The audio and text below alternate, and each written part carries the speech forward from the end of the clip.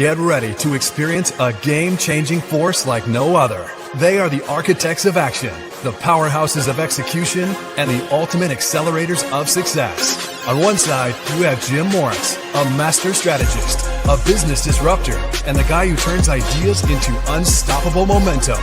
On the other, producer Rachel, media powerhouse, storytelling genius, and the one who makes sure your brand isn't just seen, but remembered. Together, they are the driving force behind the Impact Effect community. 2 times the knowledge, 2 times the impact. 100% no BS. This is where action happens. Meet the team that doesn't just talk about impact, they ignite it. Jim Morris and producer Rachel.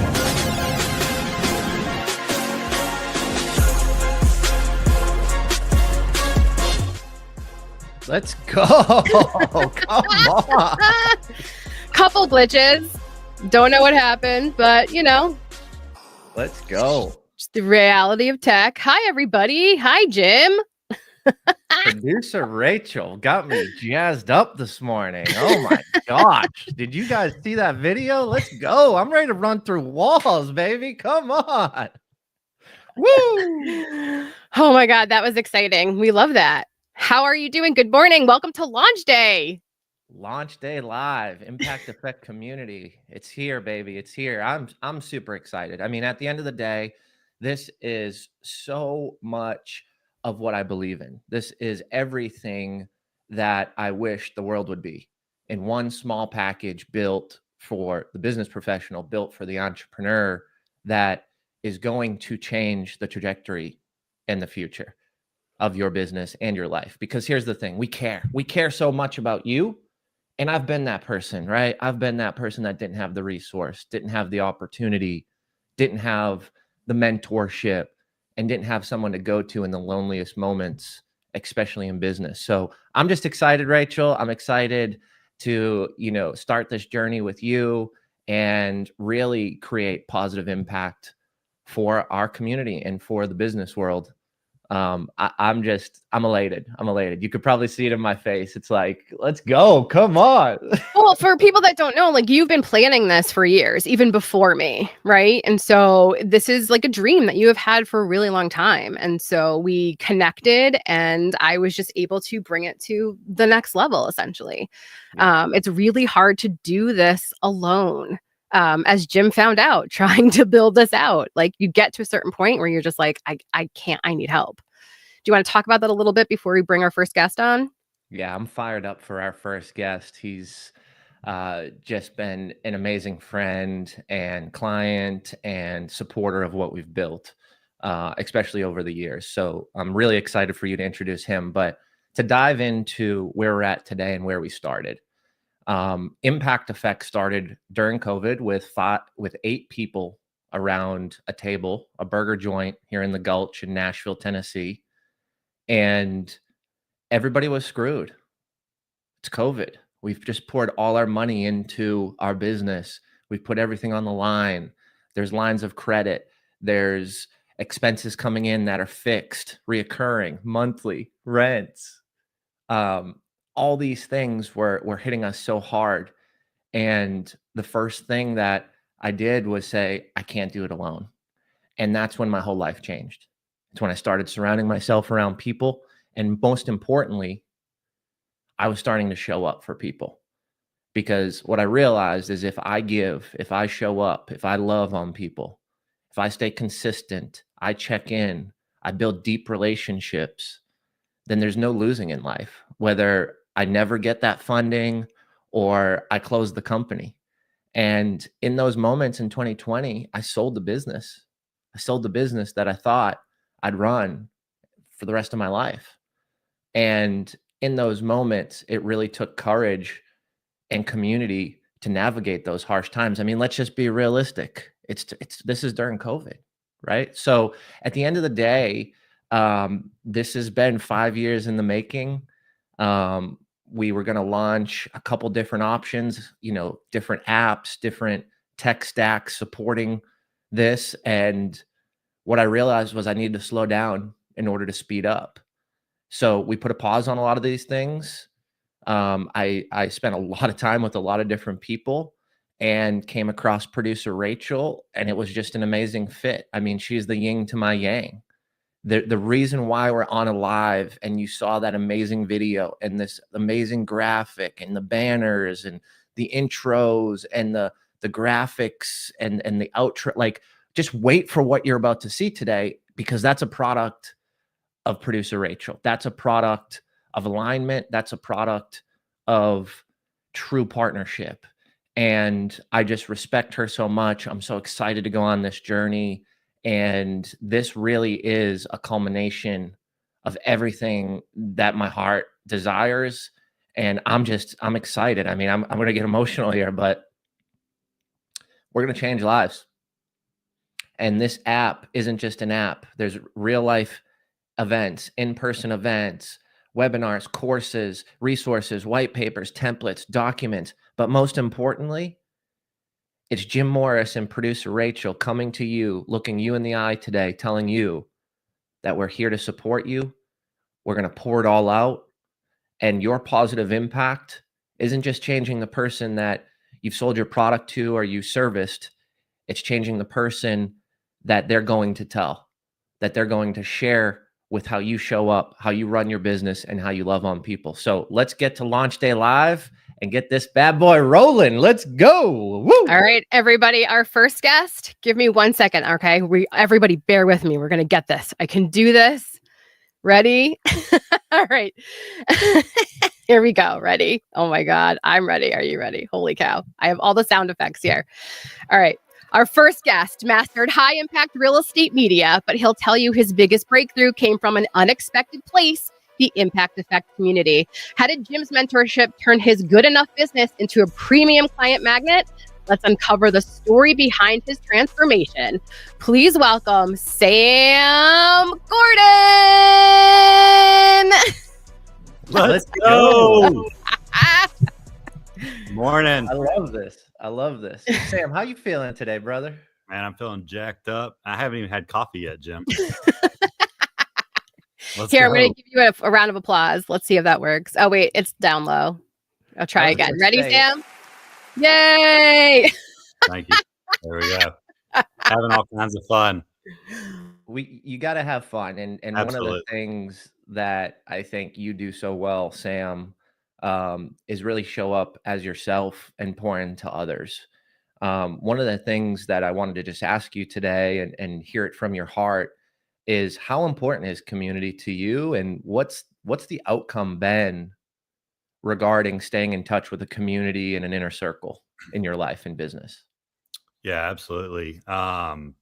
It's funny because you sit back and you reflect like over your life and different seasons of your life. And actually, I was just talking about this with someone last week, but like how people come in your life, but then they're not in your life anymore, but new people come in your life, and you start to find different niches based on the season of life that you're in. And I think that that's probably the beauty of it is, people carry you through that season. But then seasons change, as we know. And so, you drift apart, which, nothing bad blood or anything like that, but then new people come and start to lift you up and carry you through the different season that you're in. And so, just thinking about that, like community, just in that word, has been a huge part of my life for a long time.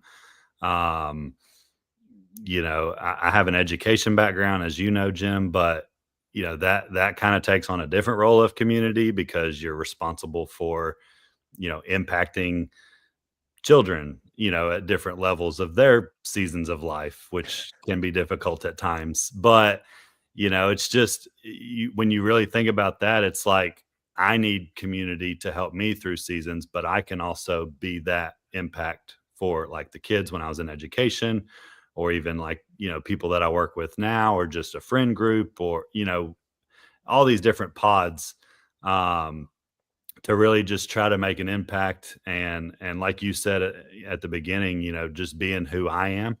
I've learned a lot that's the huge part of it is, and I think you and I have chatted on a podcast before of the masks. Like if you wear a mask, then people don't get to see who you genuinely are. And so they can't help you through whatever it is that you need help with, or you can't provide support to them and make an impact together. Jim, can you talk to me about like when you first met Sam to where Sam is today and sort of how Impact Community helped him really sort of get to this space? Because I know that you work with him closely. Can you explain that to me and to everybody else? Yeah, so Sam and I were just talking a little bit about some real estate stuff back and forth, I think in Facebook Messenger. Um, just kind of very minimally connected. I'm assuming Sam was reaching out to me because he can sell his services to me. So that's where it started, right? And we're just kind of messaging back and forth. Then he had come to an event that we put on, and I believe joined the mastermind we launched as well. And that was a lot of information. We poured a lot into that mastermind. We had several speakers come in and guests. So Sam got kind of the water, the fire hydrant of information. And as we continued to build that relationship, Sam showed up. He showed up in his business. He showed up for his community. He was engaging. He was focused on relationships. And it allowed us to have a lot of alignment because we operate and look at the world very similar, right? And in my work around human connection, deep human connection starts with, you either share an experience together, you have heightened senses around emotional things that happen that you align with, or you share your values and beliefs. And Sam and I had a shared experience at Impact Effect Conference, and then the mastermind, and then we started working together. And what I've seen Sam do, and Sam's gonna laugh because when we first got real deep, I said, "Man, how long you been doing this business for?" He's like, "This is like my second year." I'm like, "What?" Sam, how are you bringing in this much revenue? How are you this intelligent? How do you have this many systems set up? And how are you so tight on your numbers and your analytics and all the things, right? Like you're only 2 years into entrepreneurship. And what I realized was in that moment, Sam has a lot of the tools. Sam is extremely intelligent. You heard him say he was an educator. He taught children, right? Like the beautiful fruit that's going to evolve in our economy and our world. And he was impacting them daily. And what I learned about Sam in that moment was he's an entrepreneur who has all these things going on, but with some focus, some leverage, some resources, Sam absolutely transitioned his business. I mean, I think we did 3.7x in the first month of sales when we started to using some tactics like upselling, and we started to leverage some of those resources, and we started talking through how to show up at networking events, how to ask for business specifically and strategically. And here's the kicker. The reason why I'm so excited about Sam being in our community and Sam being involved in what we do is Sam is the example of active listening and immediate action. I mean, I've told Sam this tons of times, like he's one of my favorite clients because he does the thing, the scary thing, the thing that's hard in the moment, the thing that's uncomfortable, but he keeps showing up and he keeps doing it, testing it, trying it, moving through it, and ultimately making the right decisions. And it all starts with taking action. So where I've seen Sam evolve is in almost every single area of his business. I mean, he's hiring people, he's firing people, he's building systems, he's increasing revenue, he's building standard operating procedures, he's talking about different markets, creating different offers, different solutions for clients. He's speaking on stages, he's running his own workshops, he's presenting. These are all the things that Sam has enacted and took action on. And it's because there's a resource to leverage and utilize, but there's also that feeling of community. And there's also that push and that relationship. And that's my opinion. I'd love to hear Sam. Well, I was going to say, Sam, tell me about, were you taking messy action? Because I know being a solopreneur and an entrepreneur, it's hard. It's hard to scale. It's hard to hire people. It's hard to put your trust in others. So while you're growing this business, were you fine taking messy action, or was it kind of easier because you knew you had sort of people like Jim to catch you? Both. C, all of the above. See, that's my education background, right? Um, but in all seriousness, listening to that, and I thanks Jim, but it's like doing the scary thing and taking action, like Jim said. The very first thing that came to mind on that was going to the event. I'll be the first to tell you, I hate them. I it's weird though, because I describe myself as an introverted extrovert. Like, I've got to get familiar with the situation first before I dive in. Once I'm Me comfortable, too. I'm let's go. exactly like that too. Yep. And so those things, like, I don't like them. And I've been talking about going to them and whatever. And then there was one in Nashville, and I live about 30 minutes south. And so I was like, all right, I'm going to give it a shot. And so that scary action led to more scary action, but also led to community and mentorship, to where I could build my business even further, because I was building, but I was still young in it. So the growth was because I was new.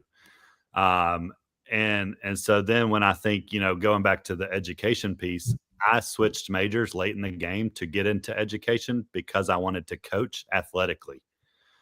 And so I ask a lot of people, like, hey, when you think of coach, which, that's kind of a popular word nowadays, like, what do you think of when you think coach? And they give you all of the buzzwords, but if you really strip it down and go back in the old days, a coach was a covered wagon that took people from where they are to where they want to go. And so that's kind of like how I operated in the education world, how I operated athletically coaching, how I operate, kind of in this new platform with, all of the workshops and the stuff that I'm trying to build as well, is taking people from where they are to where they want to go. And so I think that you go back to the community and the impact effect. Like, that's what's helped me is, I can call Jim and say, hey, I am unhappy about this situation, or I'm overanalyzing, which I do a lot. Or, what should I do here? Or, I've got this client that wanted this, and, like, just insert situation here. Right. But I think that that's where the community shows up. Again, if you've surrounded yourself with people who help you through that season, then they take you from where you are to where you want to go. And then now you're where you are point is new. And so then you just continue to build on that. And I think that that's what a lot of people don't understand is when you think coach, you think someone who's going to mentor, someone who's going to provide business advice. And those are all great. Don't get me wrong. But from where you are to where you want to go, you got to have that clear vision. And I have that. And then as I get to a point, like, I don't know, maybe it's the entrepreneur part, but like, I get to a point to where I'm like, I'm kind of burnt out taking photos and videos. Like, I love them. Don't get me wrong. I can be creative, but then it's like, let's add workshops. Let's add this. And I come with all these ideas, and then it's like, that one didn't work. Very similar to the intro, this is a 5-year thing in the making, and you have ideas, but you have to throw them up and then pick and choose. And then again, go from where you are to where you want to go. When you get to that point, go from where you want to go from that point, and then just keep building and never be content with where you're at. Yeah. I say the goalposts always move. It's never going to be perfect, and there's no end. And so what you said earlier, I picked up on is like when you're having that anxiety, right? When you feel like you're on the merry-go-round, you kind of need people to pull you out. And when, your call with your membership or your coaching calls in a month, that doesn't really help you. You need a community that you can be in live every day to be like, guys, I am feeling this way. I need help with this. I'm having anxiety over this, or this isn't working, or I'm scared. And that is the reason why I got so attracted to partnering with Jim, is because I need a place where I can feel safe to say, like, hey, I tried this, it's not working. Or I'm scared to try this. Who else did this? Where should I go with this? It's like comparing notes behind the scenes with other business owners and solopreneurs. We can't do this life alone. We really can't. I tried for a very long time. And I didn't succeed. And it wasn't until I started reaching out to other people and really growing a community of people and focusing on human connection and not marketing and sales that finally like my life completely changed. And I just really want to do that for other people. Jim, I know you feel the same way. It reminds me of the opportunities that I've let pass me by because I was living in fear and didn't understand the difference amongst those emotions related to excitement and related to fear, right? We've got Dr. Justin coming up, Justin Mosley, on today's live. He just did this amazing TED Talk around those emotions and how they're similar. And I just always think back to that moment where I've missed some opportunities in life, and it was because I didn't have mentorship. I didn't have someone to go to. I didn't feel that someone would openly and honestly tell me and advise me without trying to upsell me into a program. Based on what I went through at that time, looking for mentorship, it was like amazing conversation. And then it was like, pay me $20,000. And I just don't believe we need to take every situation and put it on a P&L or to put it in an invoice. And that's why we want to remove everything that's going to create those negative emotions, that's going to be tough or difficult. If you join the Impact Effect community, it's a monthly auto membership that you can cancel at any time. If it doesn't fit in the first 30 days, we'll give you your money back. Like, this isn't a pitch. This is us inviting you in to what we've worked so hard for and build, so that way you aren't in a situation that Jim Morris was in 6 or 7 years ago and didn't have a resource, didn't have someone to call, didn't have someone to text, didn't have someone to broker a safe channel of communication. So I just think back of those situations and scenarios and realize the opportunities that I've missed, the late nights where I've cried at the dinner table, hands, hands in my eyes, tears in my palms, to where I've taken 3 to 4 days off and just laid in bed because I felt so stuck that I didn't have a solution. I didn't have anybody to go to. And that level of loneliness in your business is real. There's a reason why everybody says it's lonely at the top. Well, Impact Effect is going to change and break that statement. That's a societal norm that I believe is absolute bullshit. It's only lonely at the top if you allow it to be. You have the control over your life. You have the opportunities right now in front of your face. It's up to you to take the invitation or not, right? And it's your decision that you need to make for yourself. So when I think about these situations, I think about Impact Effect. I think about what Sam just shared with us. Right? Sam doesn't like going to events. Why is Sam here right now on this live talking about all the amazing things he's done in the last 2 years? Because Sam took action when he was scared. Sam took action when there was fear in mind, and he showed up, and it's helped his business and it's allowed him to evolve. So at the end of the day, I just think do the scary thing, and you don't have to do it alone, because we're here to help. That's incredible. All right. So Sam, I'm going to throw up a little graphic. Tell everybody how they can get a hold of you if they're interested in real estate, photography, media, drone work, videos. You do all the things, right? So really quick, let's show everybody that. I feel like Instagram might be the best way to reach. Yeah, Instagram or Facebook, just search my name, Sam Gordon, or shoot me an email, hello@shootwithsam.com. All right. Sounds good. Well, thanks for being here, Sam. I appreciate Absolutely. you. Let's go make a positive impact, man. All right. So, deep breaths.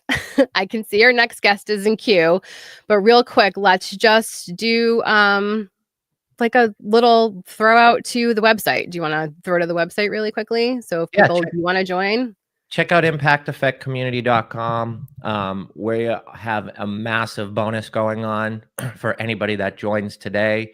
We're only allowing 25 people to take this bonus. Our membership is discounted, so it'll be $600 off the price. Instead of $159, it will be down to $109. And we're going to add 3 bonuses. Producer Rachel and myself will do a full business audit on your business. We'll look at your marketing. We'll look at your sales. We'll look at your media. We'll look at your content. We'll look at your systems, and we'll try to understand and see where there's low-hanging fruit. We'll also do a strategy session with you. So yes, that cost $2,000. I probably should put $5,000. That's the last strategy session I did, but Well, if it's the both of us, you as well. We're going to give that to you as well. Exactly. And then also we're going to give you Go High Level. We believe that a system in place where you can have flexibility and ease of use is extremely important. So if you're running an email campaign, if you're running an SMS campaign, if you are scheduling your social media content, if you need a landing page, if you need a website, if you need to create calendars and want to limit using Calendly, what happens in Go High Level and what is offered saved me $840 a month. So we want to give that to you for free, and we want to set you up for success. So that's a little taste of what we got rocking and rolling in the Impact Effect community. Like I said, we're only allowing 25 people to apply and join at that rate with those bonuses. And we're just excited to hear from you. We're excited to see if there's a match. We're excited to have a conversation. But most importantly, I'm excited to just invite you into what I've been working on for the last 5 years, what I believe is my life work, what I believe is my passion, my purpose. And I'll tell you one thing, I am ready to pursue it. That's exciting. For some reason, I've got music playing. Sorry about that. That was so emotional, and I messed it up with high impact music. Darn it. I'll get better. I promise. All right. Our next guest. Can you give me a thumbs up? Tell me you're ready to go. I got you. All right. We're going to do this again, y'all. Here we go. Wish me luck. Oh my God. I love it so much.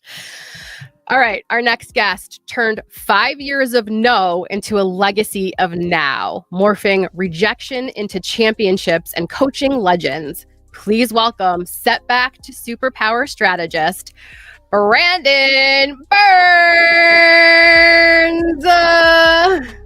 Let's go. Do it again. And I'm on the stage. There we go. Yay. Hey, I'm nervous now. You know, when you do an intro that's that good, now the stakes are high. Now people expect something. You should have been like, hey, we got the scrub in the waiting room. He's never really done anything interesting, but we're going to bring him on anyway. Then I'd be more comfortable. Here's some clapping. I'll get you some clapping. You want some clapping? There we go. Yay. Oh, I love it. It's like a 90s talk show vibe. Exactly. I like it. I like it. Exactly. Hey, let me say this really quick, Jim, before we get started. And Rachel, I just want to double click on something you just said while I was in the waiting room there. You said this was your life's passion, your life's purpose, and your life's work that you're inviting people into. And I just want to give you your flowers for that before we even jump into anything else that we do today, because there's a lot of people, especially in this industry, you know, coaching, consulting, communities, that's not why they do it. They do it because it's profitable. They do it because, you know, maybe it can lend them some fame and maybe some notoriety, but very few people do it for the reasons that you're doing it. I think that's what makes this so special. So I just want to start off by saying I appreciate you for being who you are, but doing what you do for the right reasons, man. Thank you, brother. Thank you. You're gonna make me tear up, man. It's only like what, 8:30? Dude, aren't you doing this like the whole day too? All day long, Brandon, man. don't remind me. Don't remind me. Jim's already crying. We're 30 minutes in. We got this. It'd be a great day, people. you know how we are, Brandon, right? Like, we want to talk real, raw truth. We want to be honest, and we want to cut through the noise and quite honestly, the bullshit, right? And this doing a live all day long, the tech, the graphics, the intros, the videos, responding to comments, trying to consume water throughout and survive. You know, it scares the shit out of me. I was telling the team recently that, you know, one of the things that I hate the most is technology issues, right? Like, I love tech. I use the tech stacks. I use the newest, the greatest, the best, whatever. But I hate when stuff goes wrong. It completely throws me off my game because I'm so focused on delivery And you know this, you speak on stages. You were just, doing an SEC tournament or NCAA tournament.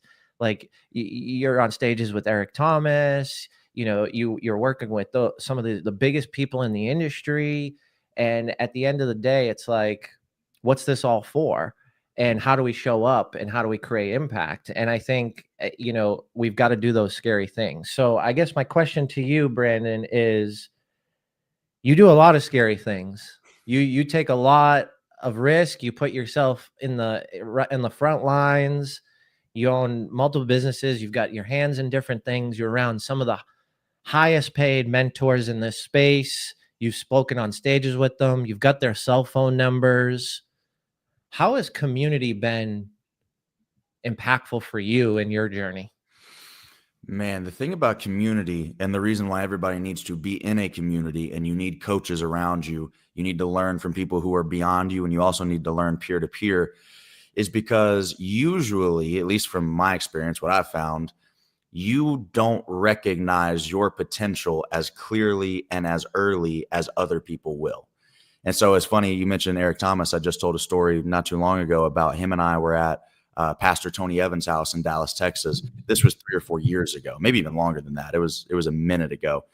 And we're at his house, and I'm already kind of shocked just to be there because he pretty high up there, like in terms of pastors and stuff. Like he's one of the A-list, like Mount Rushmore dudes. And so he got a couple dollars, and we walk in and everything's bigger in Texas. And so it's this giant entryway, enormous house. We go straight through the kitchen, through the back, and there's this little outdoor area by the pool. We're all sitting around there together. And again, this is unreal to me. I grew up in a 900 square foot house in East Limestone County, Alabama. So I'm just shocked I'm even here, but I'm still super introverted. You said fear, right? I was super scared, super introverted. I didn't order off of a menu at a restaurant by myself till I was 17 years old. I had panic attacks on the first day of college as a 22-year-old, fifth-year senior at Michigan, having to stand up in front of all of 17 people and say, hey, my name's Brandon. I'm studying economics and psychology. So I hated talking to people. So I'm sitting here in the corner just like little old me, not looking at anybody, not making eye contact, not saying a word. And ET says, yeah, I found this kid out of Michigan. He said he wanted to work for me and he wanted to stay behind the scenes and just learn the business side of things. He said he didn't want to speak, and I told him I didn't care. Now I want to slow down a little bit because some people might have missed it. He said, I don't care, not because he didn't care about me, not because he didn't empathize with my anxiety or with what I thought was scary. He didn't care because he knew I had something within me that I did not yet see, nor did I yet believe in. He believed in me way before I believed in me. And the problem is, if you're not in a community of people that are like that, who are willing to push you, who are willing to hold you accountable, who are willing to say, yeah, I know you're scared. I don't care, because you owe it to yourself and everybody around you that's going to be impacted through you and your gift. You owe it to explore that and exploit it to its full potential.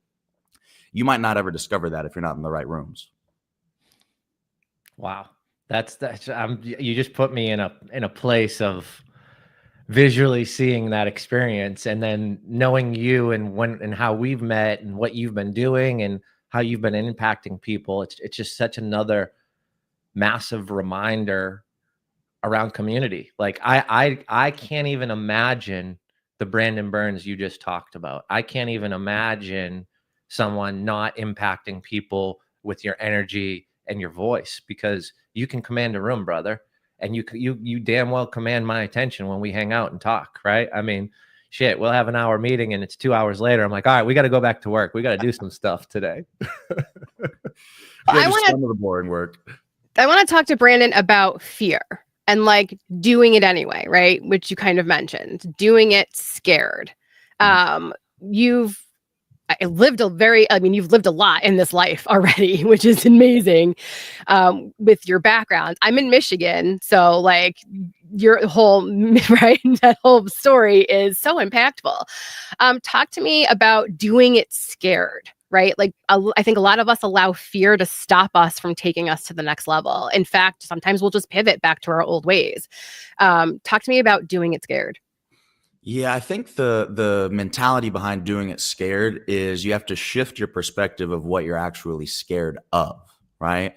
A lot of times we're scared because we don't feel like we have permission to be our fullest selves, or our authentic selves, or we feel like maybe there's a fear of failure. It's funny you mentioned being from Michigan. I just drove from Nashville to Michigan last week, right? About an 8-hour drive, maybe 7.5, maybe 6.5 if you drive the way that I drive. I was gonna say, I know what you're whipping around there. You ain't driving the speed limit. But, it was maybe 6:45 if you drive it the way I do. But what's so funny, and Rachel, you'll know this if you're from that area, when you pass from the Ohio to the Michigan border, something very interesting happens, right? In Ohio, there's this perception, and I don't know if it's true or not. Maybe it is, maybe it isn't. But in Ohio, there's this perception that if you're going 1.5 miles an hour over the speed limit, cops are going to pull you over. It is what it is. When you're in Michigan, there's a perception of you can get away with just about anything. Oh, am I frozen? I feel like I'm frozen. Am I back? We got you. We can see you. Okay, beautiful. Where'd I leave off? You get into Michigan.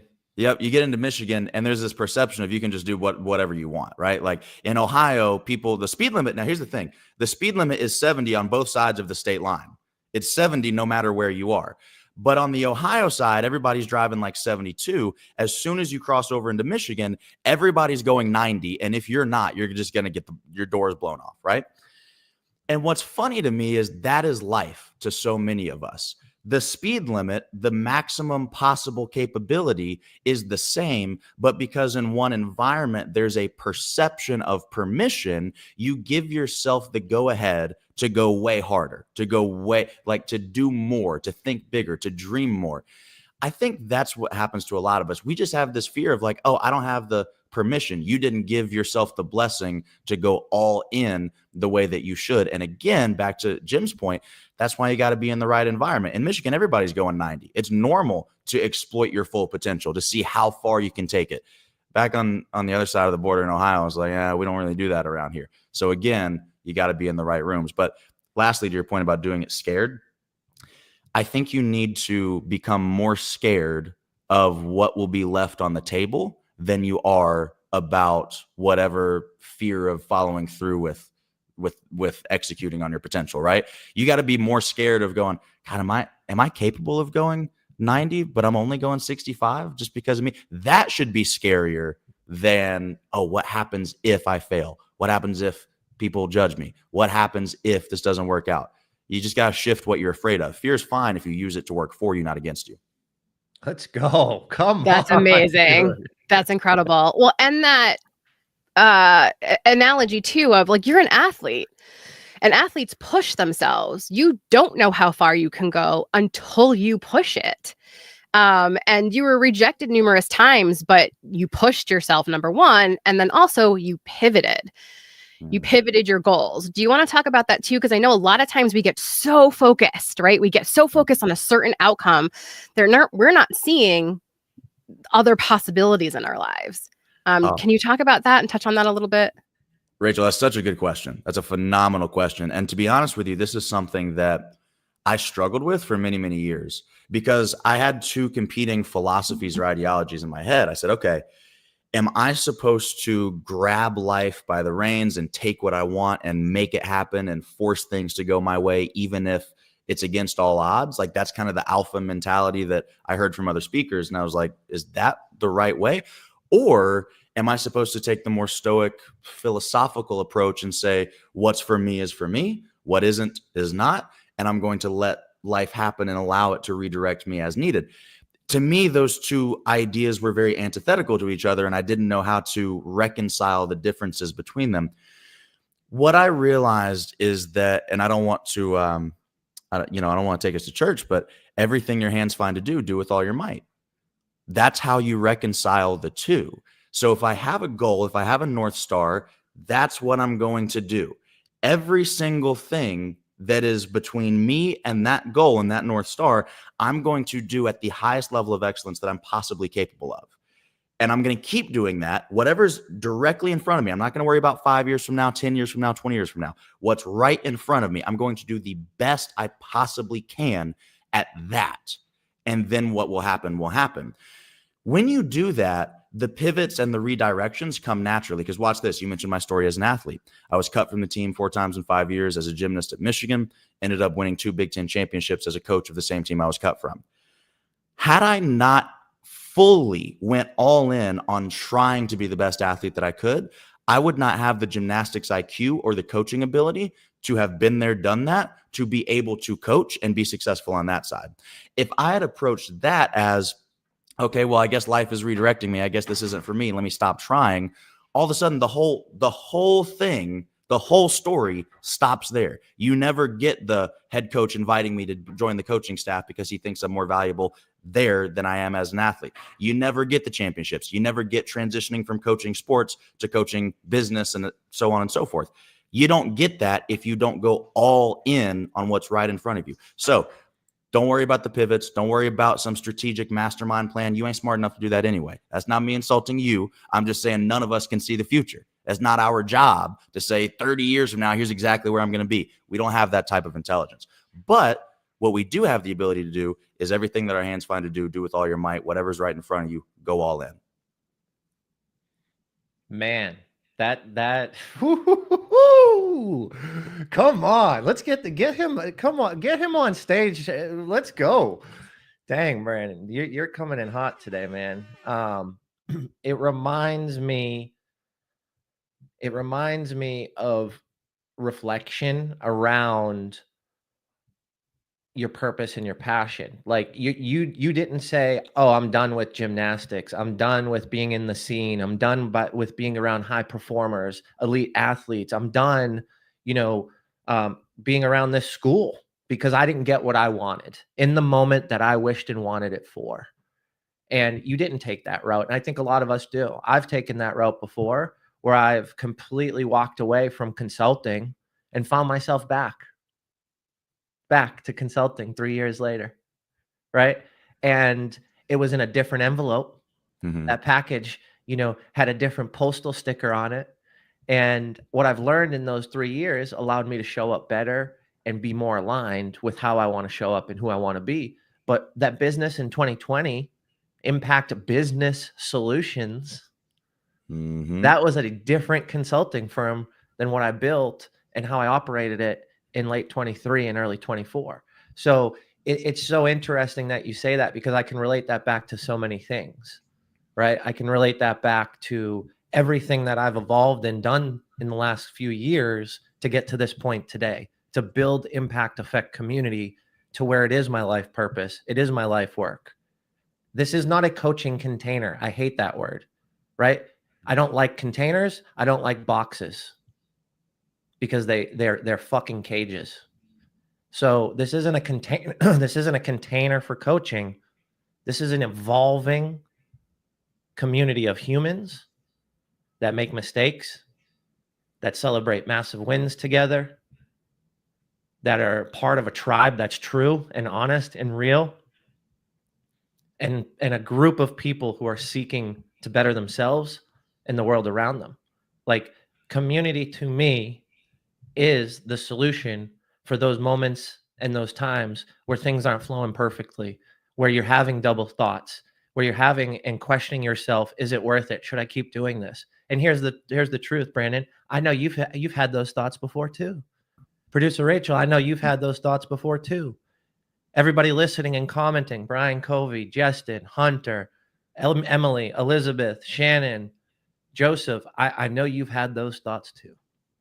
But at the end of the day, it's someone, not something, that pulls you out of that mindset. It's someone that celebrates on those mountaintops with you and keeps you going and keeps you aligned and reminds you, like Brandon Burns said earlier, the potential that those people can see in you when that mirror is foggy, when you look at yourself and can't see it for yourself.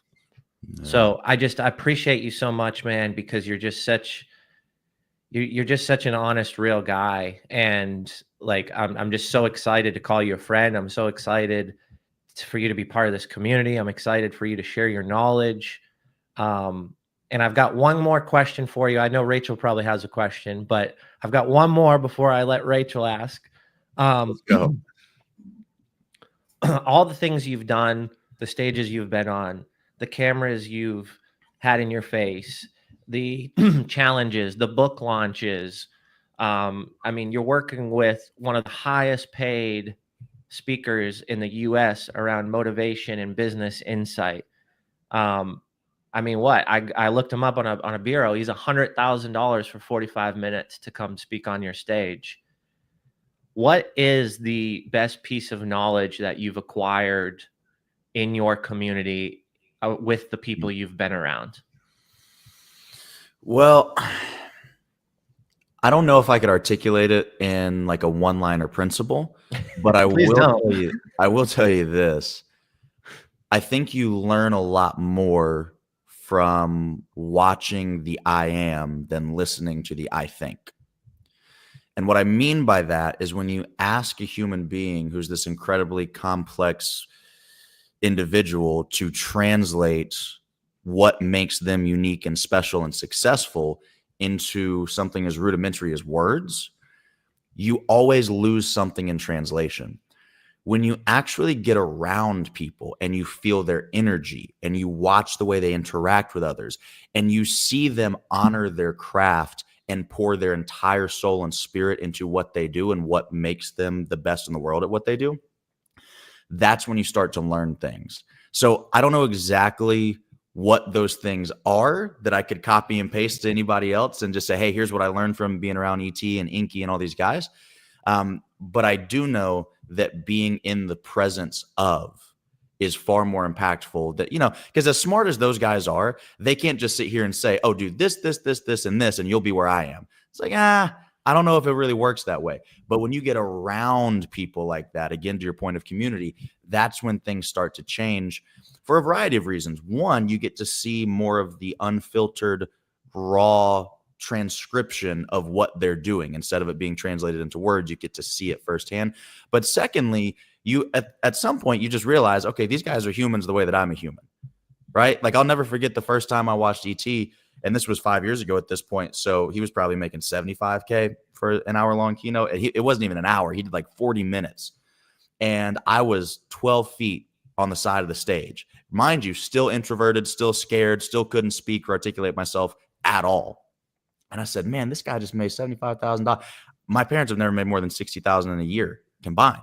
So I said, he just made more than anybody that I've ever met in 40 minutes. I was confused. My mind was just like, what is happening right now? And what happened for me when that happened was, okay, yes, I'm watching how he treats people. I'm watching how he does what he does. I'm watching how he prepares. I'm watching all these different things that I can learn and glean from. But also, I'm sitting there thinking, man, I'm not that good, but I wonder if I'm 10% as good as he is, could I get $7,500? Because that's a pretty good deal, right? And it makes you start to convince yourself and rewire your brain, maybe I can do that too. Because he's not better than me. He's just ahead of me. He's not different. He's a human being the same way that I'm a human being. If I develop myself, can I get close to that? Could I do it my own way? So yeah, listening to the I think is great, but getting around the I am is greater. But I love that because that walks me right into, like, comparison is the thief of joy, right? Nobody has to walk the same path that any of us walked in our businesses and in our lives. Your path is your own. You made it your own. And I think that there's something so incredible when you can, like, see the forest through the trees, right? Like, you're seeing all these people at a different level than you're at.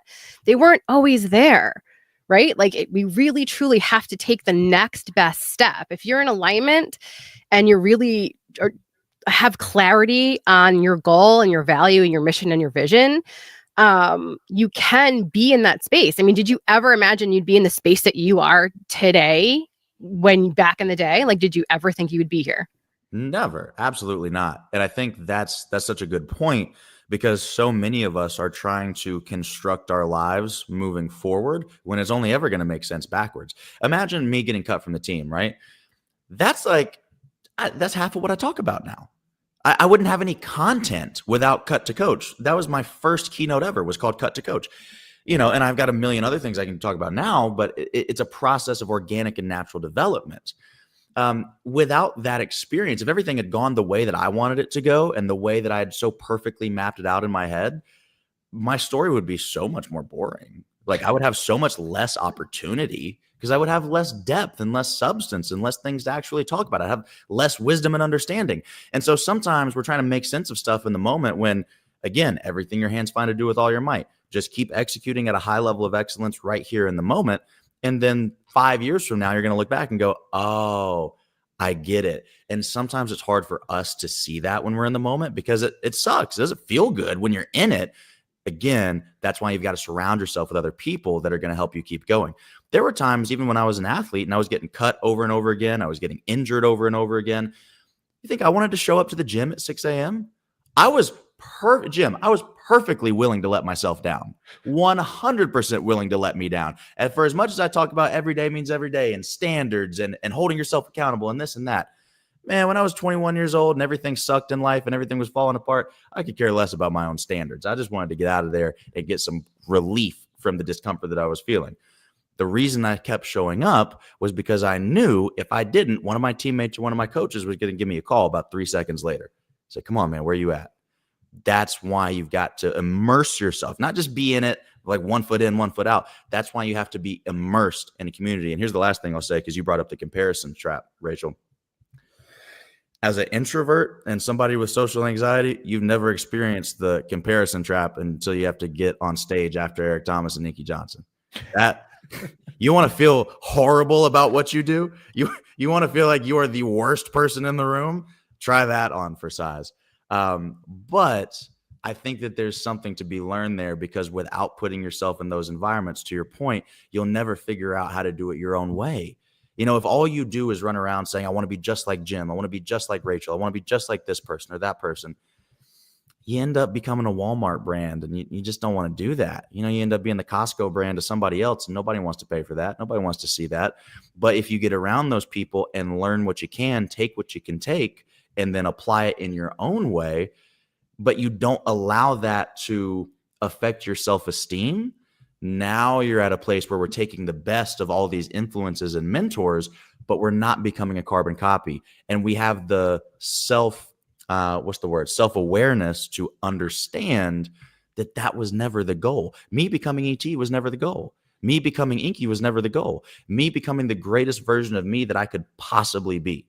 That's the goal. And when you start to get comfortable with that and you're like, you know what? I don't do things the way he does it. I don't do things the way she does it, but I do it my way. And I do it damn well at the way that I do it.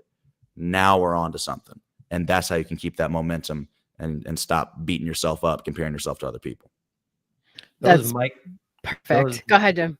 Those micro moments, I call them micro miracle moments because it's so hard to realize in real time when that's happening. So if you can actually become aware of it, if you can be present with it and think and look to the future, knowing that this is the reflection point that you're going to lean on, how you act, how you show up today, what you say, what you do, how you love on people, and also the things you don't do today. Those are the miracle moments that you're going to reflect back on in the future to find who you are, how you show up, and align with stories that are raw, real, honest, and true that are going to move the needle and relate to people because there's not the fluff, right? I remember, one of the first stages I got on and I told a story that another speaker told. And my wife said to me when I got off, and this is how much I love my wife because she keeps it so real. She's like, "What was wrong with your face?" I was like, "Yeah, I wasn't feeling that." She's like, you were sharing a story and it looked like someone was pinching you. Like it was painful. And I was like, it wasn't my story. And that day I said, this is a micro miracle moment. I just embarrassed the shit out of myself on that stage. That was a terrible performance. I didn't sink into the heart. It was all logic. I didn't relate at the level I always relate at because I was telling a story that wasn't mine. And in that moment, I said, this is a micro miracle moment because I am going to reflect on this in the future and look back at this. And here I am sharing it with you. Yeah. Like, look at how crazy and ridiculous that is to say out loud. Like, you know what I mean? It's like, here we are talking about this as Rachel and I launched the Impact Effect community and our new app, and all my life work is going into this, and here I am reflecting on a small little fraction of a moment because I was present in that moment and can use it in the future today. Yeah. It's such a beautiful thing, and I'm just so grateful and thankful for you to share and just be so real and raw and honest with us during this live today, because this is what Impact Effect community is about. This is the core value of being real and reflecting and sharing, so someone doesn't have to do it the hard way.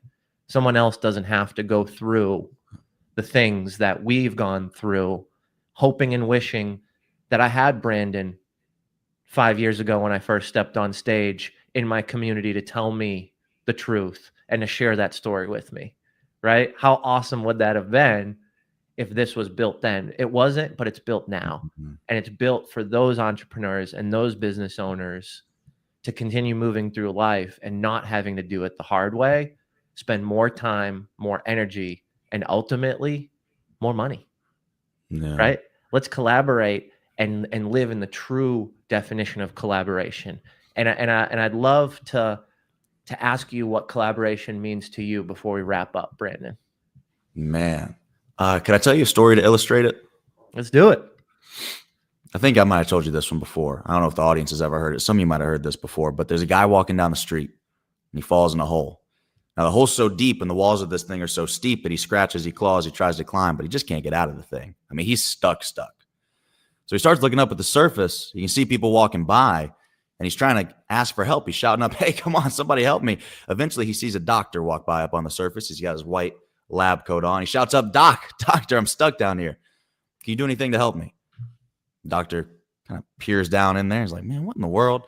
Takes out a pen and a pad from his lab coat, writes out a prescription, tears it off, throws it in the hole. He walks away. The guy's down there. He's looking at this like, "Man, what in the world is this thing supposed to do for me? I'm stuck. I thought you were going to help me. You didn't do anything."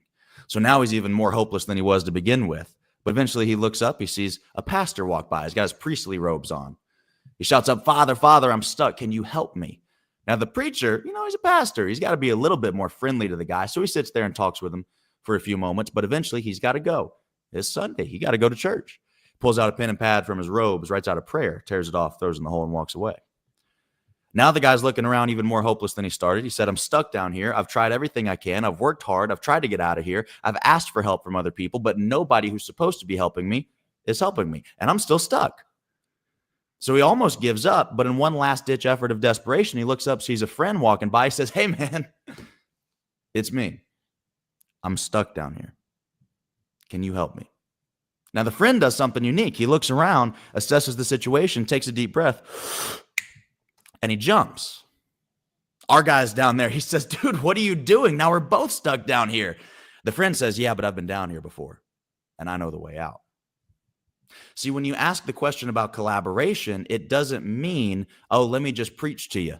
Let me just teach you what I know and act like I'm all high and mighty." That's not collaboration. Collaboration is, I've walked the path you've walked or similar before. I know where you are. I empathize with where you are, and I want to be able to help you. That's what collaboration is. It's using our, what I call earned wisdom, our past experience, usually that we get through pain, suffering, and sacrifice. And we say, "I know a couple of things about a couple of things that might be able to shortcut your process and help you out so you don't have to go through what I went through. Or at the very least, I can help get you on the other side of that a little quickly, a little easier, a little bit more efficiently." So for all of you that are watching right now, I just want you to understand Jim is the friend who jumped back in the hole. That's who Jim is. Jim is offering you an opportunity right now to say, "Hey, I've been there. I've done that. I've made a bunch of money. I've lost some money. I've made it all back. I've been successful. I've had failures. I've done this. I've done that. I've been through every last litany of life experience that you can possibly imagine, like personal, professional, all of it. And what I want to do is use what I've learned in the process to help you get wherever you want to go faster and with people who can support you because they've actually been there." That's what Jim is doing with the Impact Effect community. And so you owe it to yourself to jump in there. That's what collaboration is all about. Come on, let's go. What a story, man. Thanks for sharing that. I appreciate it. That was incredible. All right, Brandon, I've got an outro graphic for you. Can you tell people if they want more information about you, where can they go to get that? You already did my job for me. It's already up on the screen. I am B Burns on all social media platforms. IamBburns.com will get you to the website as well. Boom. All right. That was brother. I amazing. appreciate you, man. Thank you so much. We're excited to have you as part of the community, and we're looking forward to impacting some more lives together, man. Thanks for your time. And I'll see you later this week, bro. I'm excited for us to wrap again. Catch you in a couple of days, man. Hey, I appreciate both of y'all. This has been awesome. Thanks, Brandon. Whew. Oh my gosh. I have to let my heart settle down from that last part. That was amazing. Like, Jim's the guy that jumped back in the hole. Are you kidding me? That was beautiful. Oh my God. All right. That was the third one that I've held back so far today. You're trying to hold back the tears, Jim. The third tier today. All right. Our next guest, give me a thumbs up so I know you're ready. All right. Oh, Brian. Oh. All right. Everybody bear with me. Rachel, you got to tell them what Brian just did, because they couldn't see He gave me a thumbs down. He's been messing with me this whole time for the last few days. Like, talk about anxiety. Brian, I'm going to mess up your intro now. Ready? No. Everybody pay attention. Here we go. There's this graphic. I got to get to the fun music. Are you ready? All right. Our next guest decodes the unspoken language of connection, turning subtle cues into sales breakthroughs. Please welcome communication alchemist, Brian Galke. Let's go. Uh-oh, I really am. Okay.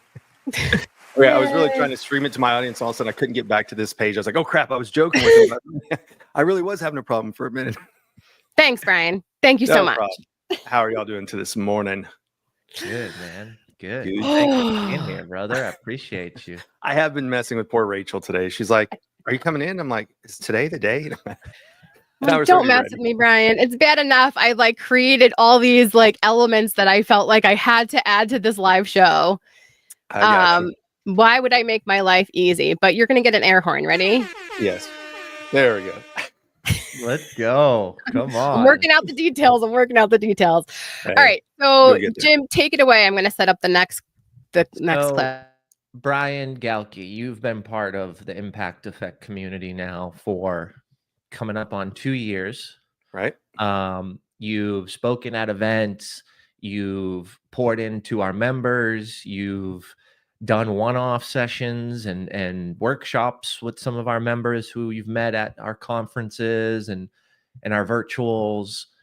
What's your experience been, man? You are someone who you go to so many stages, so many different states, so many different industries, because your knowledge around facial features, your micro expressions, all the body language stuff you do, there's a place for you in every industry, every business. Right. And you are part of multiple groups, masterminds. But what's your experience been with Impact Effect so far? Well, let's talk first. You were somebody out of the blue, right? And what I mean by that is you contacted Janine about having your event. I didn't know who you were. But what happened over the course of it is you and I got to know each other going into the event in 2023. Yeah. But what it was is we got to hang out. So we went, it wasn't just, okay, show up. I expect people show up, hang out in the green room, go home.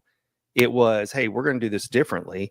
What we're going to do is I expect the speakers to be in the room with the people, to be approachable, not just you only learn from the guru on stage, or, you have to learn. There's people who fly in. They literally never leave the green room. They come out, they talk, they disappear.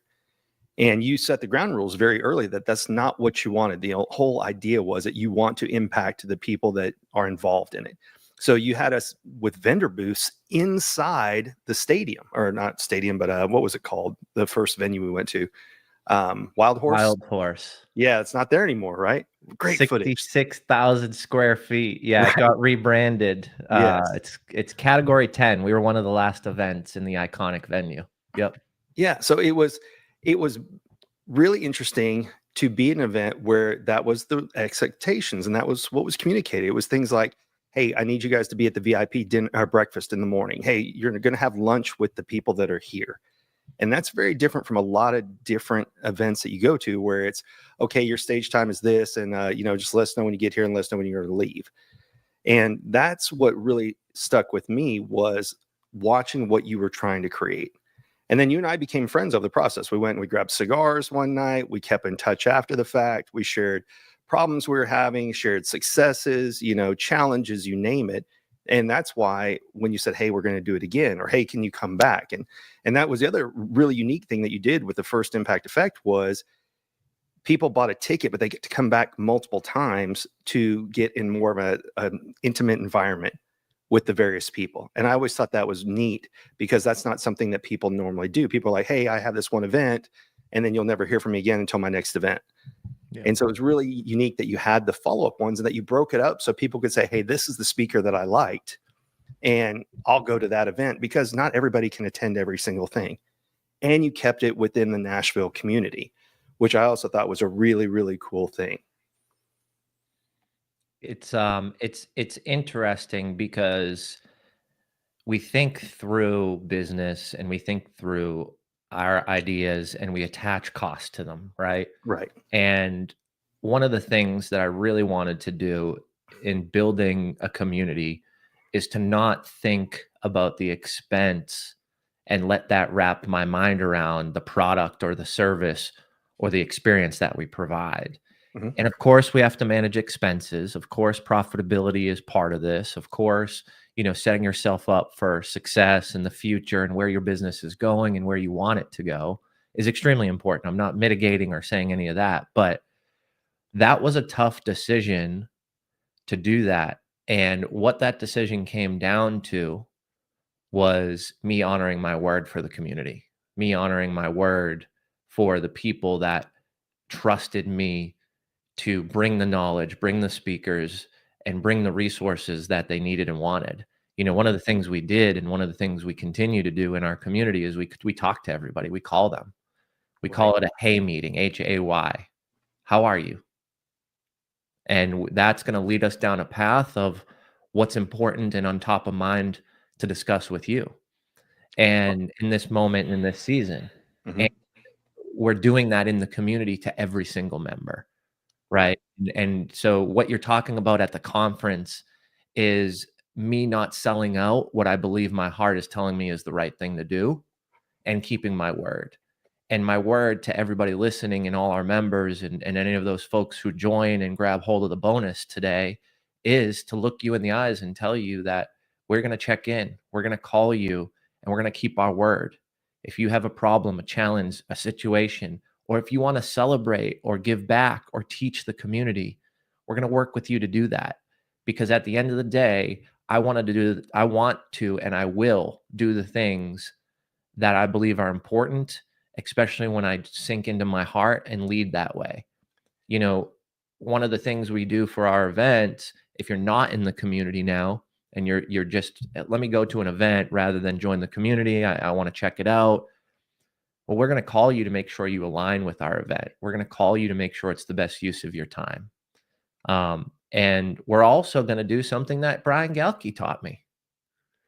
Brian taught me how to understand if someone's auditory, if someone's visual, mm-hmm. or kinesthetic. And that's how people learn and observe. And we're going to run those assessments to every member to ensure that we're creating content that is being able to be received at the level that our members need it, and at the majority level of which how people learn and receive information. So can I interrupt you for 1 second? Of course. Okay. Of course. That's something that we kind of breezed over with Impact Effect. You didn't just throw up a website. You didn't just say, hey, look, I need butts and seats. Whoever buys a ticket. You didn't go the public golf course approach, which is, hey, look, I got tee times. I'm just going to fill them. What you had is people filled it out, but you had a conversation with people before you decided, do they get to come to the event or do I need to refund their money? And that was to curate the right people in the right room, and to also look and see where can you find commonalities behind people. So like, hey, well, I need to introduce this person to that person. So it wasn't just hey, I'm going to put money in my pocket, I'm going to put seats in my butt. As a matter of fact, most people don't know this. Events usually lose money, not make money, right? And you could have gone with the approach of, I have X amount of seats to fill, I'm just going to fill them. But you didn't. You curated the right people in the right room. And that's what you're doing with this event as well, or this community. It's so important to ensure that there's alignment, because if you come into the Impact Effect community, you join the app, you come to our events, you come to our virtuals, you join the coaching and the teaching sessions, you run through our courses, what you're going to realize is it's not that initial content that allows you to take all the action and get through it. So it's a piece of your business. What happens is it sparks the idea, it sparks the interest, and you need the follow-up. You need the support, and you need the right people around you who you can have conversation with. And for me, I think that's one of the most beautiful things in what I've experienced with this community compared to some other communities and some other events that I've gone to, is this community, this app is curated. Like Rachel and I talk about it all the time. Well, what do we do with the person or the member that's not involved? What do we do with the person or the member that isn't supporting other members or showing up? Well, we call you, because we're going to ask you, does this make sense? Do you need this? What do you need that you're not getting? Not because we need you engaged, not because we want to see the hearts or the likes, but what we want is a curated room where everybody's giving value, so in turn they can gain the value. We believe that you have to give to receive, and that's the community we want to build. So I guess my question to you, Brian, is you've experienced all these communities, you've spoken at all these events, you understand what Impact Effect means to our members. What does it mean to you as a speaker, someone that is an authoritative figure within the community who pours into so many people? Like everything else, you are who you show up with, right? Your circle of friends, things of that nature. So one of the things as a speaker that I have to look at is the pay worth what goes associated with the event? And just like you had people that bought tickets that you had to go, you know what? Not the right person for this event. I've had to turn down events. So there was one the other day, it was really inauthentic to my brand. So they said, oh, hey, I love what you do. I want you to come on and educate our people. And then they said, oh, well, we want you to talk about AI. And I'm like, but AI is not my area of expertise. But like, yeah, but then, and we want you to send out a few emails to this group and you have to promise you're gonna do all these things. And I realized they weren't trying to make a community. They weren't looking at how can they add value. They were looking like, how can they get customers through the speakers? And that's one of the things, is it's the same thing as what you're doing here, is you have to look at and go, is it authentic to my brand? And I know authentic's a bad 4-letter word for a lot of people, but you really have to look at, on social media, who you're seen with is kind of who you are. And so you could there's several, quote unquote celebrities right now who are going through like almost like a bitter divorce, and people are having to pick one side or the other.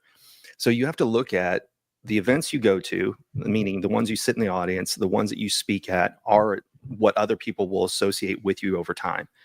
And like I said, you and I became friends after the first one. So for being someone who just was hired in, we hung out, we talked, we had similar situations and so many different things. We had similar people in common. I went out and watched your interview with Brad Lee on dropping bombs, so it was one of those that over time we became friends. And then conversations that took place after the event is what has kept me in this circle. I don't live in Nashville, but a lot of people that I've met out there, I still keep in contact with. I look forward to trips to come back out there, because I'm like, oh, well, I met this person at Impact Effect, and I met this person. If I didn't think that you were a good person, the person sitting on my screen to your right, probably to your left, wouldn't be here, because you reached out to me and said, hey, this is what I want to create. Do you know someone who can help me do it? And I introduced you and Rachel. Now, if I didn't believe in what you're doing, I wouldn't have done that, because I'm with Rachel through another group. And I could have alienated those friends by making a bad choice of saying, oh, I'll just put her with somebody I don't trust. But that wasn't the case. The reason that you two were introduced was you seemed to be in alignment with what you were doing, what you wanted to do, and where you wanted to go. And that was the thing, is if it's kind of, some people do anything for pay or prestige. But what you have to look at is, what's the long-term impact? No, and effect on, didn't mean to say that to like pump your brand here, But you do have to look at the impact and what's the long-term effect that goes along with those things. And so that's why I keep coming back out there. It was fun to do the large stages. It was fun to come back in March of 2024 and do the smaller room, where we had the peak sign in the back. And I'll show you, gosh, I'm going to screw up her name, but I'll show you something.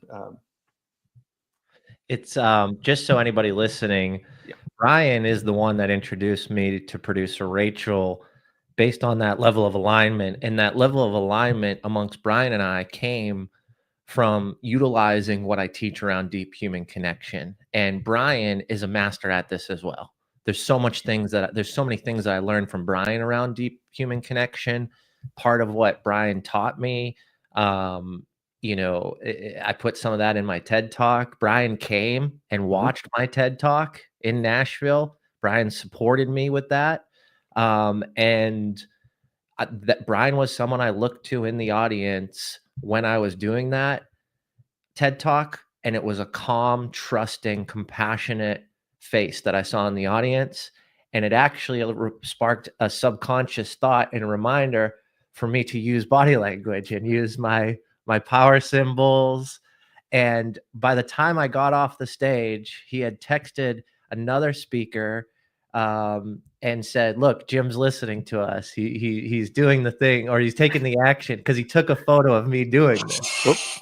Right. So all that to be said, this started with community, this friendship, this deep friendship that I have with Brian, the resources that he's leveraged, the introductions he made, the reason why producer Rachel and myself are business partners today, and happy business partners. I hope I could speak for Rachel too, but like, I'm just so excited to have her on my team. Like, again, I said this when we first started this morning, and we've got to watch that intro video again.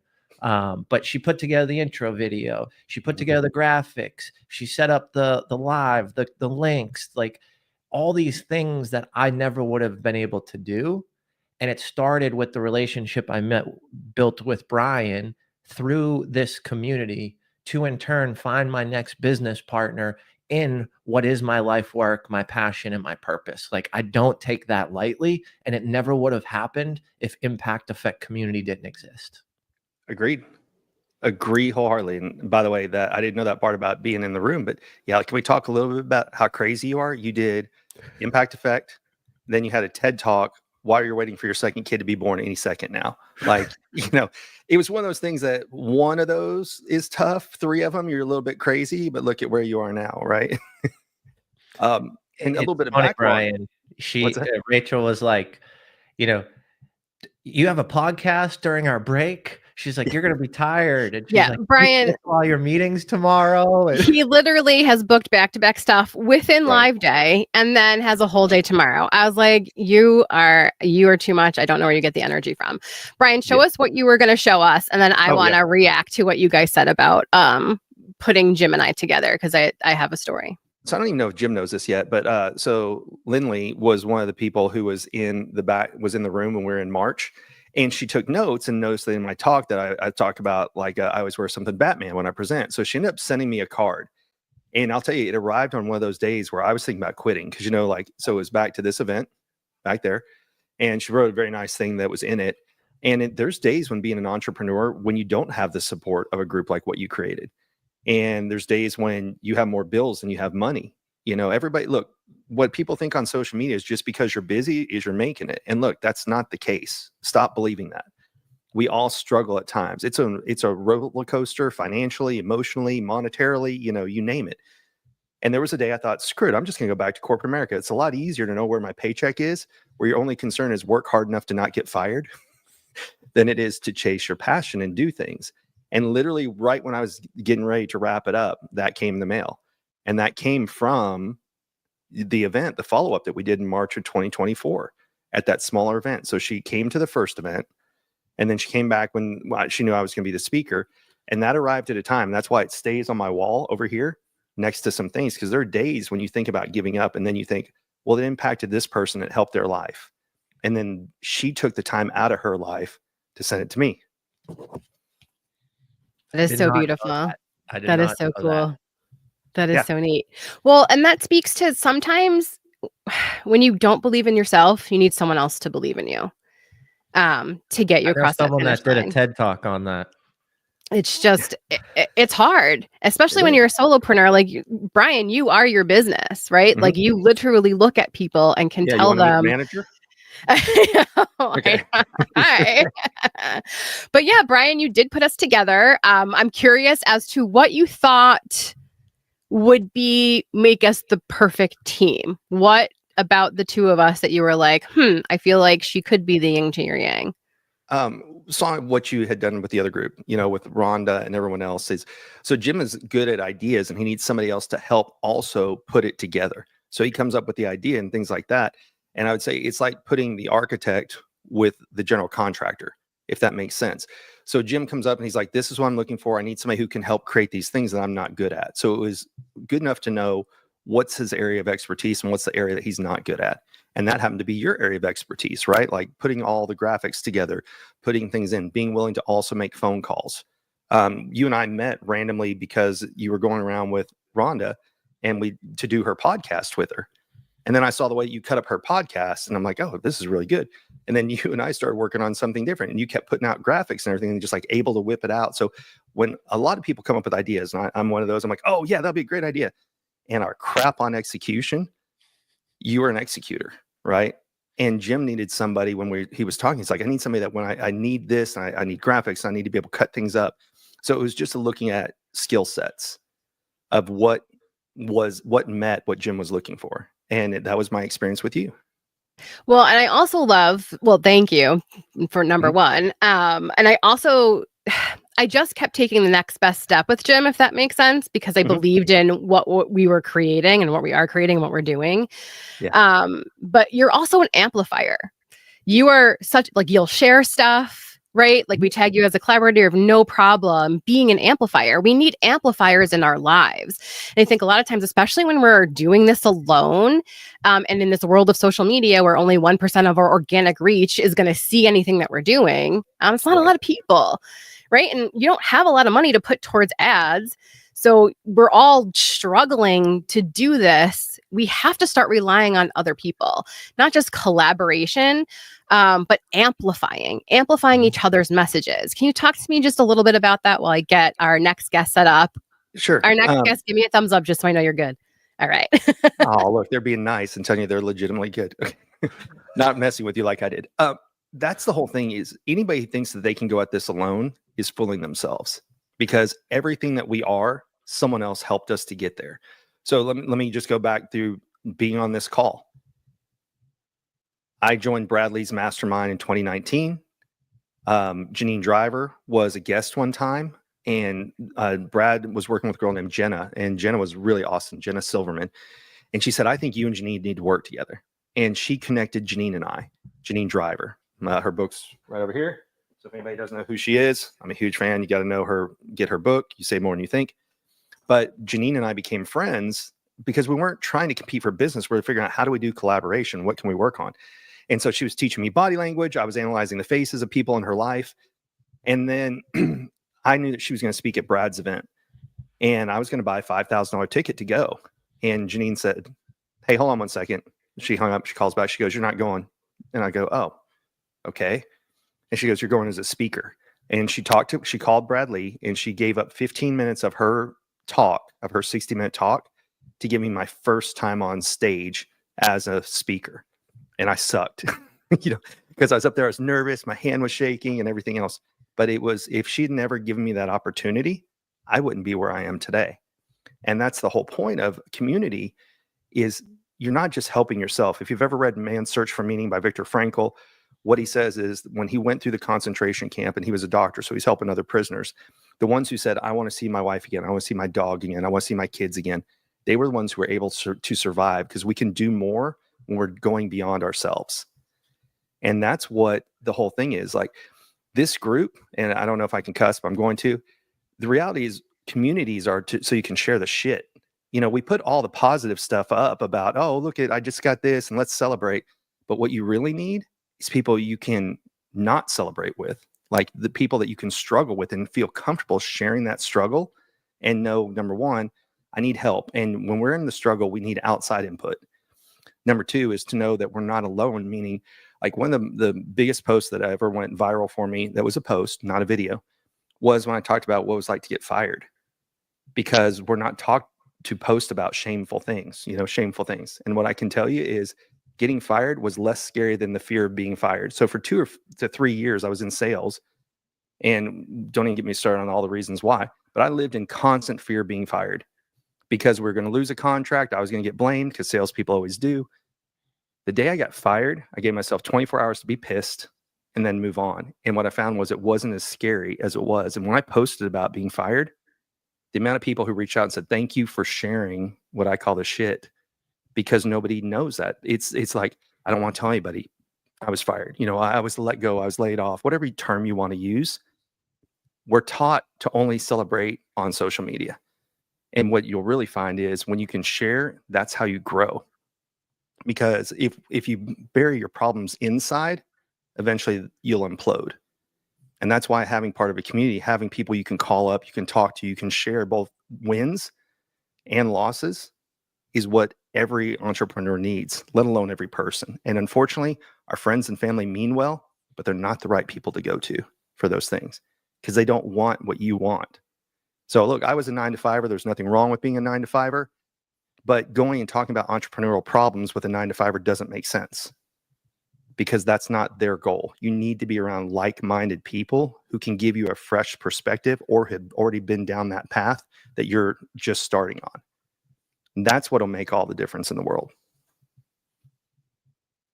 I couldn't agree more, Brian. I mean, I'm thinking back of situations and scenarios. I mean, the event that you were talking about that you came back to Nashville for was about a 24-hour period of time where I didn't have the funds to put that event on.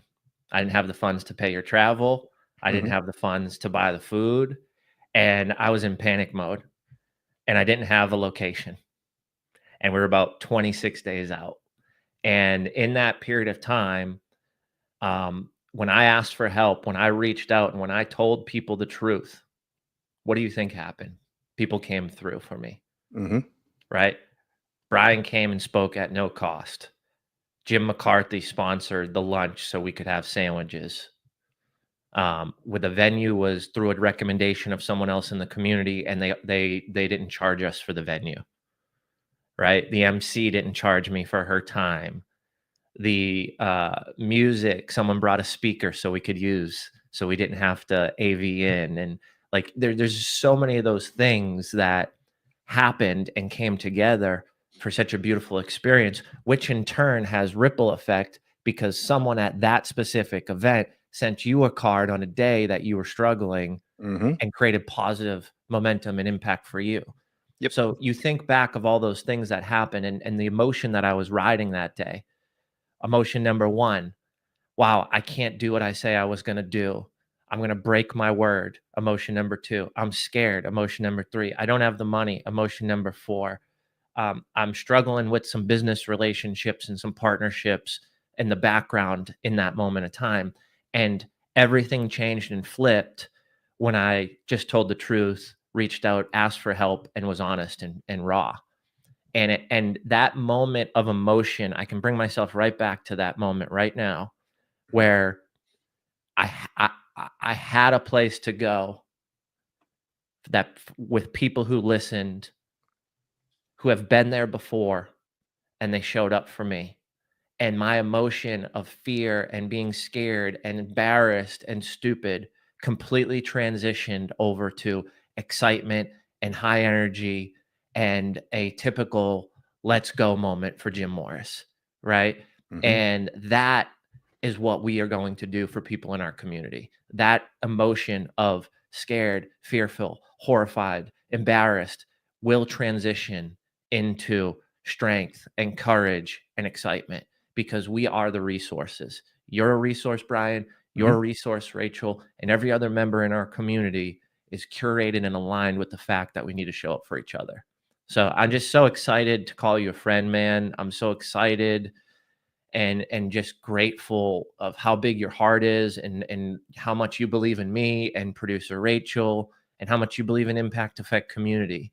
You're someone that is true to your word. You're someone that shows up for others, and you're a matchmaker, whether it's in life or in business, or alignment of beliefs and thoughts and values. And I'm just grateful for you, man. And I'm just thank you, Brian. Thank you for everything. Thank man. you. Happy to be here. All right, Brian, tell everybody how they can get a hold of you while I set a couple of the next things up. Sure. So pretty much everywhere I'm Subtle Skills. Why? Because I started doing this when I was scared to put my own name attached to things. And so I thought I could hide behind Subtle Skills. What I did not realize is no one can spell subtle. So I'm glad you have it up on the screen here because people try SUDDLE, you name it. But if for some reason you're driving, you're listening, you can't type it all in, just go to getthecheatsheet.com. And what you'll get is be able to download a cheat sheet where you can see like how to understand people based on eyebrow height, the eyebrow shape, eye angle, things of that nature. So, and what the reason that that's kind of so important this day and age is as AI is coming in, it's going to be human connection, soft skills, people skills that will not only get you new business, but will keep you in business at the exact same time. So, Boom. yeah. Thank you Brian. so much, Brian. I really appreciate you. Hey, great Have an seeing you guys amazing again. day. See ya. Don't Bye. text me mean things. Oh, well, how am I going to spend the rest of my day then? Checking in on the live to make sure we're doing okay. Bye, Bye. Brian. All right, Jim, while I set up our next guest, do you want to talk about this a little bit real quick? Yes. So today only, folks, the first 25 new members, we're hooking up big. We've got a massive bonus. Check it out at impacteffectcommunity.com. We're going to discount your membership, save you $600 for the year. We're also going to give you a business audit, a strategy session, and build out a content plan for you. All of that is going to be free with you signing up to the monthly membership. Like I said, we only have 25 people. And you've heard it today. If you've tuned into the live, if you heard some of our previous guests, you heard their experiences. You heard the heart and the passion. You heard what the effect and the level of impact has been, whether that's someone who's a speaker that I paid, like Brian Galke, to come into the community, or it's someone who just shows up and shows out and pours into folks like Brandon Burns, or if it's someone like Sam Gordon, who just has exploded in his business and has become the version of himself that he's wanted to and that he wished he would be in just such a short amount of time. All these people have been a part of the Impact Effect community.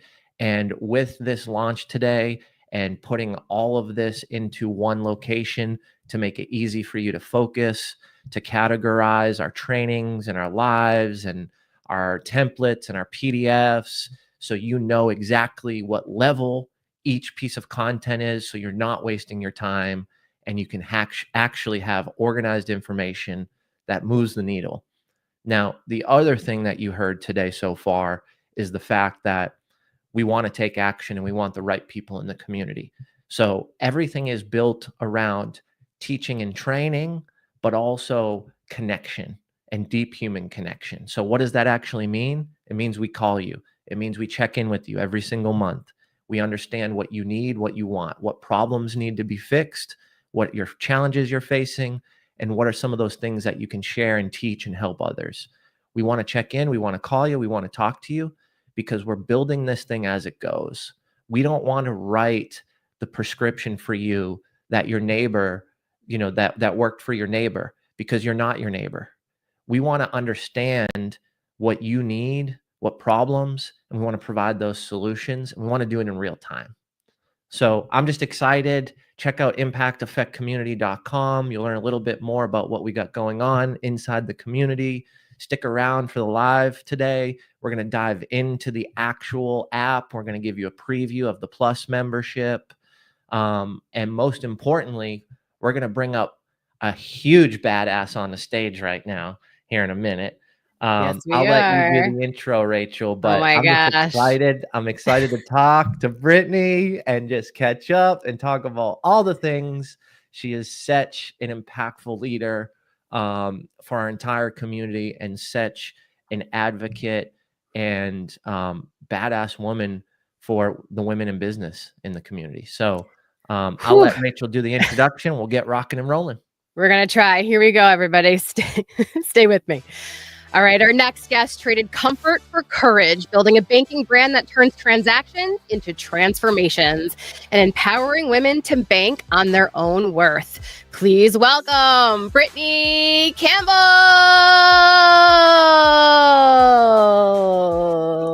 I hate that it ends that way. Hi, Brittany. We got to talk StreamYard a little bit, but I'm going to give you some clapping. Ready? Welcome. It's so nice to meet you. I haven't gotten to meet you yet, so I'm just getting to know all these beautiful speakers that Jim has booked for this first part of our launch. Like, I love what you're doing. And Jim, take it away. Like, she's incredible. Yeah. So Brittany is just a power leader. I don't know how else to describe her. How she shows up, how she's active in the community, what she's building at the bank, her marketing skills. She emceed one of our previous events and absolutely crushed it. I watched, the beauty of Brittany is I watched her build real relationships. Like one of our other speakers, probably the youngest guy on stage, she just poured into it and built the relationship. And it was just a beautiful thing to watch. So I figured it would be so amazing to catch back up with Brittany and just chat about community and business and life today. So Brittany, I'll let you kind of take it away with what's been going on in your world, and we'll just dive in. Well, I think what I value so much about this particular community is you guys really embrace a lot of transparency, honesty, authenticity, and like a lot of times, sometimes the shit or crap that comes along with being a leader or running your business. A lot of times those can create some connection points that you don't necessarily, really foresee. So we're always like, sometimes we feel like we have to mask or we have to act like we're killing it all the time. And two things can be true at once. You can be absolutely killing it and also crumbling at the same time. And I think the last couple of years, like when we were, you come off of this high of building this brand in the middle of a pandemic that really no one had ever experienced. So like, how do you build onto something in a time that you really can't draw anything from? So you kind of keep going through the motions. And I hit real burnout in just such an epic way, from just riding this high and just doing the most all the time to like, what am I actually doing? Who am I doing it for? What's my purpose? Like all of those like kind of like life questions. And so I think for me, like in the last bit, it has been such an exciting ride. But I'll kind of compare this. I just got back from a conference where we had a fun experience at Universal Studios, which I love, riding all the rides, being on roller coasters. And for the first time, rode a roller coaster that made me feel not so great after getting off of it. So I kind of look at that as a little bit of how we ride through life. Sometimes you can get on a ride, you can be so excited, and then you get off of it and you're like, what the actual just happened, kind of leaves your head straight a little bit. And so that's kind of like where, I've been. It's like going on this very exciting journey.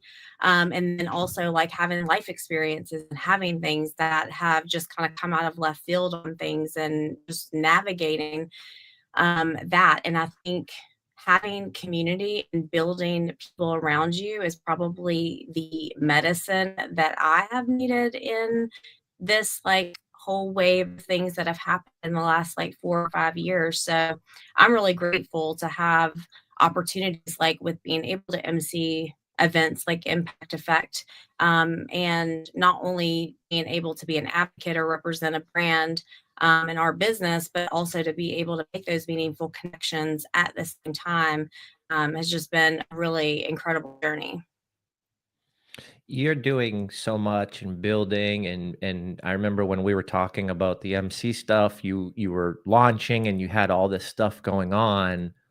Who is someone that you leaned on in those moments? Can you kind of just share some of those real raw conversations, and to your discretion, of course? I know there's some business stuff you probably can't or shouldn't talk about, but as far as like, who did you go to and how'd you get through some of that? Because I mean, you're doing a lot, Brittany. You're doing a lot. I don't know. You don't know anything about that, Jim. I'm not like, also like having children at the same time, but definitely, you know, trying, you know, juggling a lot of things at the same time for sure. But I'll say I have the women that helped to co-create this Her Bake brand. I had worked with for anywhere from like 12 to 20 years. So you have, you know, very close relationships. One of the sisterhood women who work together. So we have our own experiences through, you know, our work environments. And there's only things that we get, right? Like it's like we have shared frustrations. We have shared, you know, excitement. We have a lot of things that we kind of do life together. And I think what was really cool about going through building a brand during the pandemic is just the life experiences that we had where we're very close in age. There were just things that we've been through as women and are continuing to go through as women that only we understand. And so I think that being able to translate that to a women's brand was also something that was really unique and meaningful to us. On the other end of that is one of your keynote speakers, Tiffany Napper, was super instrumental during the time of building a brand, being just a friend outside of just a coach and a mentor through a process that I have never really done in business. And then we have like the Kirby Millers, we have the Kathy Thomas that runs Collective 615. There was a whole group of women that I have really built this strong relationship with since I moved to Nashville in the fall of 2019, but really established those relationships right there when everything shut down for the pandemic. So they've really been lifelines for so many different reasons for their own life experiences, for what they do in their business, that have been just invaluable levels of support, not only emotionally, but, you know, really just entrepreneurial knowledge, corporate knowledge and experience that you can just have those deep level conversations with. And it doesn't really matter where you go in the conversation. You have people that will really hold space for you and, you know, help you in any way that they know how and are so resourceful. Jim, can you touch upon something that Brittany sort of just mentioned a little bit earlier, which was getting clarity on your purpose, and how important that really is, and how you sort of kind of need people to help you get that clarity? Because if it's just you spinning your wheels in your head, not saying it out loud to somebody, it's a little bit harder. Jim, I want you to talk to us about that a little bit, because I love that, getting clarity on the purpose. It's so important because, and Brandon talked a little bit about this earlier, right? Brandon talked a little bit about others can see the potential in you when you can't see it most. And I think when you get the clarity around your purpose, you show up and show out on the days that most people will quit, right? Like what you're doing and what you're building is really hard. Like there's no sugarcoating entrepreneurship. There's no sugarcoating creation. Like think about it, right? Like you're building and creating from a thought to an idea, you know, to an idea, to a plan, to execution, to reality, and immediate feedback if it's working or not. And when those things don't work, you're going to want to quit. You're going to want to give up. And it's fucking embarrassing. Like I've launched a product and had to cancel it like 24 hours later because literally no one bought it. Like, and then I went through it and was like, someone gave me perspective and it was like, this isn't even in line with what you're doing and what you're building. So when you talk about clarity, it pops up into my mind of like clarity around your purpose is going to allow you to show up when you want to quit. It's going to allow you to take more risk. And it's going to allow you to get through those tough days and climb those hills, even when that hill's muddy and you keep slipping and you keep falling and you keep getting knocked down. And you're like, shit, I only had 200 more feet. Now I have 500. Well, I don't want to go up the hill anymore, right? Let me just turn around on my butt and slide this thing right back down. And it's like, no, if you don't have clarity around your purpose and if you're not in alignment, you're always going to take the slide back down. And so I think it's so important to find that. And I believe that I don't think, you know, I've only met one or two people who I probably believed that said that their purpose just fell in their lap. and that they just knew it. They just woke up one day and this was it, and they were gun ho, and that was it. A majority of people that I talk to, including myself and a lot of my close friends, is communication and language back and forth allows us to find that clarity. And for someone on the outside to ask and probe a question that is mind blowing to you that you've never thought about will allow you to find that clarity and push closer to what you're looking for, seeking, and finding true alignment. I know this is like the 15th time I've talked about Dr. Jestin today, but Dr. Jestin did this for me in a lot of what I've been building over the last couple of years, is me just talking out loud to him over a cigar or just hanging out, and he's helping me clarify. He's asking questions. What about this? What does this mean? Why is that important? So you have these people in your life that, and Brittany like blew my mind when she was saying this earlier. She's like, those are my lifelines. And I was like lifelines. What does that actually mean? When life's crumbling, when life's folding, when you don't feel the pulse of that's moving you forward or the energy, like you need someone to come in with an injection of hope, an injection of energy, an injection of insight, an injection of love, right? Because we are our worst critics. The way I talk to myself, I would never talk to a man or a woman that way. And I'm working on that, and I'm growing, and I think we all get in our shit moments, like Brian Galke was talking about. But it's that person that pulls you out of it, and that's that lifeline. That's that just quick injection. And again, using Brittany's words, that holds space, right? Like sometimes we need to vent, and then we're done. Sometimes we need to vent, and we find the answer that we've been searching for in what we just said. Like I went to therapy last week for the first time in my life. And I think I talked for the first 20 minutes and figured out my own 7 problems before we dove into the problem that was probably the biggest and the most underlying. And we dove into that, but like just me talking out loud, I'm like, and it's a safe space and it's private. And yes, we're not therapists, but we want to be able to have that resource and hold that space and be available for you. And we will. And that's our promise. Producer Rachel and myself will be available for you in the Impact Effect community. Yes. And I want Brittany to sort of explain how getting clarity on that purpose actually aligned you with the women that helped you to start Herbank, right? Ooh. Like there's a vibration in the voice. I truly believe it. When you can speak it out loud and you can speak it to other people, it's almost like the universe, God, whatever it is that you believe, all of a sudden is like, oh, this is what you want. And they brought those ladies to you. Talk to me about how that became your tribe and creating Herbank.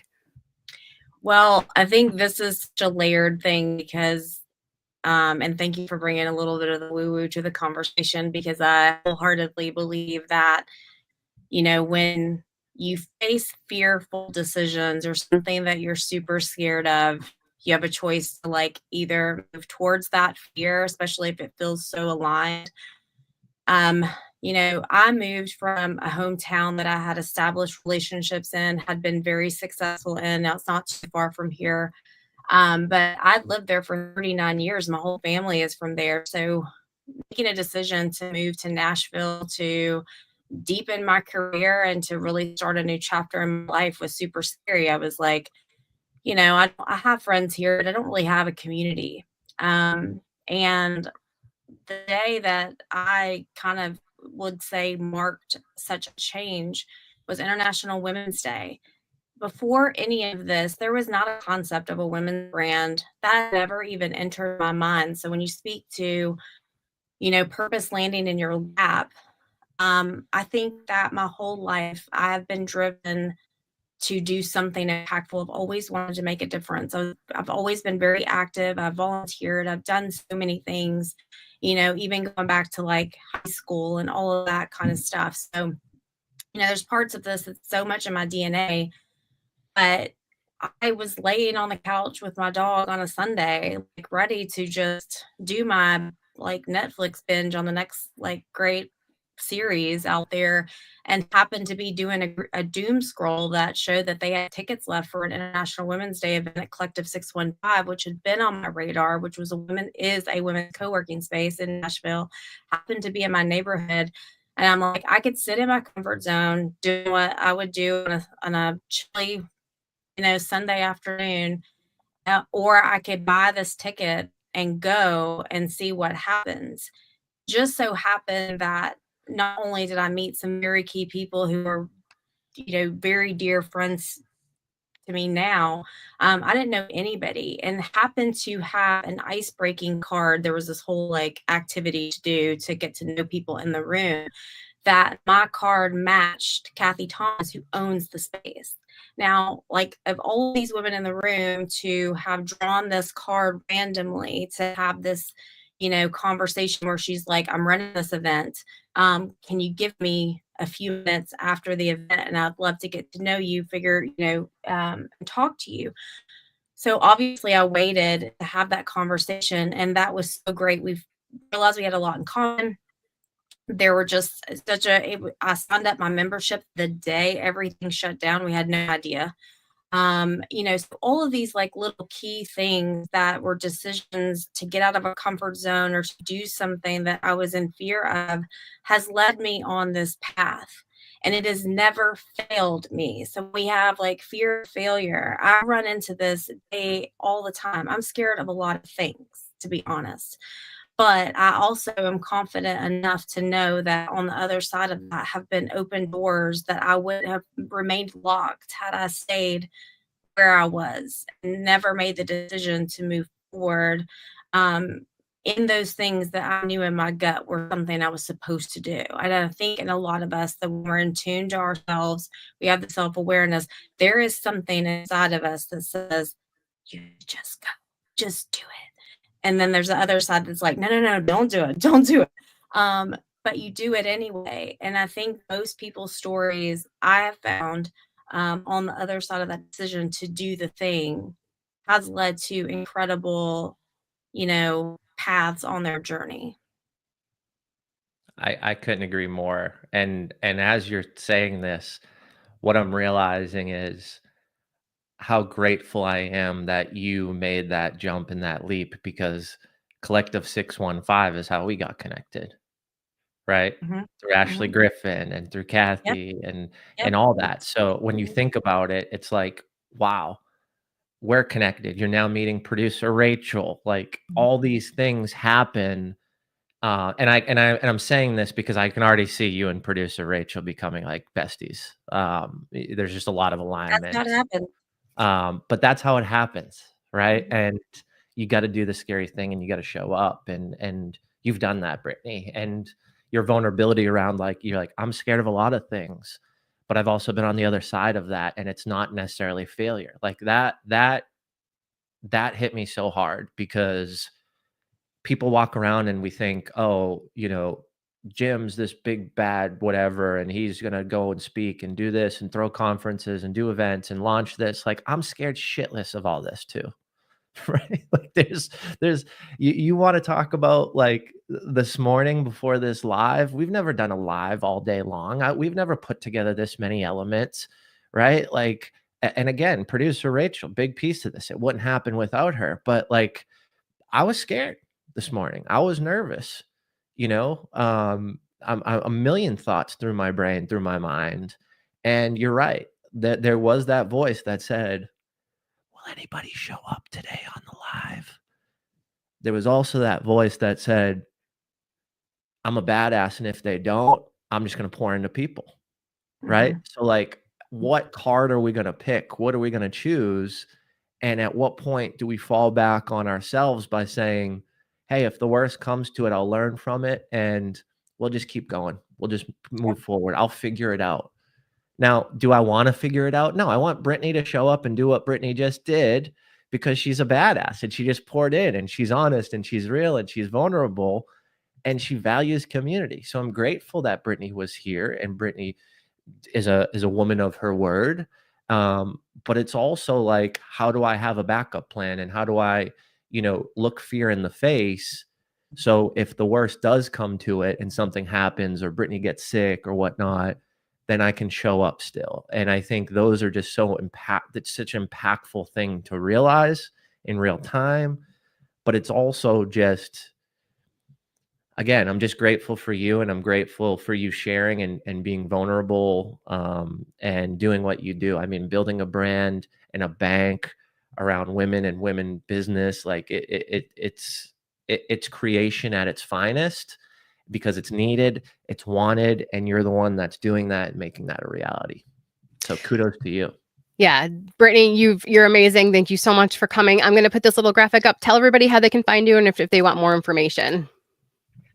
Yeah, well, it's there on the screen. You can find me on Instagram at Brittany_Herbank. You can also follow along on our journey as a brand at Herbank by Legends, and would love to connect.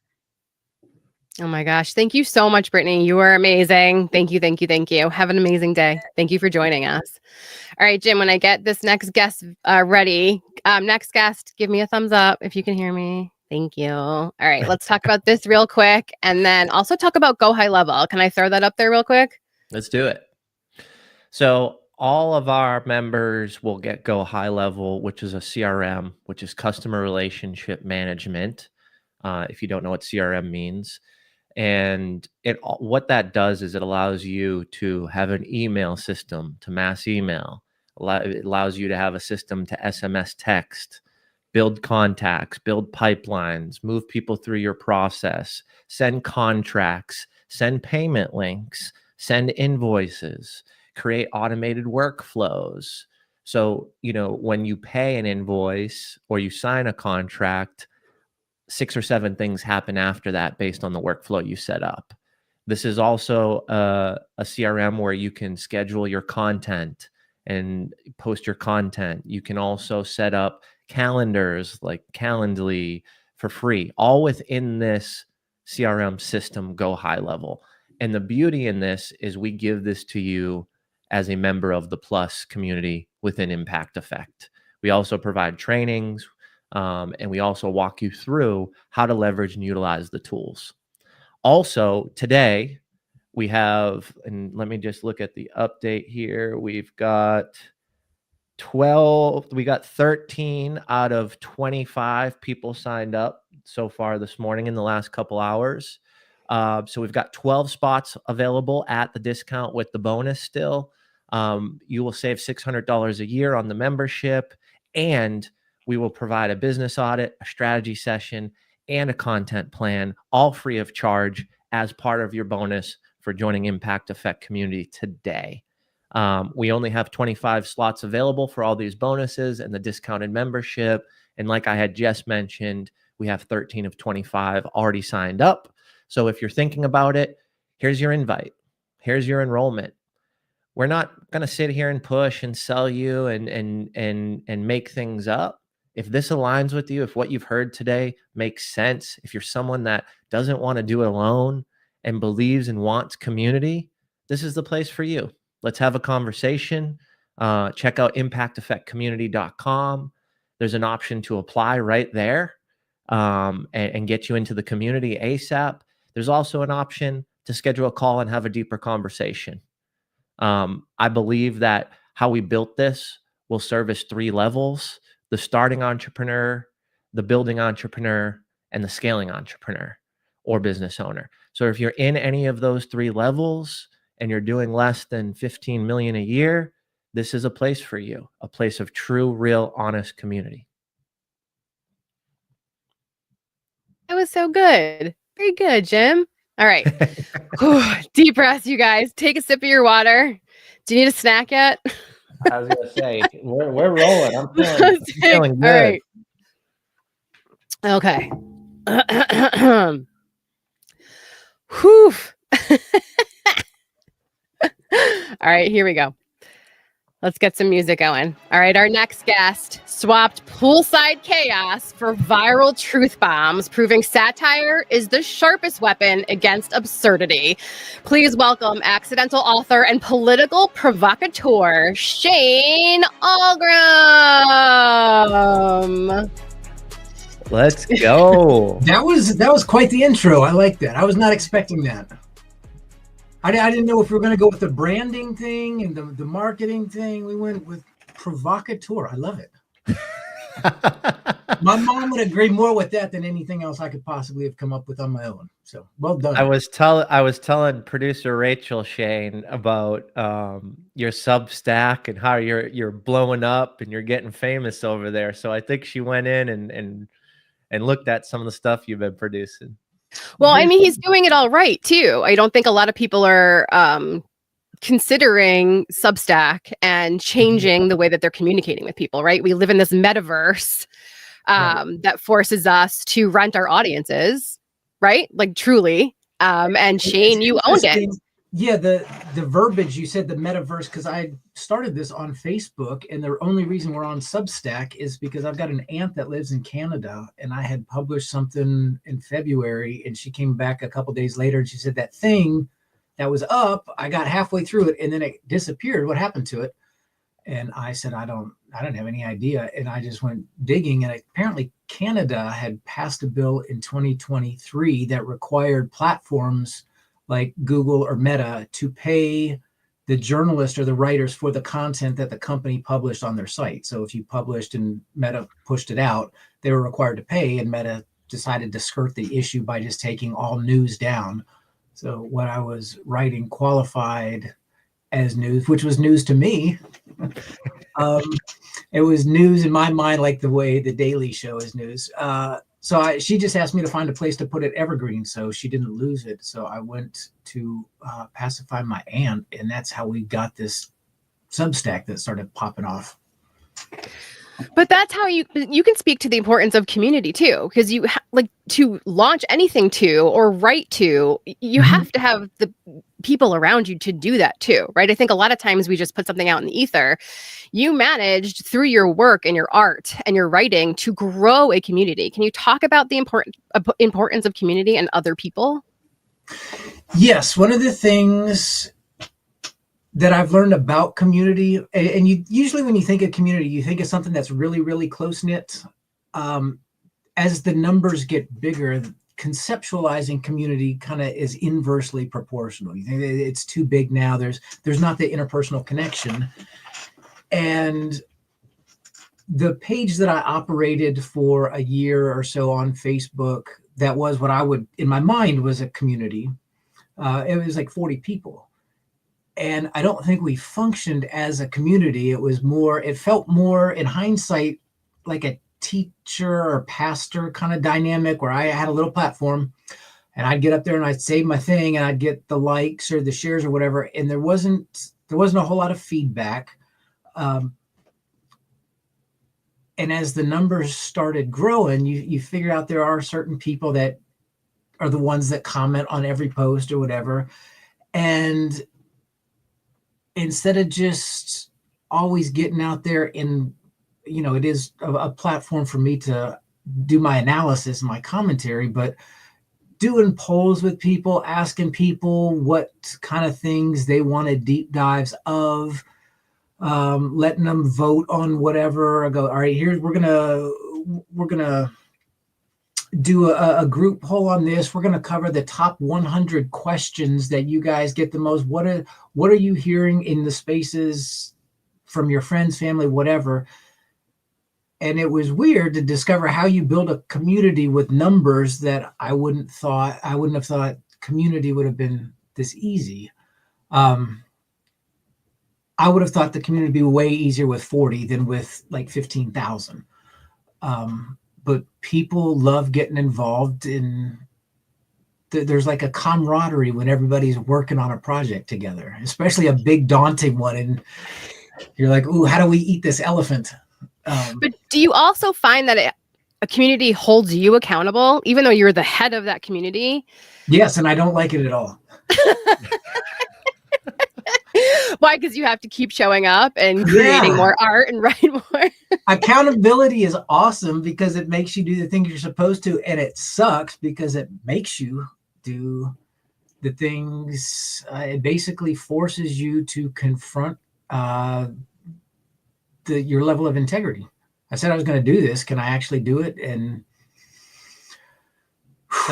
it's such an important piece, though. Like, you just hit on something that just grabbed me. Like, at the end of the day, it's everybody's being held accountable in a community as long as they're present and they want it, right? And at the end of Mhm. I want to do all the things, but the community holds me accountable to do them, because if it's just for me and it's not a bigger purpose, then I wouldn't actually show up and do those things. So to your point, what you were saying, and like, you're getting people to vote and you're taking polls, and what I hear from that is that you actually care about them. Like, what I derive from that is you want to service them and show up and help and provide what they want, wish, and need.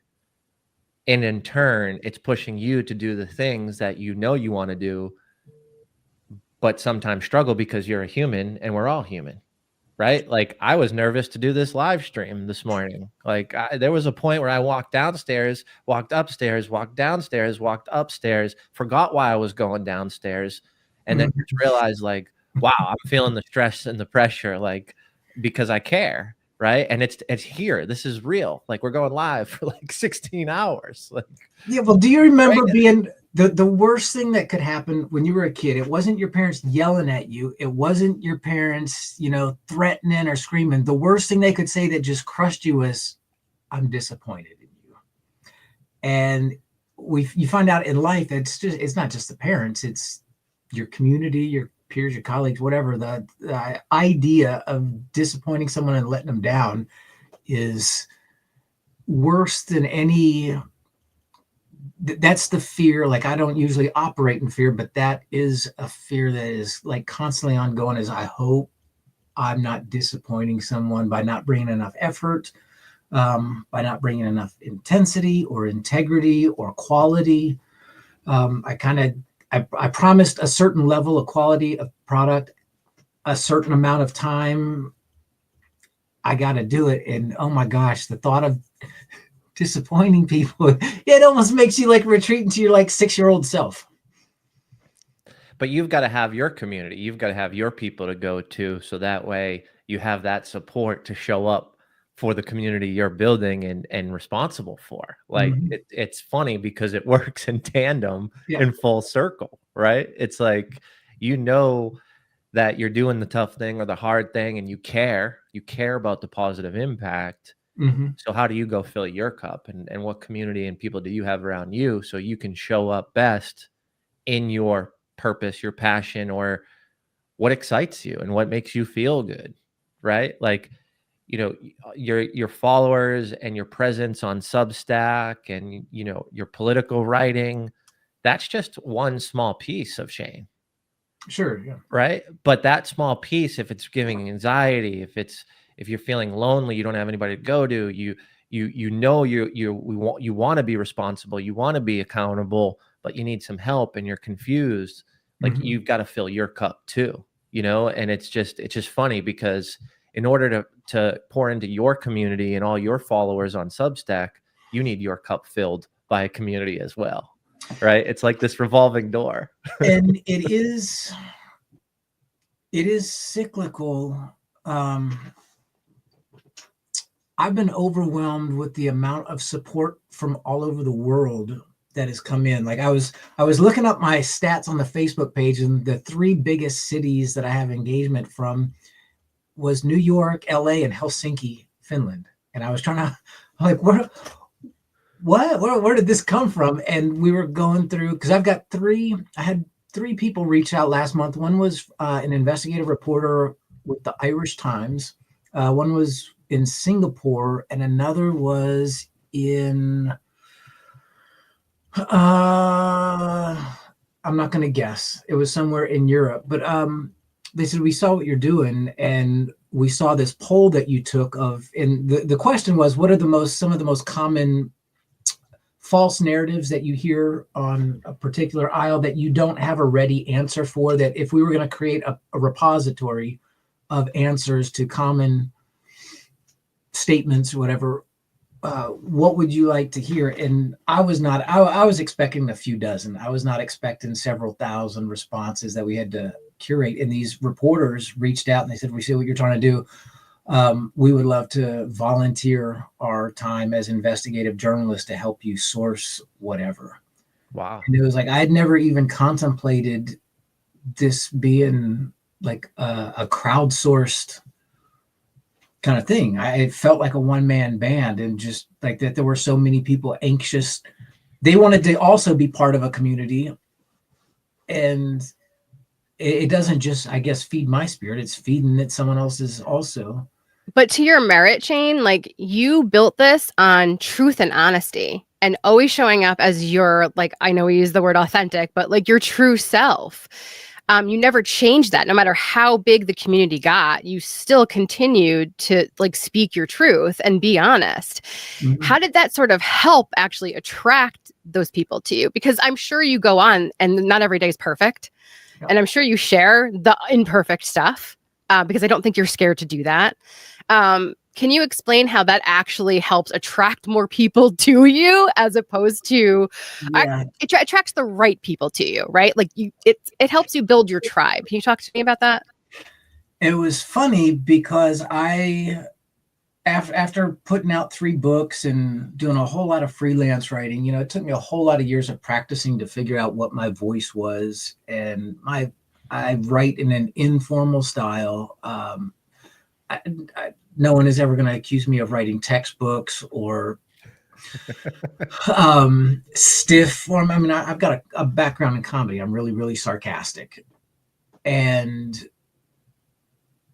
the people that have read the books, they knew that. But as people started flooding in, the Trumpland page jumped from 40 followers to over 10,000 in like a week. And it was all these people who they'd never heard of me. They didn't know who I was. They had no idea really what they were getting in for. Somebody had shared, an article, a long form essay that went viral.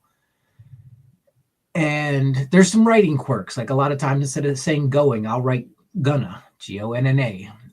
Or instead of probably, I'll write probably. And it's on purpose. I'm trying to keep it informal. I will start sentences with conjunctions and, but, and so, and I know you're not really supposed to do that. I will often not have a verb in there. It's, I'll write little snippets. I call them running jokes. They're Easter eggs for the people that have been there a long time. But, if you weren't there from the beginning, you're like, this is sort of like weird. And the amount of people who chimed in the comments, like trying to volunteer. I had one old lady, she said, I'm a retired school teacher. There's a lot of editing mistakes. I'd be happy to point them out for you. And I will escalate my degree of engagement, usually based on the attitude that they approach me with. My goal is always to remain as civil and keep it at an academic level. If people want to, start heckling, whatever, we'll dish it back at whatever level they want to go. So she couldn't have been sweeter. And I had to explain to her, well, this is why I've done it like that. But it was, we got a whole lot of those things, people chiming in. Some person actually wrote me and he said, I want to share this. It was on Substack. He goes, I want to share this, but you wrote more gooder. And he goes, can you change this? Because man, that's not the right expression. And I was like, I know, but if you read it in context, I was talking about something else somebody was insulting intelligence on somebody, and don't ever spell things wrong. Don't use the wrong words. And, that's a more gooder lesson for all of us to learn. It was. But the things that people would find to nitpick about.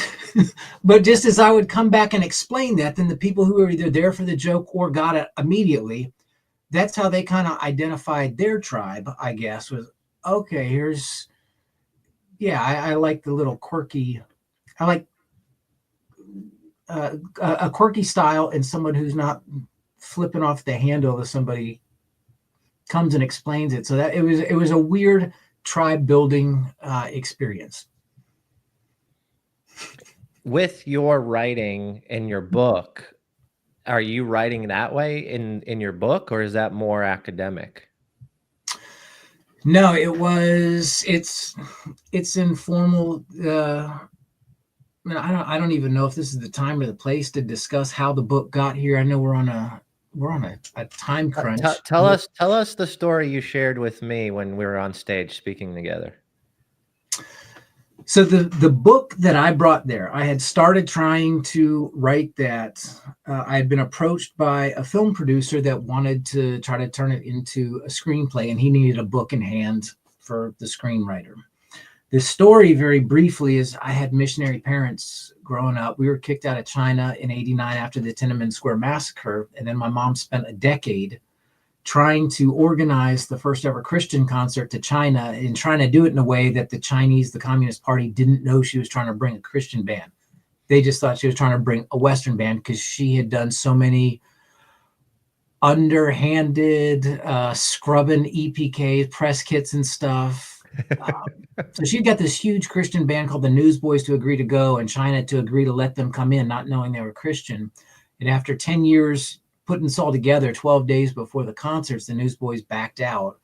And my mom scrambled, and I'm a keyboard piano player. And so she grabbed me and 4 other people. She just threw a makeshift band together, musicians that had never played together.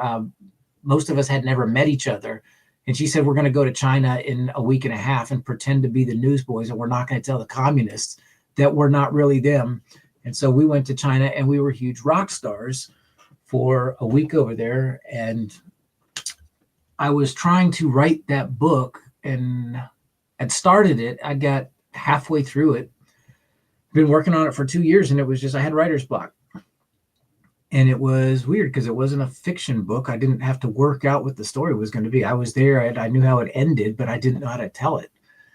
And I'd heard countless people say that the first book you write is the hardest, but once you break the ice, then the ones that follow are easy. And I was like, okay, well, I'll do, since I can't finish this, I will sneak up on myself and I will make this not my first book. I'll make it my second one. And I'll take all these political writings I've been putting on my personal Facebook page and just curate them. And because everything's time stamped on Facebook, I said, okay, well, it's about Trump. We'll call it the Trumpland Diary. And it ended up being this huge fat book. And I was like, well, I just was trying to trick myself, but I've actually got a product here that we can put on. I'll self-publish this on Amazon. And it had gone to #1 in political humor, like within 2 weeks. And then people were like, well, you should write a sequel. And I said, no, I was trying to psych myself into to writing this other thing. I had no intention. That was just so I could get out of my own way.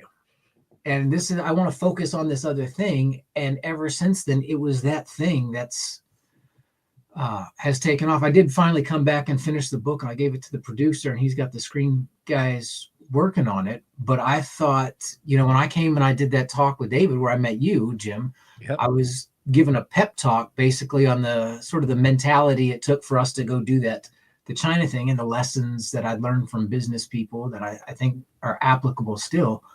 But again, so how often in life is the thing that we find the success in not at all where we plan? It's not where we thought we were going. But you showed up and you lived in who you are, right? And and we were talking about this earlier with one of our guests. It's like you still stayed in the ball game. You still stayed in the court. You just shifted a little bit to what you were doing and what satisfied you. And in turn, that blew up. That became the thing. That became the book. That became the group, the community you've built, the following.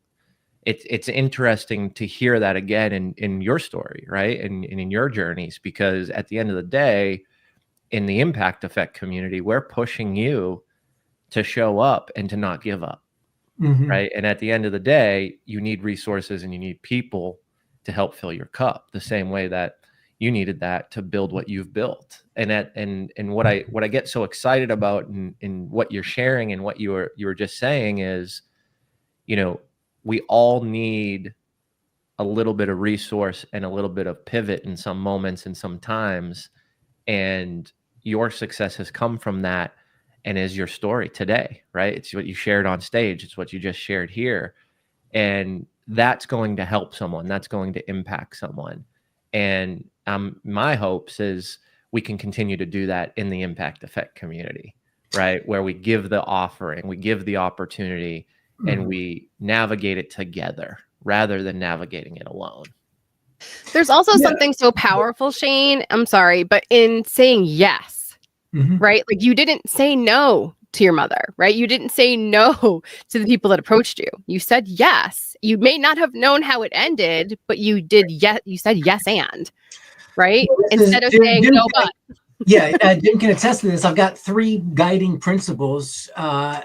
Say what if and then go find out. It's get the tire over the fence and say yes and then go figure it out. So those are my 3 lessons that I learned from fantastic mentors that I just I've assimilated them so long ago into my core that I don't even really think about them as a concept.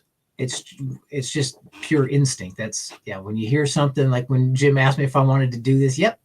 I don't explain to me tomorrow what it was I just agreed to. I'm in. I don't know what it is. We'll find out. Yeah. But that's the best part about being in a community of people, of like-minded individuals. We do something different, yet you have people that you know are always there and have your back.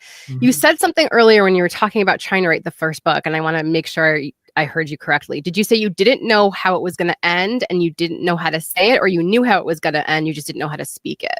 I didn't know how to tell it. I knew how to, I didn't have a climax because, life isn't movie-esque usually. It's like, what is the payoff here? Like we went and did it, the end. Well, that's not exciting. How do you build tension? And finding out that there actually was a way to do it that didn't require fabricating anything. It was like workshopping. How do we tell, the same way in comedy, you craft the joke, you craft it, you edit it. Like there's a sentence structure. There's the ideal choice of words that makes the punchline perfect. There's a story buried in there somewhere and it's just chipping off the edges. How do we frame it? Where do we start? Do we start at the beginning? Do we tell it non-linearly? Do it like Tarantino-esque? Does that aid the story at all? But you keep saying we, right? And so I think there's something beautiful in saying it out loud, saying we're not sure where it's going or how it's going to end, but we know there's something here. Yeah. And I think a lot of people don't understand, especially people that like have a story to tell, but they think like, oh, but I'm not a writer. Oh, but I don't make movies. I want people to sort of start shifting that mindset into like, what if, into I am, I can, we are. Can you talk about that energy sort of behind what you do, as opposed to sitting on the sidelines and just thinking about what could be, as opposed to actually making it happen? I think that everybody is creative. I think most people don't know that. I think the people that understand it, those are your artists, your artisans, your musicians, your painters, your sculptors, your builders, whatever. For me, the worst thing in the world is being aware of the passage of time. If you've ever been on a job and you're staring at the clock going, when is this going to end? Or whatever it is that you're doing, the passage of time is soul crushing. And the thing on the opposite end where you don't recognize that time is passing is when you're involved in a creative endeavor, whatever it is, when you're building or writing and you look up and you're like, where did 6 hours just go? Dinner's put away, it's in the fridge. My wife went to bed and she's like, I called you and you're zeroed in. When you're in that flow, for me, there's nothing better than just being in the creative moment, making the thing, doing the thing, and trying to convince a person who doesn't think that they are creative, trying to describe what that's like. you really can't use words. It's like, guys, you've got to do it. So finding the passion, even if it's if there's something that you haven't cultivated over years, trying as many things, because there's a lot of people who are a thing that they don't know they're the thing yet because they haven't done it and experienced the joy or the natural talent. So if you don't know what your thing is, if you don't know what your creative thing is, and first off, turn off the TV. If I had that, all of my advice starts with turn off the TV. You will be amazed, because I hear so many times, I don't have time for this. How much TV did you watch today? Turn it off. You will find 2 to 6 or more hours instantly, and then go try stuff. And in the art of trying, in the act of trying, try a thing for a week, or if you have a short attention span, do a different thing every day, whatever it is. At some point, you're going to find your thing, and you're going to realize, oh, I'm a that. That's what I am. I didn't know I was a that. So just keep on trying the thing and build it into the schedule and look at the opportunity of time. You hit such a freaking mind-blowing point, like the passage of time, like that is miserable when you are looking at the clock counting down. Right? Like go back to the gym when you don't want to work out, when you're tired, when maybe you've had a couple cocktails at an event the night before, maybe you launched an app this week, maybe you went live all day long like a crazy person. But at the end of the day, what time do you have available to do those things, and what can you remove out of your schedule so you have the opportunity to test, to make an effort into something, to feel through it, to see if you enjoy it or not, right? And just this conversation alone has me thinking, and Rachel knows this, like I'm crazy around time, because my strength is strategy, and I like routine, and I like maximizing and leveraging is probably my favorite word in the moment right now. But it's so important because my life right now, right? I've got a young son, I've got a 2.5-year-old little girl, I've got a marriage and a wife, a newer marriage, right? We've only been married a couple of years. Like I've got all these things going on, but I need to continue to push and keep adapting and keep trying stuff. And I think what you're talking about is finding the courage to do that, but also understanding that you need to open up some time to be able to play, to be able to experiment, to be able to try without that negative self-talk to beat yourself up and kill yourself over the fact that maybe this wasn't the thing, but I kind of like this little piece of it. The impact effect community, this is the conversations we get to have with everybody. We get to have them as a collective group. We get to have them in a safe space, a place where we feel that we belong, where we feel that we are welcomed with open arms and not looked at as failure, not looked at as, oh, you pivoted. No, you tried something, realized you didn't like it. Like that's a thing of beauty. And I believe that we need community, and we need a group, and we need a place to go to have these conversations. I'm grateful for you, Shane, because you just dive in, man. Like you're ready to roll. Not a lot of people are like that. And I wasn't like that for so long. That's why community for me was so important, because I can go and I can test an idea and get feedback. And that feedback is at a choice of me to take it and run with it, to listen to it, or to ultimately disagree with it. Right? Like I've had people that I trust, that are mentors, that told me to move back to Boston 4 years ago. Right? I had to analyze that. I had to pivot that, and I had to realize it myself. And I think, we want to be the broker and the stewardess to those open conversations, and also allow you the opportunity to make that decision yourself. Right? We are giving you knowledge and from our experiences and from a collective group of people in the community, but ultimately that decision's your own, and you're going to know it best, and you're going to trust your gut. But to your point, how can we talk about these things openly, and where there's the space for us to do that and not be judged? That space is inside Impact Effect Community. Well, I also want to make one other point before we say goodbye to Shane. what he just mentioned, turn the TV off. One of the things that we're doing within Impact Effect Community, and it was the most important thing for me, is co-creating sessions. So we'll be live and we will just be co-creating. It's just time that you can block out together. I'll be working on something while everybody else is working on something. We can start out with, hey guys, what are you working on? And we'll block out that hour to just create. So whether it's building a funnel, building reels, writing a book, whatever it is, we're going to allow people to have that time to sort of block out and co-create and hold each other accountable. Jim and I did a live last night, literally asking people, are you a creator or are you a consumer? Because if you keep whining about not having time, I don't have time to do this, I don't have time to do that, I don't have time to build this business. You do. The time is in your camera roll right now. Like Meta will tell you exactly how much time that you were doom scrolling. Look at what you're doing and how you're choosing to spend your time. And then really start to rethink, could I be creating? Could I be finding some joy in something other than watching other people live their lives? And so, Shane, I love that you are here. I'm so thank you so much for joining us. I'm going to throw up this little graphic. Tell people how they can find you. Sure. The best two places to interact with me, the Facebook page is the Trumpland Diary, and the Substack is shanealmgren.substack.com. You will find the Trumpland Diary there. Those are the two places where I am the most often.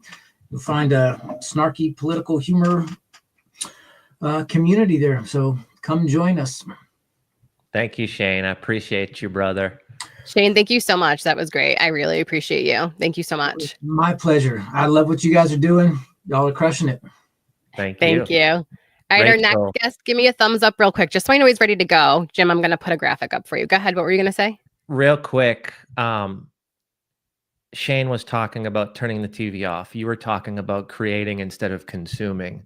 One of the things we have as a resource inside the Impact Effect community is a time audit. So we have a template and a document, and we'll roll through this with you, and we'll do it as a collective group, or we could do it one-on-one. But at the end of the day, we want you to audit your time. We want you to time block, and we want you to make a decision based on what you've been doing and if that's getting you to where you want to go. We talk about time blocking from a real raw perspective. We're not just filling out a template or a sheet that says, hey, let's color this one yellow. And I realize that I have way more yellows and I really need way more blues. It sounds rudimentary when you color code, but the reality of it is it draws conclusions and connection around what you're doing.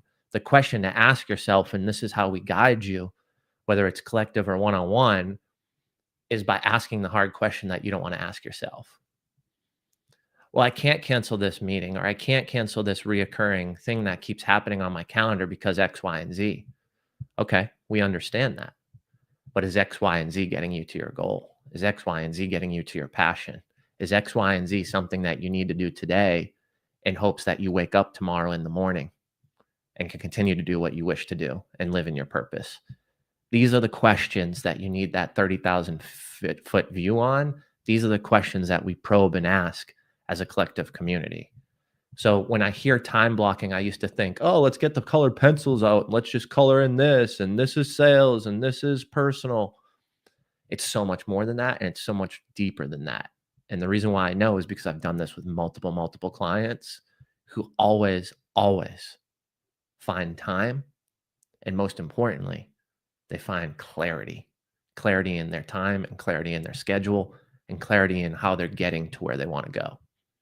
So I just want to drop that in there because we were talking about time and consumption and consuming and doom scrolling, and this exercise has changed so many people's lives, and we want to walk through that with you inside the Impact Effect community.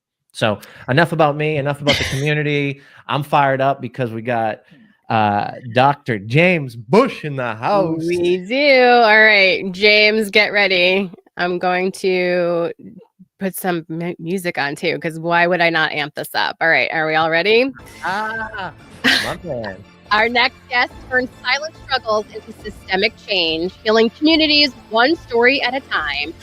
Please welcome mental health revolutionary, Dr. James Bush. Let's go. Come on. Hey, that was actually good, man, Rachel. That was actually good. A mental health revolutionary. Here's I the like clap. that. I like that. Nice, Yeah. man. How you doing, Jim? Good, man. How are you, brother? Man, brother, I'm Dr. blessed. James, I am blessed. we haven't met, so welcome. I appreciate you being here. Can you tell people a little bit about yourself and the community that you've been building and why it's so important? Well, I'm James Bush. I'm from the DMV. I'm relocated to Nashville. You might as well say Nashville is my home now. I've been here since '99. I am very passionate about working with males and mental health. And what I find is that, ladies, they have their safe spaces. They have their opportunities to go and divulge their feelings and emotions and be vulnerable with one another. But a lot of times men don't do that. I mean, yes, we do sometimes within the barbershop confines, but when we actually are intentional and we speak to the very exact nature of men and what they're going through and what they're facing, I think it's so important. So what I like to do is within our Nashville-Davidson County community and extend it along those lines is create those safe space along with other good brothers, Corey Jones as well as Corey Bill. And what we've done is we've had meetups all over the Nashville community. And it is very, very impactful. We get some great feedback. I'm a detail nerd and data nerd, so I'm throwing surveys out there and saying, hey, what do we need? How do we connect? What could we do a better job on? And that, it's been a blessing. So yeah, excited about it. Dr. James is a man of few words when he needs to, but extremely impactful. We had him on the podcast recently and he went deep. So if you haven't checked out the Impact Effect podcast, his episode's coming out soon. So definitely be sure to check that out. But James, I want to ask you a question, man. When we first met, you didn't know me. You didn't know what I was building. You didn't know what I was all about. You didn't know probably I even had a podcast, right? It was a recommendation of a recommendation to come and experience an intimate experience, essentially. Tell me about what you think now about Impact Effect and Jim Morris based on your experiences recently. It's sometimes it's taught me to color outside the lines, to be honest with you. So we can look at that as somewhat of abstract, but sometimes I look at that as progressive because, what we have been doing for so long sometimes isn't working. So let me make it a little bit plainer. If you follow a strict regimen that says the healing looks this way and you're not being healed, then you've got to change that. You got to do something different. And I think what you offered me is that the first thing that I noticed is that I'm on a trampoline jumping up and down, imagining what life looks like or, what I could. And I was like, oh, gosh. And so a friend of mine this morning, she said, what would it be like if you were just to run around frolicking? And I'm thinking to myself, I don't know about frolicking, but, I said, maybe I will get, maybe I will get my camera one day and I got a big field and I just go and I just just run around just like that kind of thing. I think, what would that actually look like? And I don't know, but I'm willing to try it. And again, that's what it was. When I met you that evening, I was willing to try it and I was blessed by it, man. Then on and so forth. So James had come to a concept called Beyond the Table, where we talk about our dreams openly. We identify, we clarify, and we ask boldly for the people at our dinner table to carry us past the event, to leverage their resources and who they can connect us with. So it puts us in a space to be bold and to ask for help and to be vulnerable, while also clarifying what we want, how we're going to get there, and what our dreams truly are. And James and the conversations that he was having and some of the things I overheard really pushed me to lean in. And what I mean by leaning in is really starting to understand, how can we build a community where we can bring in someone that we've never met before, we've never been introduced before. I think someone had come to my event, they said they couldn't come to this. They told James bought a ticket, and here we are having a conversation. And then we're following up and doing a podcast together. James is inviting me to some of the events that he's doing and getting me intertwined into that group of folks that I just don't know. I don't know the folks that he's doing some of these events and get-togethers with. But at the end of the day, I think it comes down to, are you going to try something new? Are you going to try something and put all your effort and energy into it? James showed up at that event with open arms. James showed up at that experience and was open to conversation and connection and to vulnerability. And I don't think you knew one person in the room. And we didn't really know. We didn't know each other either. So you knew no one. But he showed up and he invested in himself to have an experience. And James, can you just talk a little bit about that? Like, you bought the ticket. It wasn't free. It wasn't $20. You bought the ticket, invested in it, in an experience. Like, what was kind of going through your mind? Why did you take that leap? It was something different. I mean, we've all had times when we've had gatherings with friends and family, or sometimes we've had opportunities when we've sat down at a clinical setting. And I think that it was a blending for me. It was something new, something unique. And it was something that I needed, especially on my span of my journey, where I'm going. And it's just being able to diversify yourself with people who think differently or may think the same way. You never know. But until you do that investigation, you will never know. And until you do that journey of you will never know. So my point being is that it was an opportunity. We all are given opportunities to do great and wonderful things. Sometimes they are monetarily connected. Sometimes they are mentally stimulating connected. I found that was something for me that hit both areas and both avenues. So my thing is like, why not? I mean, we only get so much time on this earth to do X, Y, and Z. So why not? Well, I also think you and Jim are both about human connection. You're not just about networking, right? I feel like networking is like that icky thing of like, what can I do for you? What can you do for me, right? Whereas you're looking to connect to people on a human level. You also just said something earlier about just asking your community, right? The community of men, like, what is it that you want? What is it that you need? Can you talk to the importance of like feedback from your own people and how you're not coming into the things that you do as like, hey, this is what we're going to do because I said so. You're literally growing just like we are. You're growing your community as it goes, and you're pivoting and changing because of what the community needs, not because of what you think they need. Can you talk about that a little bit? I think sometimes there's a lot of hubris where we just are like, I have the answer. It's like, no, the hell you don't. It's like, you don't have the answer. The answer lies within the community and lies within the people. The people will tell you. All you have to do is just sit and be willing to listen. And it's a specific message that they are saying. And sometimes that message changes from month to month, year to year, day to day, hour to hour. But one of the things I learned about as being in the clinical field is that people are going to come and they're going to need your services. You just have to be ready and available when they do. And so that's the thing, is that, all right, we are ready to like have those manversations is what we call them. Yes, it's trademark, manversations. We're able to, be available to have those discussions to talk about, or what needs to happen. What do you feel? And let's come together and potentially try it.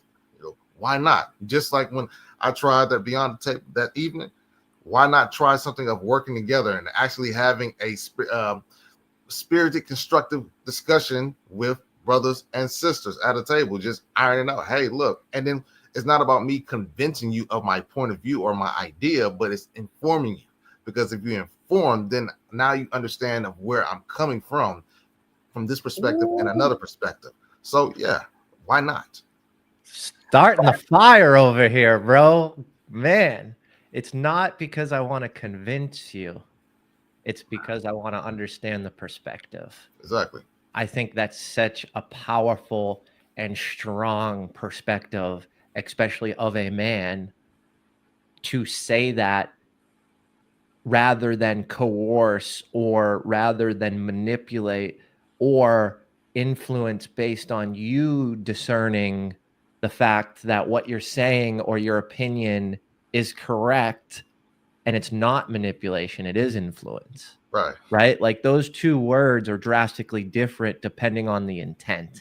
That's right. And I think how you just phrase that is freaking magical, dude. Like, we don't want you to come into the Impact Effect community and change all your beliefs. We don't want you to come into the Impact Effect community and throw everything that you've been doing out the window and just listen to us. We want to get your feedback. We want to do a business audit. We want to understand your problems and your struggles, because just like you, Dr. James Bush, you can't just diagnose someone based on what the other person did or said, or right? Like that's malpractice. So why would we, just because we don't have the doctor, just because we don't have the education you have in your skill set, in your medical field, we can't just openly operate with malpractice because we didn't assess, we didn't get feedback, we didn't understand, we didn't ask the questions, we didn't show compassionate curiosity. Right. So the things and the approach that you take, I just align so well with you. And it's why I was so excited for us to talk today and get on a live and continue our friendship and relationship, because I'm learning so much from you. And, you know, that is the exchange of community, is I get to decide what I want to take in and put in the front pocket so I have easy access to pull out and use. And I want to decide what I should put in the back pocket to see maybe I might use that later, or what should I just throw over my shoulder and toss out because I don't think it aligns with me and that strategy. You know, it reminds me of, I worked with someone here locally in a program, and they had advised me to go sell the product without the solution. And at first I was like, man, I've just lost it. They just lost integrity, and I'm just, that's not how I operate. And what I realized was, it's okay. That's how they operate. And I'm not going to take that information. I'm going to toss that over my shoulder and never use it, because I just can't operate that way. I think preparation bleeds confidence. And I need the preparation to be confident. So that's what Jim needs. Clearly that person doesn't need that. Whether you think that's ethical sales or not the conversation we're going to have today. You can probably figure out where I stand on that based on what I did with that information. But ultimately, that person has a ton of great information. It just that didn't work for me. So we're not going to be the person that tells you to sell something when you don't have the fulfillment built. That's not what I'm saying. But we are going to give you advice. We are going to share what's worked with us. But most importantly, we're going to listen before we just predict or, you know, verbal vomit on you what we believe the solution to be. But at the end of the day, you need to make the decision, and you have the power. You know your business better than any of us, right? I can only curate questions and draw from experiences and what I know from a plethora of information in my life, as well as coaching, consulting, and working with so many people who have had success. I'm going to curate that and give it to you, but it's up to you to do with it what you wish. That's right. That's true. Well, I want Dr. James to kind of talk about our paths, right? Because that sort of leads us into like where we're going. I feel like, you know, you grow up, you've got your parents telling you what to think or do, right? Then you've got teachers telling you what to think or do. And then you work for a corporation and they're telling you what to think or do. A lot of times we don't even know, like, what is my own thought versus what have I been told?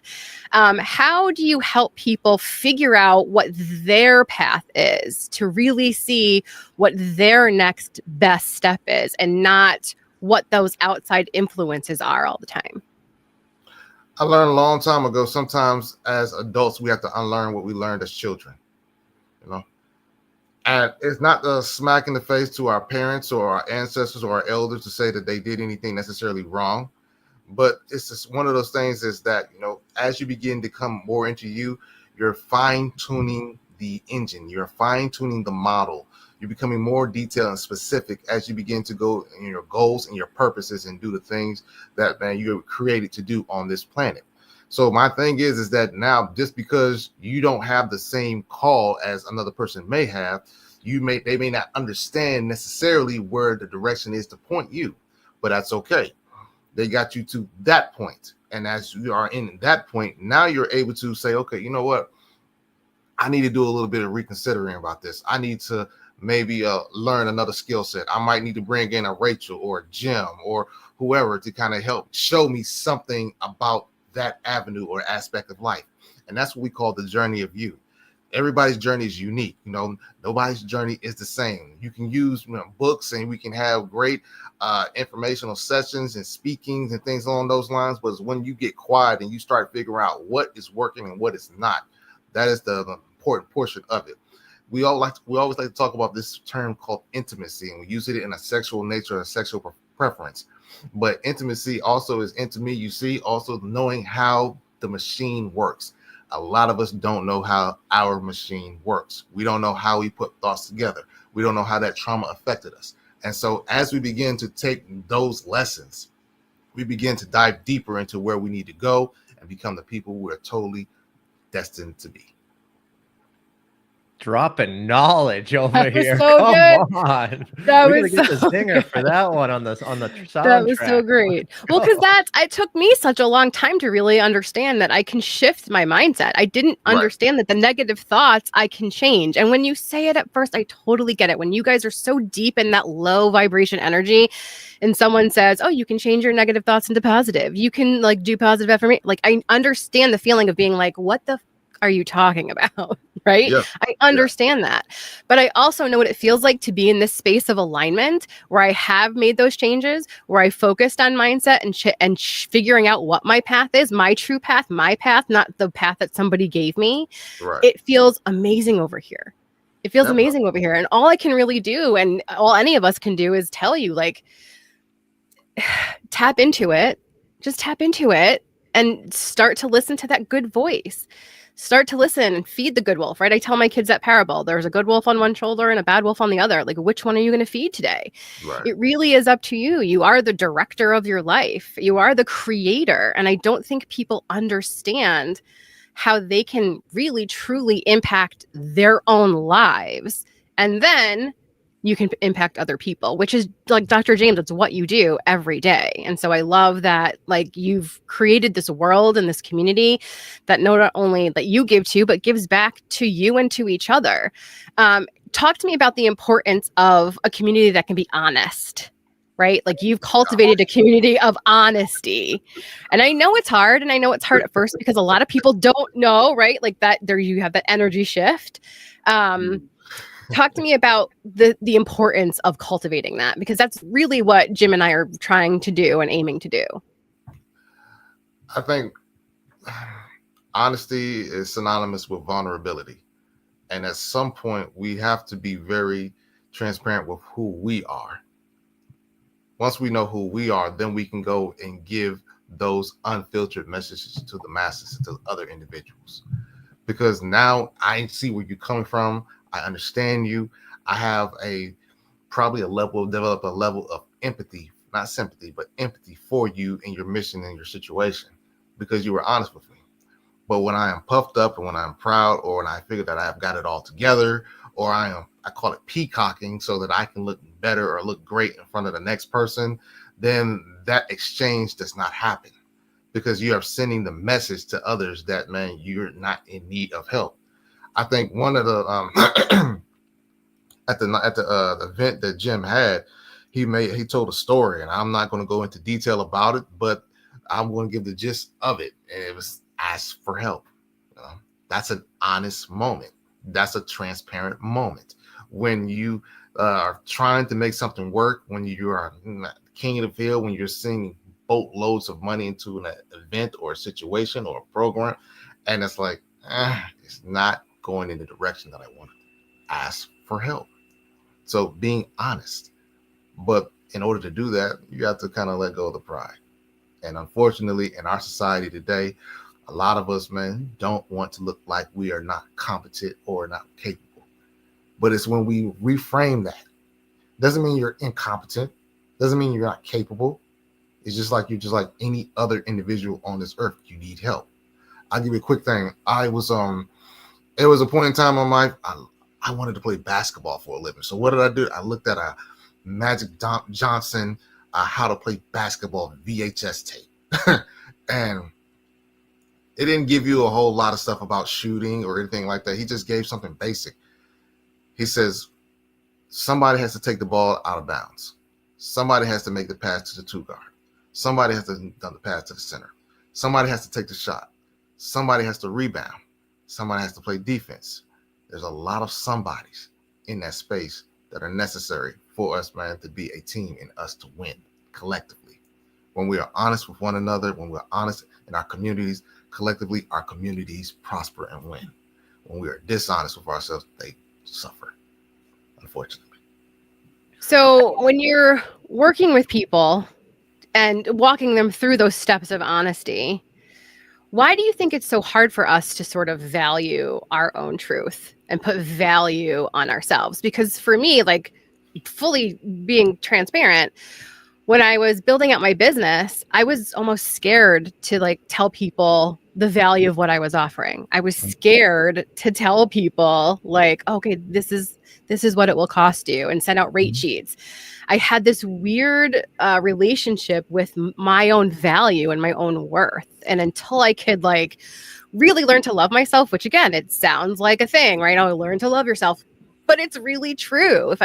Once I put the value on me and I understood what I was trying to do to help people, then it was easy to say, oh, well, this is what this is. Why do you think so many of us, including myself, just have such a hard time with valuing ourselves? I'm going to take it from two different angles. One is especially when it comes to friends and family, those who know us, they know me. So they've seen some of my challenges. They've seen some of my struggles. Or they're just going to think, James just asked for money again. He's the one family member who just always asks for money. You know, God bless them or anything like that. They pity you, or they don't ever really do anything. They just, here they go again. That's a defeated mentality and defeated statement that we operate in. It's a premise. But then also too, sometimes if I have something that is so powerful, so valuable, so life-changing, why wouldn't I want the rest of the world to see it? But if I don't believe that it's there, I'm probably not going to operate in that premise or that idea. If I don't believe it, then I'm not going to present it as such. And that's what it starts. It starts here. You got to believe what you're actually doing is what people need. I believe in our men's meetup. I believe that it's necessary. I believe it is powerful. Whether it's 1, whether it's 5, whether it's 25 or 205, I believe what we're doing is needed because it's a wrinkle effect. And that's why we continue to meet. It's not about money, or it's not about, us popping bottles or anything along those lines. It's about getting brothers together and communicating, manversating, having those necessary discussions. That's something needed. Whether I go and I freak out, man, my Facebook groups where it's like he keeps posting. Damn it. It's like, but I believe in it. And why wouldn't I? And that's the thing, is that if you don't have something that you believe in that strongly, that powerfully, then man, you might need to reconsider what you're doing. That's literally what changed me. I met with somebody and I asked her about how do you get over this hump of marketing? Because I come from the behind the scenes. I never had to market. And now I'm in a situation where I have to market. And she said, when you believe in the product and you believe in the fact that you really can change people's lives, you will shout it from the rooftops. You will not be scared to say, this is what it is. This is what we're doing. This is how I can help you. And when she really sort of flipped that, exactly that same thing that you just said, when you can believe it's not scary anymore. And even if it's just the one person, like you said, the ripple effect, one person tells another person that tells another person, right? You don't have to start this big. It can be this small. And that ripple effect is even, I think, more magical. Jim, do you have a question for James? No, I just think that in those moments when you are going to launch something new or do something new or get out of your comfort zone, or you start to live a life where you don't believe there's a container or a box to be put in, I think you start to open up those ideas of imposter syndrome. You start to open up those ideas of, well, I don't have the experience. I don't have the preparation, right? Even though you've prepared, you've never actually done the thing. And what I always think back on is, that's the truth. You haven't done the thing. Like, that's what I know to be true. But what I also know to be true is how much effort I put in, Right. how much time I spent. And what I also know to be true is every time that I've launched something before or I've built something, someone's been positively impacted, no matter what. Even if it's not a sale or it's a wallet, money in my wallet. I spoke at an event for free and it was a disaster, meaning no one showed up. I think there was three people and one left because there was only 3 people. So there was 2 people. And it reminds me of, like, I was scared and I was nervous, but 2 people showed up and took time out of their day and believed in me, and they didn't even know me. That's right. So how can I not believe in myself? That's right. Like, at the end of the day, I've been doing something to show that this person believes in me, to carve out time and to spend money to come to this event that someone else was throwing. I literally knew no one, and I barely knew the person I was speaking at the event for. And ultimately, all of that happened, but yet 2 people stayed, and 2 people got some of the best training and coaching. And back to your word, intimacy, intimate experience, like, that turned into 3 or 4 recommendations. One of those people coming on as a client, one of those people inviting me into other communities and organizations and charities where I've helped financially and resourcefully and with my time. Like, the benefit of all those things, I could have never put on a piece of paper or in a book until I actually did the thing. Right. And some of those stories will make the book. Some of those stories will make the autobiography. And it's just a beautiful thing because we just never know what's coming next. And if we show up and if we put ourselves out there and we attempt and try, we can't lose. Can't lose. So all the things you're saying, it ultimately comes back to, if I believe in myself, then I'm going to create the circumstances in which I want. If I believe in myself and have done the work and have prepared and have put the energy and effort in, then I do believe I'm best suited to serve you. And I also know that I am someone that if I don't feel like I can serve you, I'll fire myself. That's integrity to me. So when I go launch something and I have no idea if it's going to work, I have no idea if this live was going to work. I've never gone live all day long. Like, I have to piss so bad right now, but I've been holding it.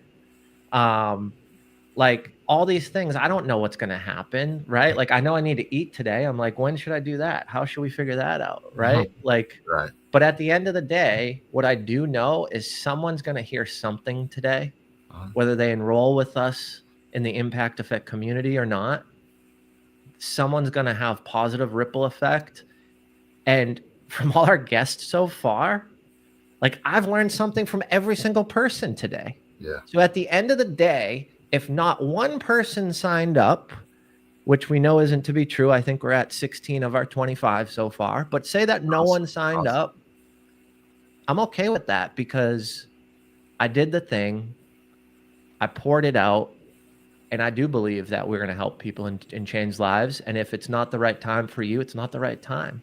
But at the end of the day, we've won already because I've learned so much. Just in this conversation with Dr. James, some of the back and forth we've had throughout the day, Producer Rachel, I've learned about you. And it's just an amazing experience.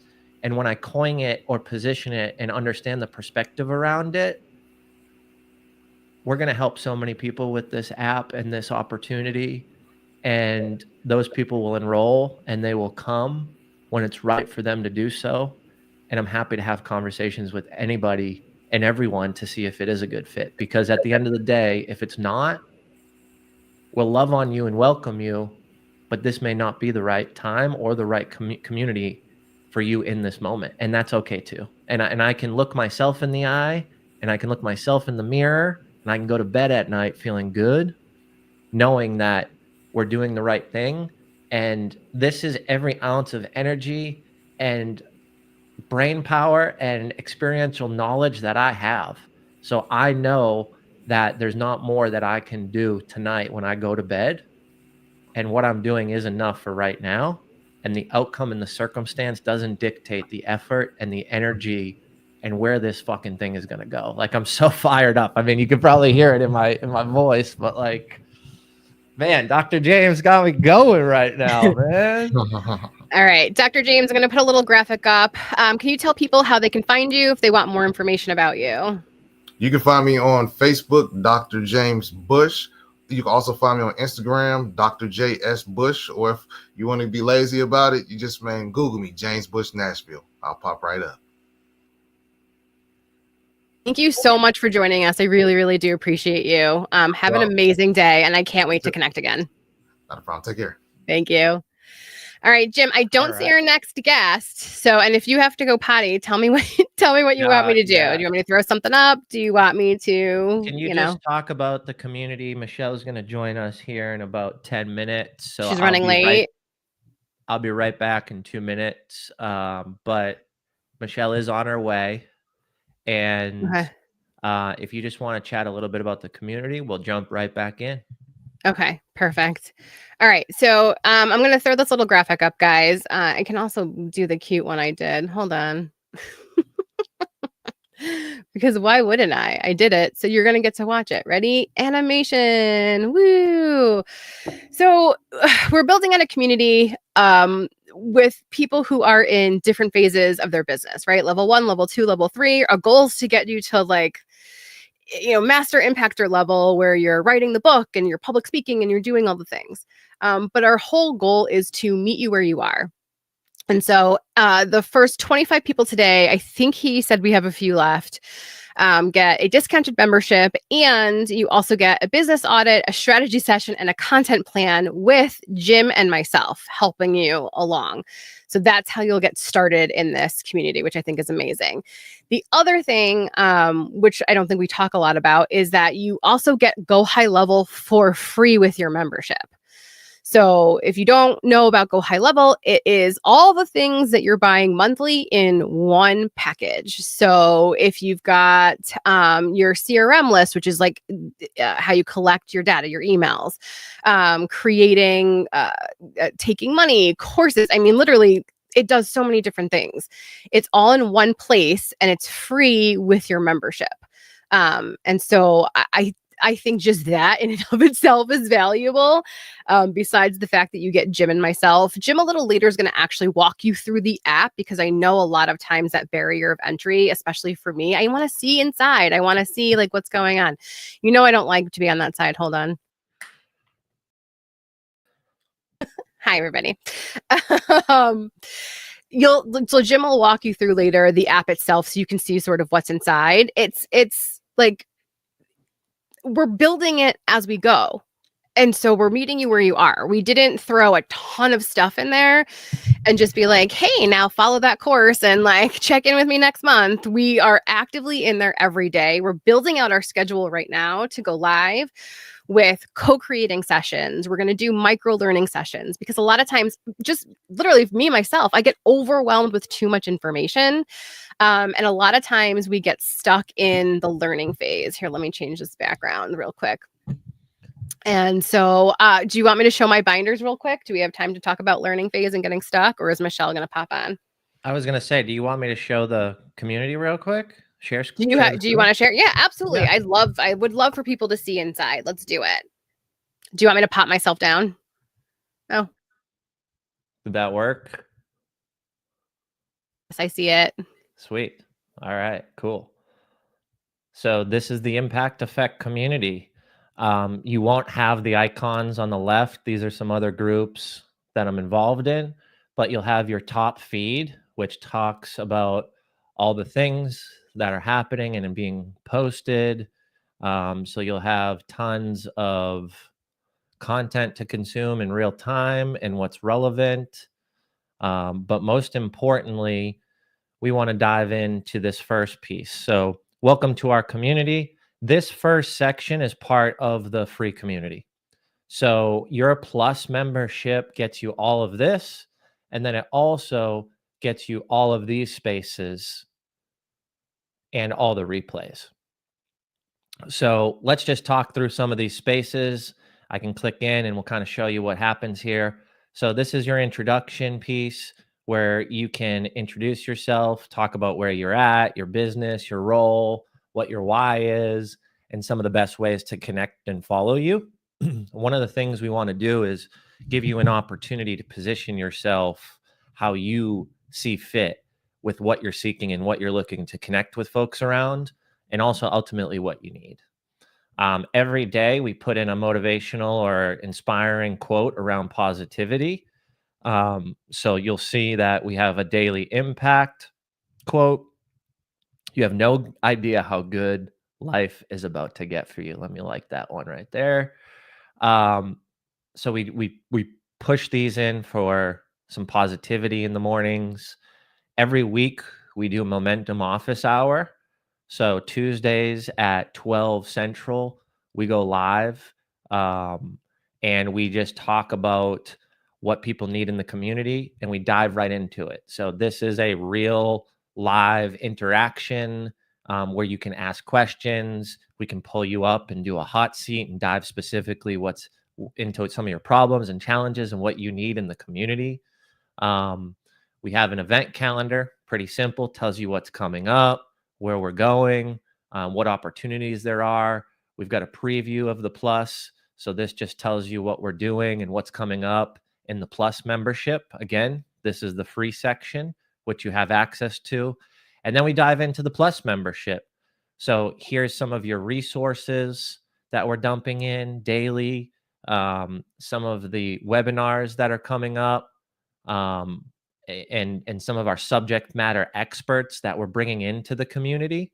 So SME means subject matter expert, and we are connecting and growing our networks. So we want to share those people and those amazing subject matter experts with you ultimately, right? It's pretty selfish if I meet someone as amazing as Brian Galkey and never put him in front of you, right? Never allow him to share his journey, his path, and his expertise in understanding body language, micro expressions, and utilizing facial features to be a better leader, communicator, and salesperson. So this is where we bring in all the resources, where we hire people to come in every single month. And then also, as a member of the Plus community, we allow you to become an SME expert and do webinars for the other members. We can dive into that later if that's of interest. But one of the things we want to do within the community is give you an opportunity on stage, whether that's a virtual, whether that's a miniature speaking opportunity, whether that's a keynote at one of our events. So we want to work with you, and we want to get you to the level that you're ready to shine on stage, whether that's virtual or in real life, in person. Daily Rise and Energize. So this is a fun concept that Rachel and I do Monday through Friday every single morning. As you can see, all these events coming up, and we talk about energy gains and energy drains and what do you know to be true that day. The Connection Concierge. This is an opportunity to connect with other members or other people within different networks or related and connected with myself or producer Rachel. So we have a space where you can fill out a form, and that form basically allows us to understand what your needs are, who you're looking to connect with, or what problem you're looking to solve. And we broker that conversation and that interaction with other members on your behalf. So if you want to meet with, you know, why can't I think of this person's name? I can see them. Is it a If you wanna- specific person? If you want to meet with Oprah, you can fill out this form and we will have a conversation with Oprah on your behalf. We'll let Oprah know why you want to meet with her, what the goal of the meeting is, and what you are recommending as far as type of meeting. Is it a Zoom? Is it a phone call? Is it 15 minutes? Is it 45 minutes? And we ultimately ensure that there's no cross-selling and no pitching. So this isn't to connect with someone to sell your services. We protect against that in this community. This is an opportunity to connect with someone who you believe can help you and build a deep relationship with and have a long-lasting friendship or business professional relationship. We want to take the awkwardness out of connecting, and we want to broker those for you, and we're happy to do so while also protecting both parties. The idea around the connection concierge within the Impact Effect community is ultimately this. We don't want you to feel like you're being sold to, because we know in every other community this often happens. And we want to know who you want to connect with so we can best position it so both people on both sides are in a win-win situation. So if someone wants to connect with you, wouldn't you want them to be vetted and truly understand why they want your time and your energy, what their goal is, what their purpose is, and also that they've agreed to not try to sell you a product? Like, you're coming into Impact Effect community to meet people, to talk about ideas, problems, challenges, struggles, and celebrate wins. We don't want to ruin that experience by being cross-sold all the time from one member to another member. Because here's the thing. We all know that the economy goes up and down. Business months are booming and then some drop off. And we know how hard it is when you need money or your business is missing goals and stakeholders are pissed off or investors are upset. So we want to remove the urge to go sell, because we believe that deep human connection is the core value within a successful and true tribe of people and community to connect with. That was great. We're going to pause for a second because our next guest is ready to go. So just be prepared to come back to that because I want to keep this live moving. Is that okay, Jim? Let's go. We got Michelle Rios in the house. Come on. All right, Michelle, I'm going to intro you. Everybody bear with me, okay? Doing graphics and sound effects and music is not my my strong point. You ready? Hold on, let's do the music. Here we go. Our next guest built a global platform in 30 days, teaching ambition to thrive without compromise. Please welcome the CEO Whisperer, Michelle Rios.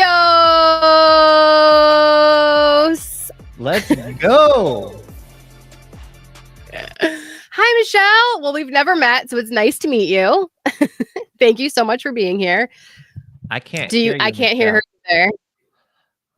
We got her on mute. That might be me. Let's see. Michelle, just make sure in settings. Hold on. All right. It's not on my end. We'll troubleshoot this. We're going to do it live, everybody. Let me just tell you a little bit about Michelle. Every single person that I've talked to that knows Michelle has talked about how positive of a person she is, how much energy she brings to the conversation, and how delightful she is. It makes so much sense why her journey in the corporate world was so successful and why people call her the CEO Whisperer. She's a master communicator, but ultimately she listens, and she actively listens in order to understand your problems, to understand what you're going through, to relate, to connect, and ultimately enhance your experience, whether it's in business, whether it's in life, or it's just building deep connection and being friends.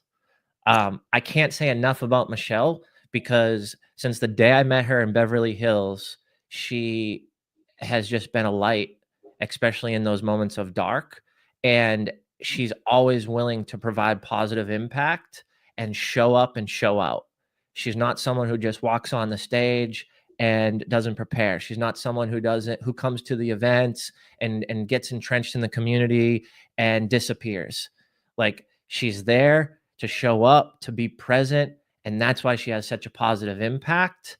She's doing amazing things. She has an amazing podcast. She's releasing a book. Like, Michelle Rios is who you want to become in life. And I'm just so happy to call her a friend, and even more excited to dive in and talk about community right now. Oh my God, I'm going to stage exit right now. Can you hear me okay? Are we now good? Excellent. Well, first of all, Rachel, it's such a pleasure to meet you. And Jim, you have my heart. I mean, you had me at hello. First of all, we were sitting at a table in Beverly Hills, and we immediately recognized, first of all, we're both fellow New Englanders. And for anybody, you grow up in a certain region of the country, there is some sort of characteristic that bonds you for life, no matter where you are. I'm outside of Washington, D.C. Jim's obviously in the Nashville area. And we were in Beverly Hills, and there was that hometown feel of like, oh, New England. Yeah, I get you. I get you at a root chakra level. So I am so happy to be here. And so it's been a real honor to be on this journey with the Impact Effect community. And it was just an absolute honor for me to be on the stage in the fall. I cannot wait for the next event and to continue to engage this community to really provide, I hope, light, guidance, inspiration, accountability, because we all need that in our lives. And, a big topic I'm talking about right now with a lot of my community is discipline. Discipline to have the freedom to live the life we want on our terms. So I'm so excited to re-engage here and be part of this conversation today. So thank you so much for having me. Of course. Of course. It's so nice to meet you. And I know one of the things that you talk about is burnout. A lot of us experience burnout. Women, I think, especially experience burnout because we do all of the things all the time at once. And then we want to keep showing up, which also means we're putting ourselves on the back burner. We're not focusing on what we want. We're not showing up for ourselves. Can you talk to me a little bit about how a community can sort of help you come out of burnout and find that right path? Well, you just hit the nail on the head. It's about finding the right path, right? I think most people, and I would say, yes, women, but men too. And so many of my community are men who are in need of a safe space, that don't want to necessarily be yelled at in a bro culture, that need sort of an intermediary. And I think as a businesswoman and somebody who's like been in the environment that they're living in, to be able to hold the space and say, hey, look, you're out of alignment. That's what's causing this feeling of burnout. It's not that you're doing too much. It's really that you're doing too little of what actually lights your soul up and why you came here on this journey. So let's find a way to really get you on a path of purpose and meaning and impact, because I say the opposite of depression is not like happiness and joy 24/7. It's purpose. So let's plug into purpose. And I think often, this actually comes up a lot. They're like, oh, Michelle, I want to go live my passion, but like, that's going to make me, nothing. Like, I don't know that I can make my money being passionate about something. And I said, hold on. I didn't even use that P word. I used the word purpose. And your purpose might actually not be the thing that makes you super passionate immediately, but over time, when you're living on a path of purpose, knowing that what you're doing has meaning, it has impact, that you're having a positive effect on the world, that you are actually helping people in one way, shape, or form move forward with their assignment and their purpose, let me tell you, I get super passionate about that. And I wouldn't necessarily say I grew up with this dying desire to do that particular thing. Yep.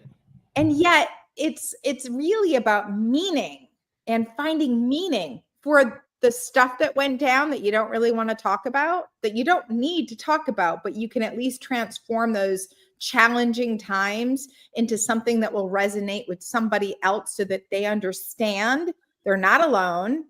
They're not the only ones that have gone through something, that you get it, and that you're going to hold the space. And more importantly, you're going to hold their feet accountable to the fire of, you say you want more purpose and meaning in your life, but what are you actually doing day in and day out to get that? Because most people talk. Very few take action against it. It's much easier and a lot of the times to keep it at a conceptual level. Oh, I feel better knowing that, yes, that could be my purpose. It's way scarier to step out, be seen, and take the risk of people going, who do you think you are? Who do you think you are to do that? Well, here's who I am to do that.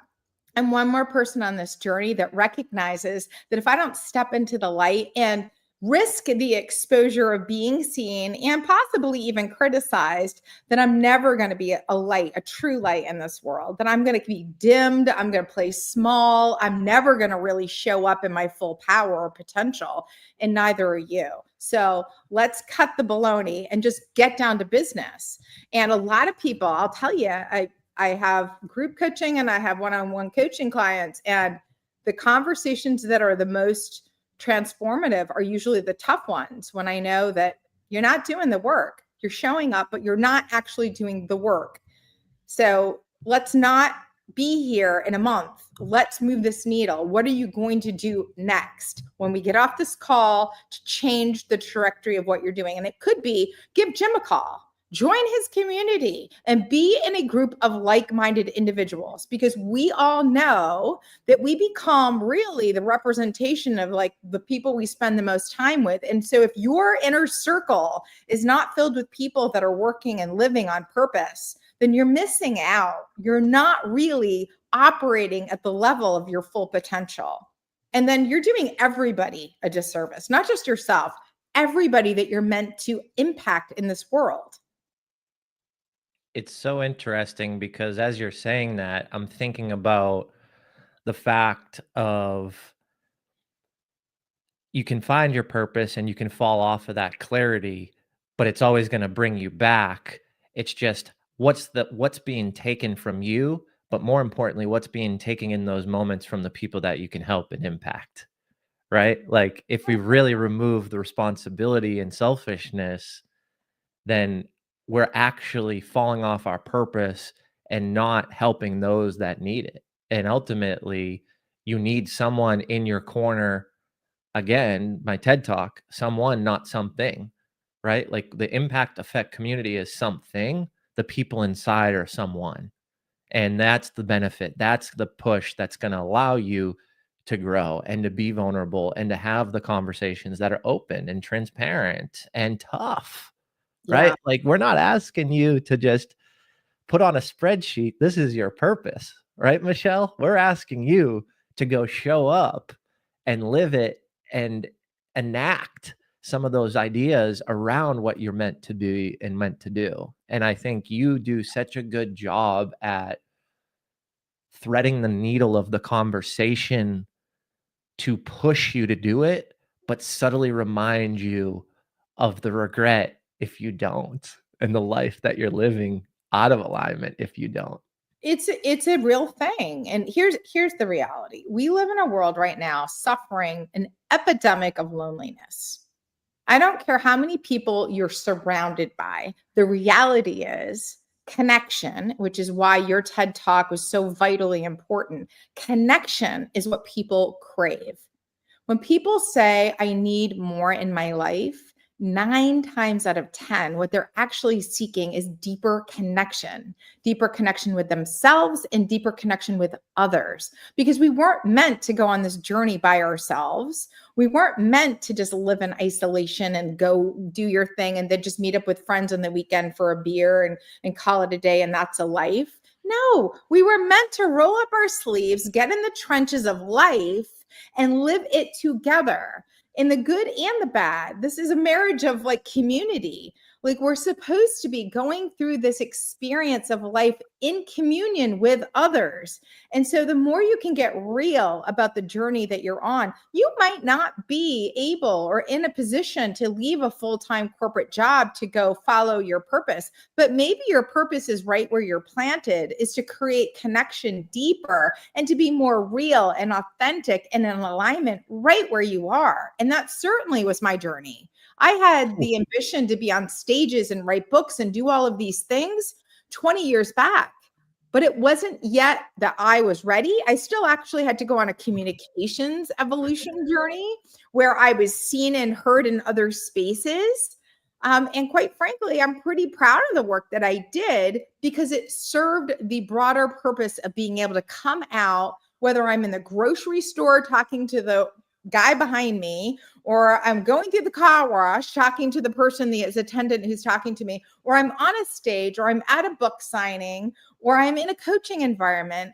I'm going to show up and I'm going to see you and I'm going to be present and I'm going to be looking for deep connection, even if it's in a moment of saying, thank you so much for what you just did with my car and the detailing you did. It was great. I really appreciate it. I see you. I see what you're doing. And that's what people are craving. They're craving to actually be seen for who they are, not who they purport to be in the world, right? That's the facade everyone walks around with of like, you know, I'm Michelle. I am a transformational coach and author. That's all great. This is the work I do. But the Michelle, the spiritual being having a human experience, is this light that wants to touch other people and be able to reflect their light, because that is my purpose. I feel so much just deep, connection, that there is a euphoric feeling of connecting deeply with another human. And to be able to step out, I always love when I drop a line that's deep, you know, because I'm an emotionally, I have a depth, right? An emotional depth that not everybody is comfortable living at, but this is the space I occupy. And I'm not going to not do that because it makes you uncomfortable. I'm going to keep showing up, maybe in drips and drabs for you, so you don't get overwhelmed in the ocean of my, you know, my existence. But I'm going to pull you out of your shell so you can start showing up authentically too, because that's where I want to know you. Whether, you know, I know you because I met you at one of Jim's events and we're going to see each other annually and talk on some community calls over the course of the year, or you're someone in my deep circle who I see week in and week out. I want to know you at that level, not at the surface level. Does me no good to know you at a surface level. I don't grow that way. You don't grow that way. Well, it's so important that we talk about it, because you can see Michelle and how lit up she is as she's engaging around this conversation. So what that's telling me is how important it is to Michelle, and she's speaking and living in her truth, in her purpose, right? What we started the conversation about. And it's the reason why I feel the energy and the light when Michelle's around me, when Michelle's on stage, when Michelle's backstage, when we're just having a conversation around life or business or some of the struggles or challenges or whatever it is.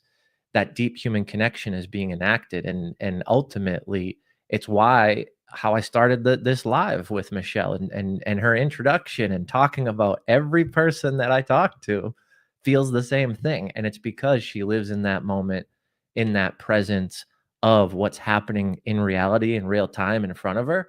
And she's showing up for her people. So I'm so grateful for you, Michelle. And I'm just excited to have you involved in the Impact Effect community, and excited to see the relationships you build and engage as a subject matter expert and really help those in our community who are seeking this and need it.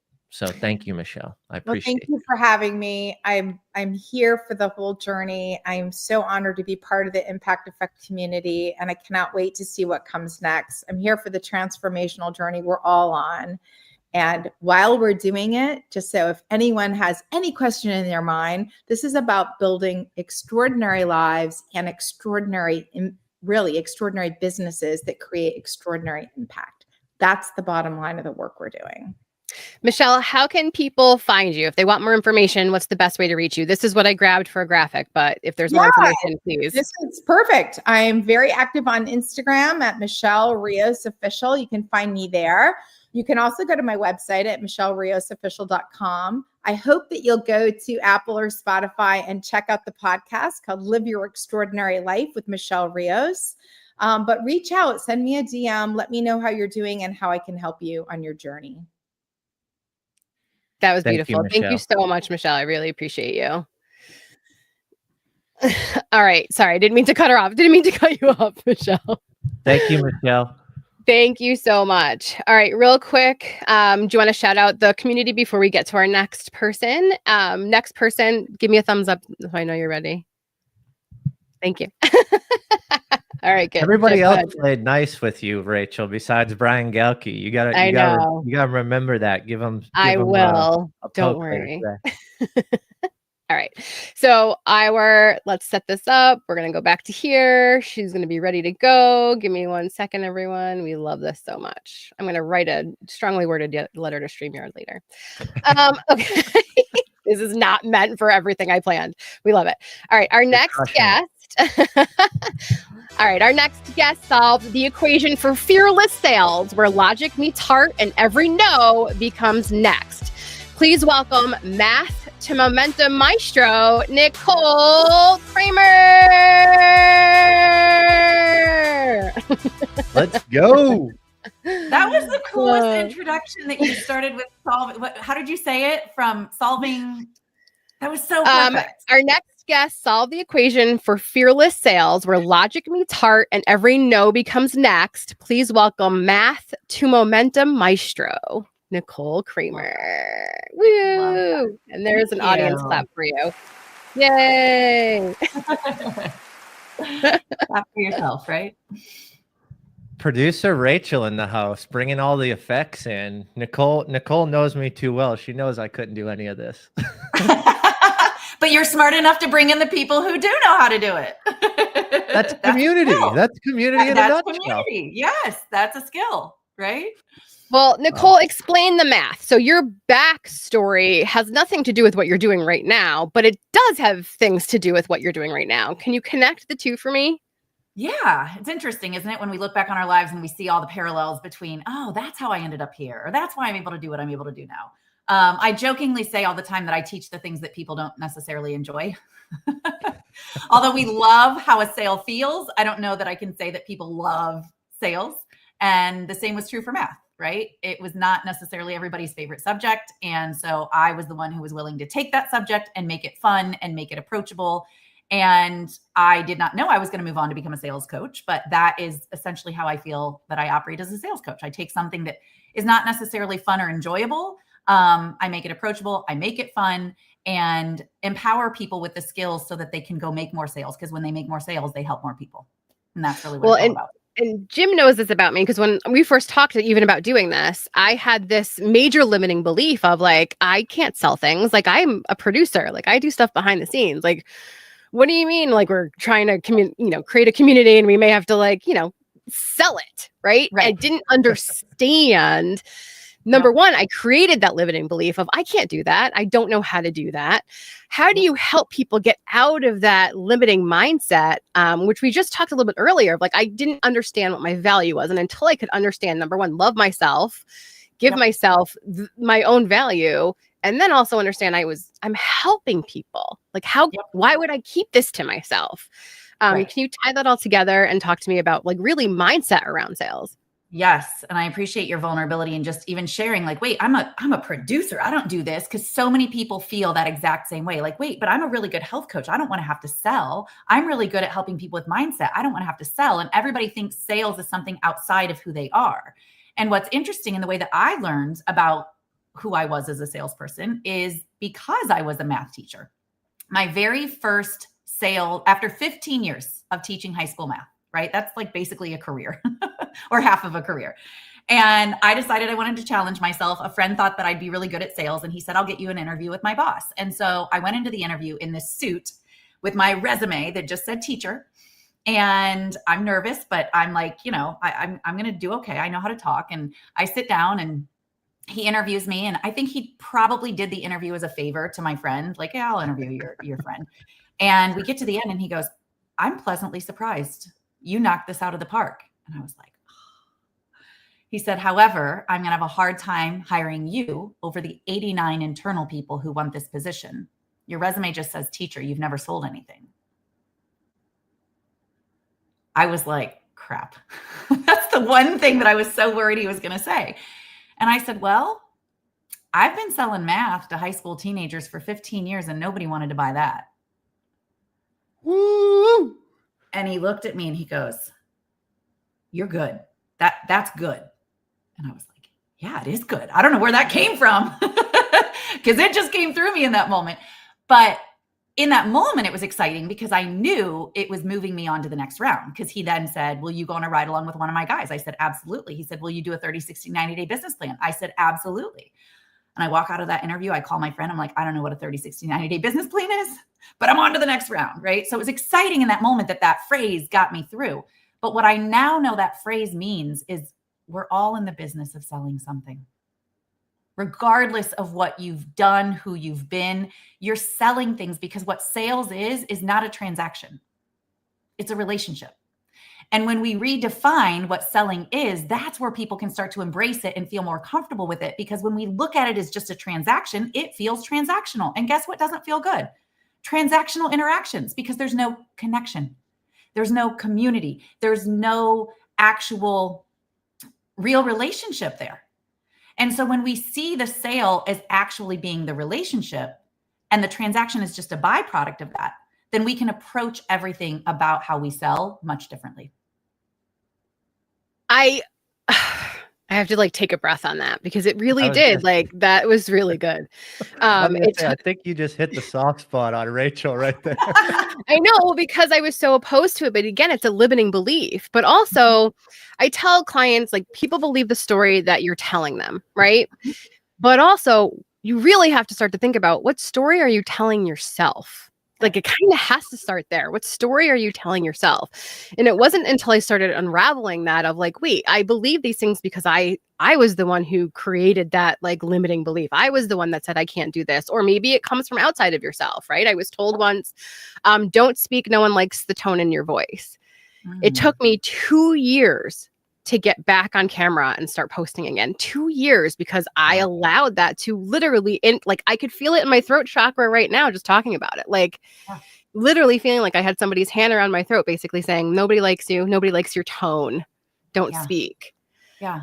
So talk to me about the stories that we tell others, but also the story that we tell ourselves and how important that is, especially when it comes to sales. I'm so glad you brought that up because there's no sale that's more important than the sale of us on us. You need to be sold on yourself. No other sale is going to happen because if you're not convinced, you can't convince, right? Although if we look at it, let's look at what a great salesperson you are, Rachel. You were so good at telling yourself that story. You were so influential. It made you take actions that maybe you didn't want to take, but you were sold on the idea that nobody liked the tone of your voice, so you shouldn't show up and you shouldn't talk and you shouldn't do anything. And to me, when we recognize, wait, that's still a sale. And if I'm that good and that powerful in that direction, what if I just saw the opportunity to start to tell myself a different story and sell myself in the other direction? It's all the same, right? Where are you putting your energy? And so the facts only tell, the story sells. And so if we understand that the story is really what sells us, it's what sells others because the story is what connects us, then how can we connect ourselves to the truth of who we really are so that we show up and be the person that we were put on this earth to be? Because that's who we are meant to be, to help influence others. And you can't influence anybody else if you really aren't, like you said, do you love yourself? Do you care about yourself? Do you believe in yourself? That's the number one sale that you have to make. And most likely you have to make it on a daily basis. And it's not an overnight switch either, right? Like it doesn't, nobody can just say, oh, but like Nicole's saying, believe in yourself. Okay, let me just do that. No, it takes time to get there. Right. And it wasn't until I started to redefine what success meant to me. It wasn't about money. It was, oh, I showed up for myself today. I did the podcast today, right? I posted something today. I had a conversation. I connected with somebody on a human level today. I think that's also part of it. We have to redefine what success means to us before we can sell anything. And like you just said, people don't buy the what, they buy the why, right? Like if you're a real estate agent or a realtor, there's millions of you. Why should I pick you over anybody else? Tell the why, not the what. I don't want to know what it is that you're selling. I want to know why I should pick you to buy from. Do you want to talk about that mindset shift a little bit? Yeah, that was a really powerful one for me because when I did end up getting a sales job. So I left my 15-year teaching career. I didn't get that sales job. Interestingly enough, I got another one. Both of them were kind of being offered to me at the same time. And I had one goal. My one goal was to be number one in the nation. And that was really audacious and really ridiculous, to be honest with you. After never selling anything, never being in a sales job, I was like, I'm going to be number one. And early on, when I started that job, it felt really uncomfortable. It felt like I had issues around talking to people about money. I had issues around asking people to sign a contract. Like everything just felt very uncomfortable because I was asking people to do something that I was like, I wouldn't want to sign a contract either. I would want to get the best deal too. And then I started to realize, well, what if they don't buy from me? Where are they going to go? They're going to go buy from somebody else. They're going to go buy from one of my competitors, which if my competitor is better, then fine, fair enough. I want everybody to have the situation that's best for them. But I know something about myself, and I know that nobody is going to go above and beyond the way that I am for my customers. I know that nobody's going to care as much as I do about my customers. And who am I to send them off to somebody else that's not going to give them as good of a job as I'm going to? Why shouldn't it be me? Gosh darn it. I'm the best person because I care so much about helping them. And when I started to reframe that, oh my gosh, I know that I'm going to be the best option for them because I care so much and I'm going to go above and beyond wherever I can. And when I started to realize that, it was like, game on. Game on. I want to help you. I want to help these people. They have a need. And if they don't have a need, then I don't want to sell them anything because I'm not trying to sell TVs to blind men, right? Like this is not about me selling somebody something that they don't need. But if they have the need and they're going to need to get it from somewhere or else keep struggling and being frustrated, then why shouldn't I be the one to put out my hand and help? Because selling is actually serving. Selling is helping someone with a need that they have. And if they don't have the need, then there's no sale. And we move on to somebody who does have the need. It's such a simple but yet powerful statement, right? Like selling is serving. When you think about it, it's like, okay, it's 3 words, makes sense. But the depth in which you just described it is drastically different. I mean, I don't know how you feel, Rachel, but like as she's saying that, like I was getting excited and I can feel my heart pumping because I align with it so well. And I think it ultimately comes back to what we've been talking about a lot today is, do you believe in what you're selling? Do you believe in your product or service? And have you put the maximum effort into it? Have you dotted all those I's and crossed those T's? And if you haven't, that's okay. But are you going to? Right. And that's the other position of like, I'm not saying you need everything ready and perfect, but you have to have the alignment in the belief that you are going to do what's needed to serve at that highest level. Right. Yeah. So whether you have a product that made 2 million and you're trying to get to 10 million in the impact effect community, or you have a product that's been tested as a minimal viable product MVP with 20 close friends or a subset category of folks, you may not have all the answers, but do you have the belief that you are going to put every ounce of energy, and are you committed to getting those answers and showing up at the best place possible for them? You know, it reminds me of impact effect community. I don't have all the answers today. I don't know what all the members are going to need, but what I do know is that this is my entire purpose. This is my life's work. This is me pouring everything into this community that I possibly can. The late nights don't aggravate me anymore. The early mornings don't upset me. Rachel and I, she's got me doing lives every morning, Monday through Friday at 6 a.m. called Rise and Energize. And that's not me waking up at 6 a.m. That's me waking up at 4 a.m. to be ready for a 6 a.m. Right. And then burning the midnight oil. But here's the thing, like, I'm passionate about it and I care. And this isn't a coaching container, because there is no container. This is an evolving, living, breathing organism. Because yes, it's something, it's an app, it's a digital space, but that's just the conduit of what this truly is. This is a bunch of humans who are aligned in purpose, passion, and seeking to make a profit to then go use that for positive impact, and positive impact in what they provide, whether that is a product or a service. And I'm putting everything into this I possibly can, my entire heart, my entire brain, my logic, putting my family name on it. And this is my dream. This is my dream, the impact effect community that creates positive impact with the people that I love, the people that I admire, the two people I'm on this live with that have been influential to my life and have served me at the highest level. I get to do this with these people and get to help people and create positive impact. Like, you can hear it in my voice. I'm getting emotional around it because I'm so excited about what's going to come. I'm so excited about what we've already built and what we've done. But guess what? It's just fucking starting. Like, I can see the light in the future, you know?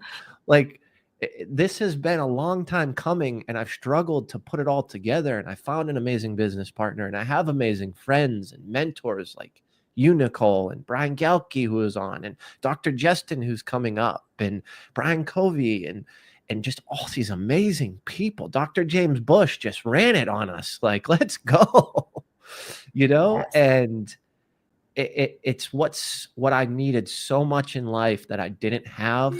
And my hopes are that I can build it, and I will build it to what people need and what I wish I had and needed 6-7 years ago when I started this crazy journey. Nicole, you've experienced me on a very intimate level. We've had deep conversation, whether it's over dinners or it's just grabbing lunch, whether it's behind the stage of an event going sideways, whether it's been a 40-minute conversation before a 40-minute podcast. What's your experience been with Impact Effect and community, and where you think we're bringing this thing? I'd love to hear kind of your honest, direct feedback.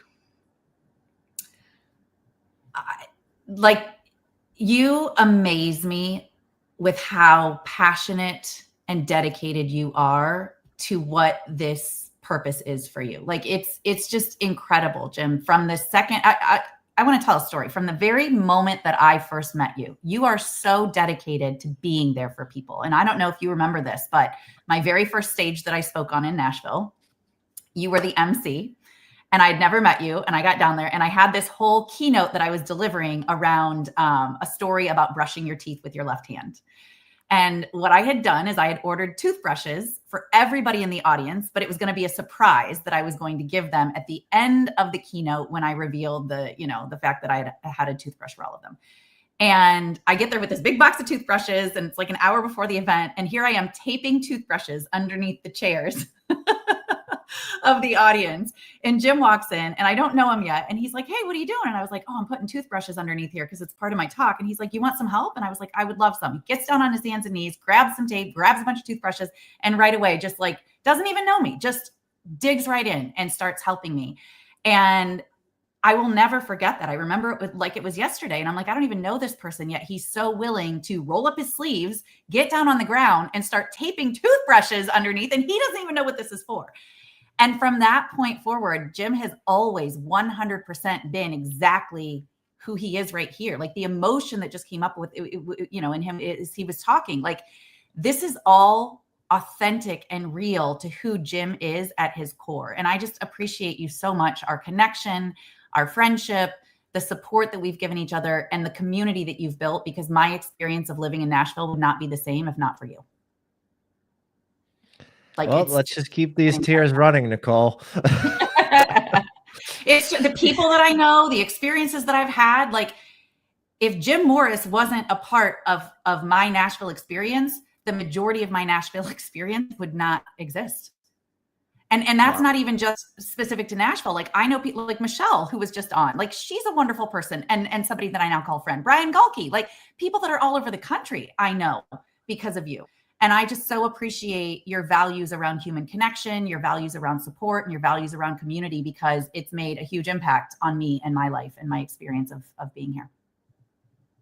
Thank you. Thank you so much, Nicole. I can Thank feel you. it from my heart, from your heart to mine. Thank you. Thank you. Yeah. Thank you. All right, That's so producer special. Rachel, can you ask a question so I can kind of get So you myself can together get it. here and not tear up again on camera? Well, part of the reason why I decided to do this with Jim and to launch this is because it's what I didn't have. Does that make sense? And it's nothing against coaches or courses. I was the one that wasn't showing up to do the work. I got stuck in learning mode. I showed people the other day my embarrassing 6 inches of printouts, like free PDFs and funnel leads and all those things that I printed out, but never did the work. How do you talk to people who are stuck in learning mode to get them from learning to actually taking action? Because that's what I sort of envisioned our community to be, was like that we're collapsing that gap between, I need to learn this next best thing. I have to get great at this, or this has to be perfect first before I launch anything. Like we're taking messy action. We're just doing the thing. Can you talk to me a little bit about, before we bring up our next guest, just about getting people to get from learning mode to taking action mode? Real quick, guess where I learned the term messy action from? Who? Nicole. So It's awkward till it's elegant. We were talking about this, I think last week, and she's like, I love that word. And I was like, oh, just wait till the live. Wait till you see who I got it from.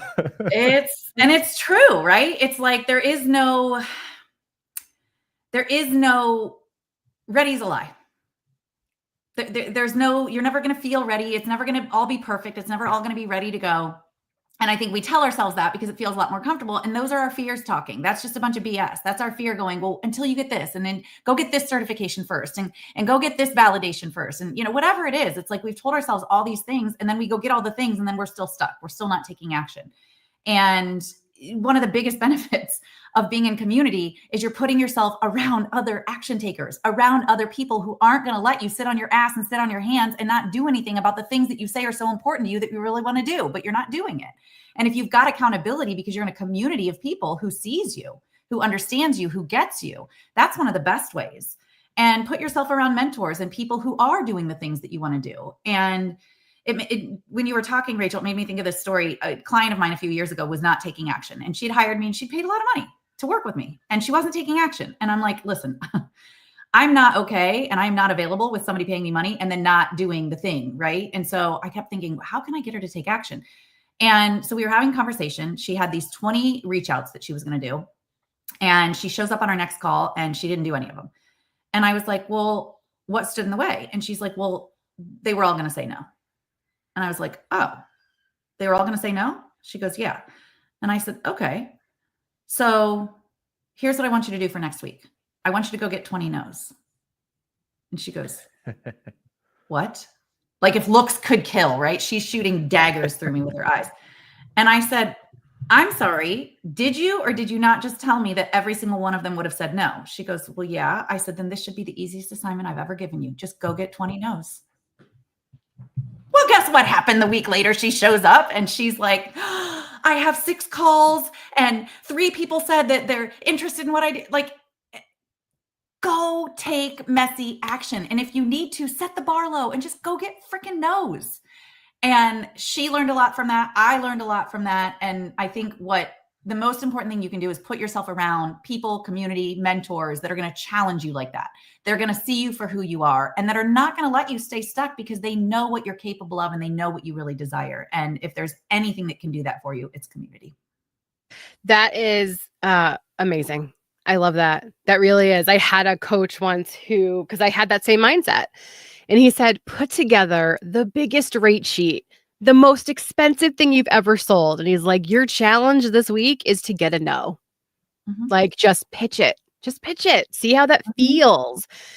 And I did, and I got my no, and it felt great to pitch it. I didn't care if it was yes or no. To be honest, like just being in that moment of like doing the thing and pitching it at like something I valued at such a high value, more than I've ever sold before. It was like, oh my God, like I can do this. Like, it doesn't matter if they say yes or no. If they don't align with the offer, they don't align with the offer. But I showed up for myself. And that was huge. That was huge. All right. Our next guest, I think, is ready to go. Jim, do you want to wrap it up and let me get her end grab? Everybody's muted. Jim, everyone's muted. I don't know why. Hold on. Can you hear me? Yes, I can. I just want to say thanks, Nicole, for everything. You've been an instrumental part of my growth and part of this community since it started. I'm excited to just have you around in my life, call you a friend, and see where this goes. I'm just grateful for your positive approach to impact and, aligning and doing things like this. You didn't have to jump on this live today. You didn't have to come and pour into the community at the conference a few months ago, and you did, and you showed up and you showed out. And that's just a true testament of you and your character. And I just want to say that you've been extremely impactful in my life. And I'm just excited to see how many more people you impact, whether it's in the Impact Effect community, or it's from stage, or it's on a workshop, or whatever you're up to. I definitely can shout out from the mountaintops that if you spend time with Nicole Kramer, it is going to be worth it. You're going to learn, and she is going to ask you difficult questions that you need to address to become a better salesperson. Thank you. Thank you, Nicole. I really appreciate it. It's an easy yes to show up for you, because you show up for others in such a powerful way. So thank you. All right, I've got this fancy little graphic, but you can talk over it. How can people get a hold of you? If this is not the best way, please let us know the best way to get a hold of you.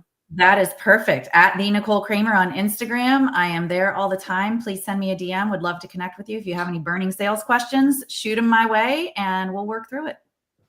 I love it. Nicole, thank you so much for joining us. It was so nice to finally meet you. Thank you so much. You too, Rachel. Awesome. Thank you. All right. Bye. All right. Our next guest, give me a thumbs up if you're ready to go. We lost Jim, so I got to figure out what's going on. Hold on. I'm like, oh God, okay. Cameras are all like, I don't know what's happening, but all right. For whatever reason, all right. He knows that. I like being over here. And we lost the Instagram stream, so goodbye, Instagram. That's fine. You can still find us on Facebook, YouTube, LinkedIn. Okay. Our next guest, bear with me. Jim, can you hear me? Are you okay? Do you need a second to set up? Or are you all right? I'm good. Okay, here we go. Love this so much. All right. How did a brush with death become the catalyst for empowering thousands to turn their whispers into roars? Let's find out. Please welcome mindset doctor and legacy builder, Dr. Justin Mosley.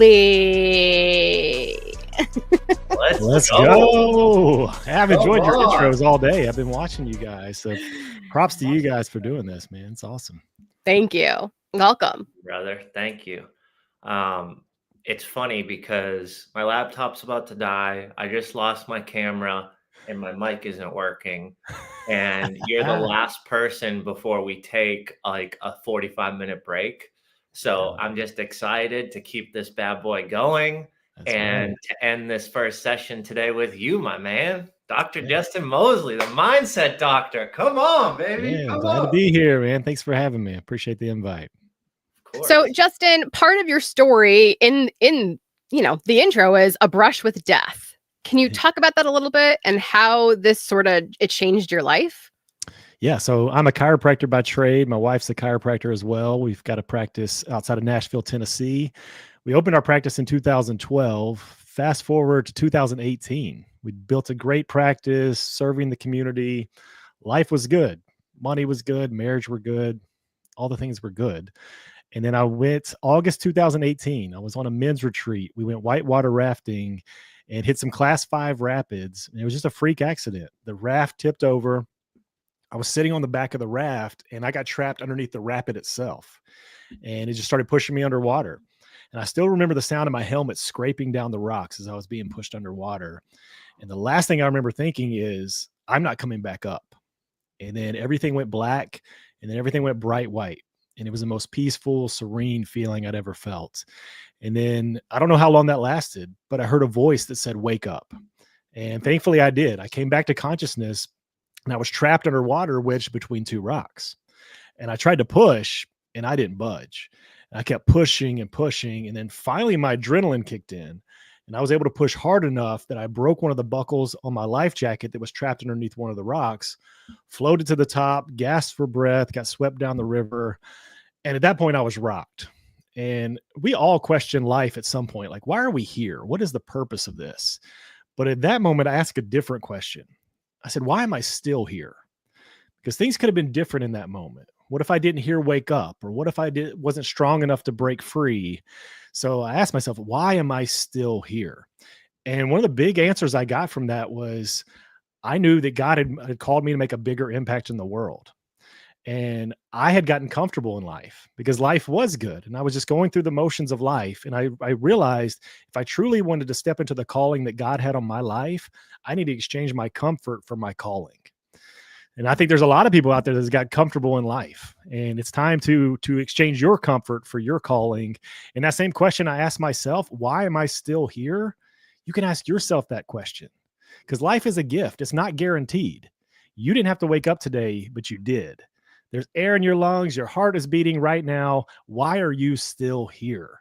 And you can answer that question every single day. You wake up with a purpose and a passion, just like my man Jim does every single day. And I'm excited just to encourage and inspire people along the way. Well, you have not only encouraged me, you've inspired me, and you have changed the trajectory of my life, Dr. Justin. I appreciate that, man. We were talking about so many things today during the lives, and you were tuning in. You probably heard some of them, but you came up multiple times, and you came up multiple times because of the impact you've had on me, the deep human connection, the checking in, the providing resources, right? Yeah. We want to emulate the relationship you've had with me, with every single member in our community. So when I think impact effect, and I think deep human connection, and I think being there for people and showing up and providing resources and having opportunity to share the challenges and to break down and not be judged and to be safe and comfortable in those conversations, and then go to you and say, hey, I need help with this, and you have a solution, or you have someone that you can connect me with or leverage, or, have you checked this out? Have you gone there? What you do and have done and continue to do for Jim Morris is what we will do in the impact effect for every single member that joins. So I just wanted to share with you on today's live how instrumental you have been to my core values, and how your relationship with me and friendship with me has showed up so strong. It excites and ignites me to do the same thing for every single member in the impact effect community. Where did all this come from? Like, you are a unique dude. You are one that is not like others. Your love for people, you showing up, caring on people, like where did this come from? Does this come back to your near-death experience? Does this come back to your legacy? Like, tell us about why all this is so important and why you show up for people in so many ways. Yeah, I think it was highlighted from my near-death accident, but I think even in high school, like being around the people I surrounded myself with, we really wanted to serve and make an impact. So I go all the way back there, but then I get to the near-death accident. Like, one of the big lessons I learned from it was, I asked the question, if it all would have ended in that moment, is this the legacy I want to leave? And the answer was no. Like, I don't want to get to the end of my life and realize I could have done more. I could have helped more people. I could have made a bigger impact. And that still drives me to this day. Like, I don't want to get to the end of my life and say, could I have done more? Could I have helped more people? So that's what's driving me right now. But then I want to go back, because I want to open up people to you here, because I still remember our first phone call. So we connected on a phone call the first time, and like, we became instant friends because we're just so aligned. But I want people to hear the story. Like, Jim, a lot of people I know that are going to watch this, they know you, but This man, he drove 11 hours, I think it was, from Nashville up to Delaware to be live in person to watch me deliver my TED Talk in person. And that meant the world to me. Like, that's the kind of person, Jim, that you are. You just show up and you show up to serve people. And I want to say, I mean, I've told you many times, but like, that meant the world to me. And that's something I'll never forget. Like, out of all the people afterwards, like, man, that was awesome. The text, all the things, that was great. But you were the one that showed up. So I appreciate that. I know that's a constant theme in your life, is just showing up. So, but tell people about like what you went through, because it wasn't just like, oh, I just came. Like, you had a lot to just get there, and then you had to leave right after to be back for another event. Like, tell them about that. So that was a fun few days. I drove to West Virginia, dropped my wife off with her family because we were spending time with them. We had already scheduled it, and I didn't want to just have her go solo. I didn't want to make her drive 8 hours by herself, right? I just didn't think that was fair. So I went to West Virginia. We did the family thing. I left at 5 a.m. or something like that. Didn't end up getting to Delaware till about 5 p.m. There was some traffic, detours, whatever. I missed the dinner, or I was too tired. I think you were like, we're at the dinner. And I was like, dude, I'll see you in the morning. Went to the TED Talk, saw you, and had to get back to go pick up my wife from Delaware back to West Virginia, because that morning I was driving down the Natchez Trace towards Mississippi to meet with Jacob's Audible and take part in his walk. He walks 444 miles to raise money for his charity to help autistic children. So it was a jam-packed weekend, and I wasn't just coming back to Nashville. I was going further south. So it was a lot of hours and a lot of time. But I think when you do something for someone that you wish others would do for you, there's a different drive. And I think that also equates back to the whole impact effect community is, I want to do stuff for others that I wish that I had. I want to show up for Dr. Justin, because if someone drove 11 hours to support me in my TED Talk and to grab extra footage and to just pump me up and support me and talk to everybody about me and why I'm there to support, right? Like, I would want that. I would. And it's not because I did it selfishly, hoping that Dr. Justin would come to my TED Talk and Dr. Justin would, support me. I didn't do it for that reason. I did it because this is your second TED Talk. You crushed the first one. I know how much effort and work you put into this second one. I knew that it was out of town. I knew that it was just you and your wife going there. I knew you had some connections and friends, and it wasn't going to be like this foreign experience for you. But man, how awesome is it when you get to look out in the crowd in one of the biggest moments in your life, and you see a smiling face that's lighting you up, cheering you on, and supporting you. Yeah. And the reality is, you did the same thing for me, man. Like, Brian Gelke was on earlier today, and there's two people in the crowd that I remember when I did my TED Talk. Also, I didn't share this earlier, but I never had an anxiety attack until right before my TED Talk.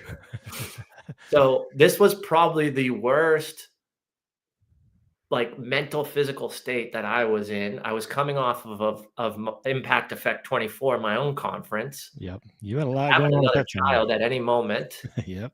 So there was just a lot going on. But the reality of it is in those moments, in my brain, I was freaking out. I got on that stage. I hit that red circle. I saw you. I saw Brian Gelke, and all that stress went away. Yep. So did I benefit from our friendship? 100%. But I also think I benefited from it in that moment because I showed up to not get anything from you or to get clout or get reciprocal love or however you want to define it. I just did it because I know how important that TED Talk was to you, and to have support in some of those moments where you can feel stress or anxiety or feel trouble, or I mean, gosh, I give you a list of the emotions that I was feeling.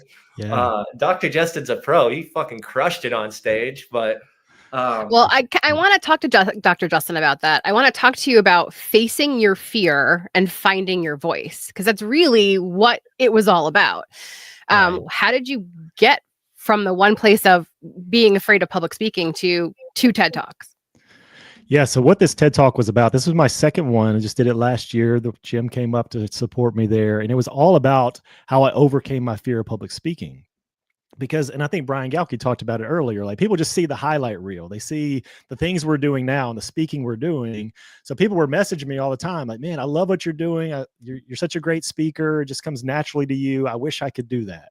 And I was telling the same people over and over, the same message. This did not come natural to me. Like for most of my life, I had a tremendous fear of public speaking. And then I shared in my TED Talk all the way back to the second grade, having to read in front of the class and getting made fun of, and kids were laughing at me because I was stumbling over my words. It anchored in a story that you don't need to speak in front of the group. Like you just need to be quiet.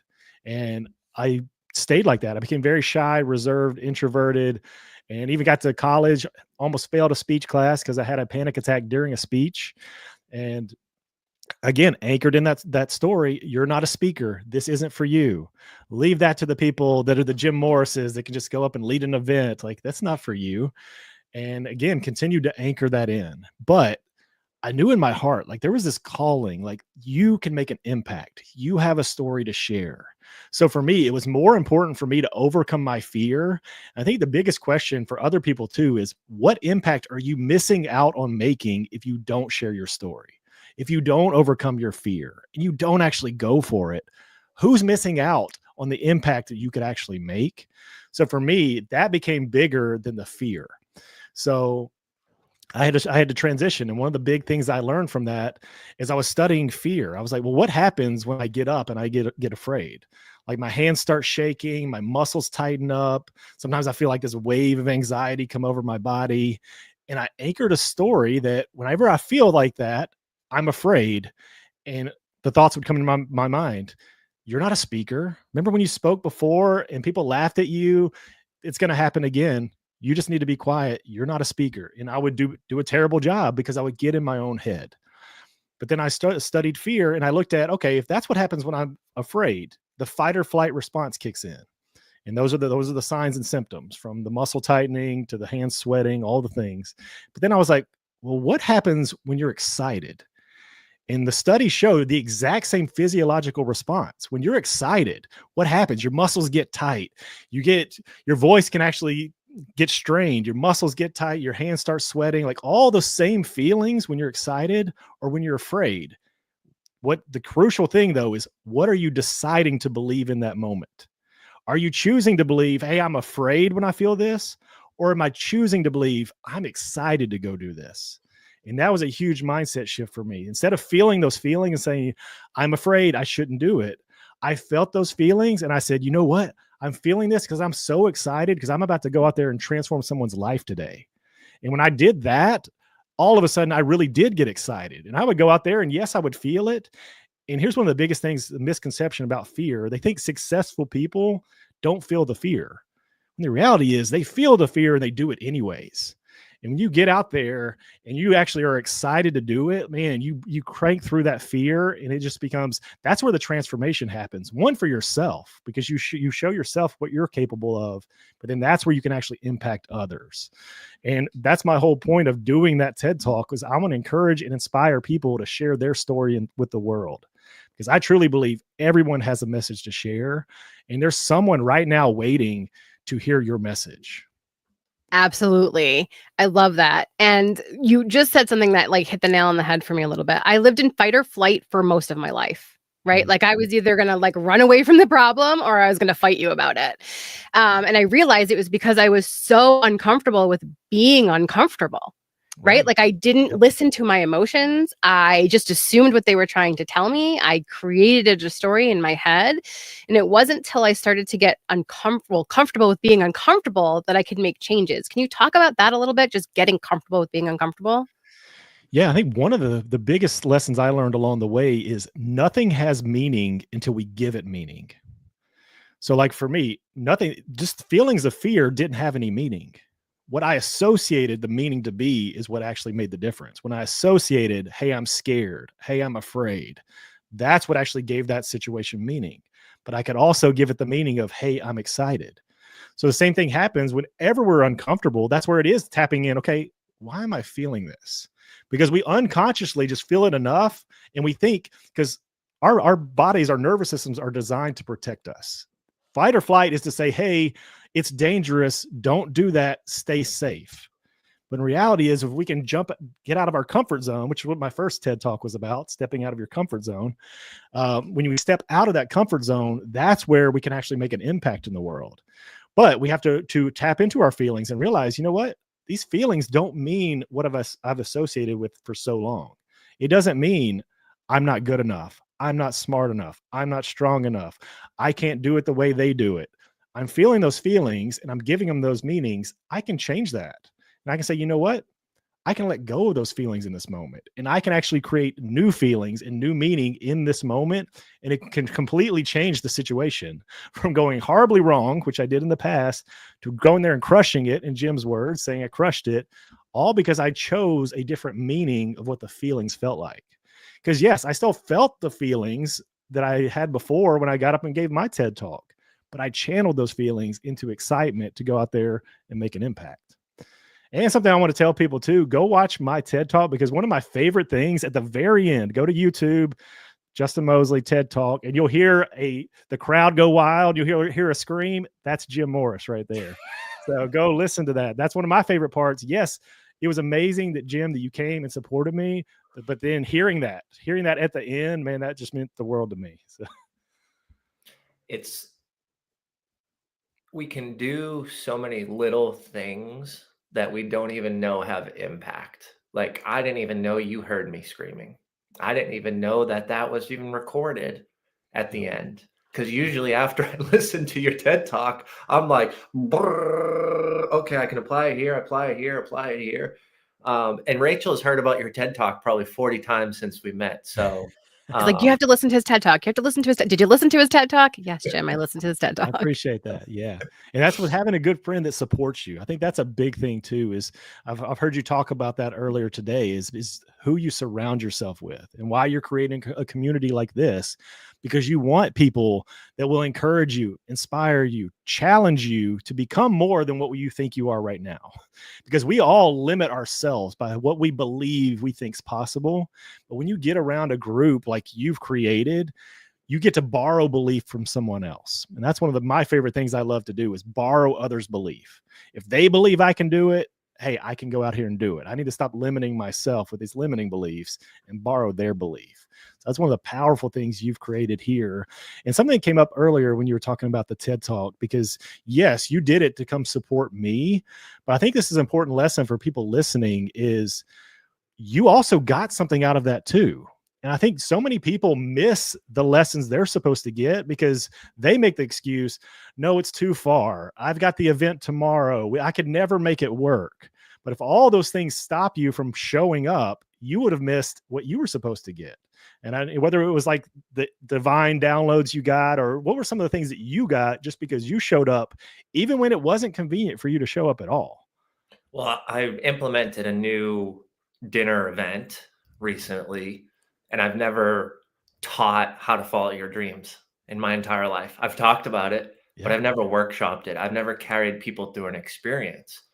And the level of vulnerability and honesty in that concept that I did and worked through, and we did 2 of them in the same month, started out with me being so vulnerable to say, I've never done this before. And I am nervous, but I'm also excited, and I'm choosing excitement. So I literally tried something new that I was scared of. Then in the moment, because I've never done it before, this is a different realm of event for me, right? I can come in and I can teach you a business concept, but this was me bringing you through an emotional journey to identify, clarify, and act on your dreams. And it was new to me. So I channeled that emotion into excitement. And what I downloaded in that moment was I need to be more vulnerable and just tell people the truth about how I'm feeling right now and how I'm switching into excitement. And that's how I kicked it off. And Dr. James Bush, who was here on this live earlier, that's what he was referencing during his live, was the story that I told. Yeah. So that story would never have existed if I didn't show up to support you. But the reality of it is, folks, and I want everybody to hear this clearly, that was a win-win situation. I benefited extremely from doing that, but doing it not to benefit was probably why I benefited. And sure, yeah. ultimately, this is something I've never shared with you because this is also really new, and I'm excited for us to hang out this week. I'm fired up for that, spend some time together. But and I'll tell you a little bit more about it. But just the cliff notes here. You know, on that ride home. So I left right after. I couldn't see the other talks because the time frame. I was like, okay, I'm exhausted. I'm tired. I don't really want to do this.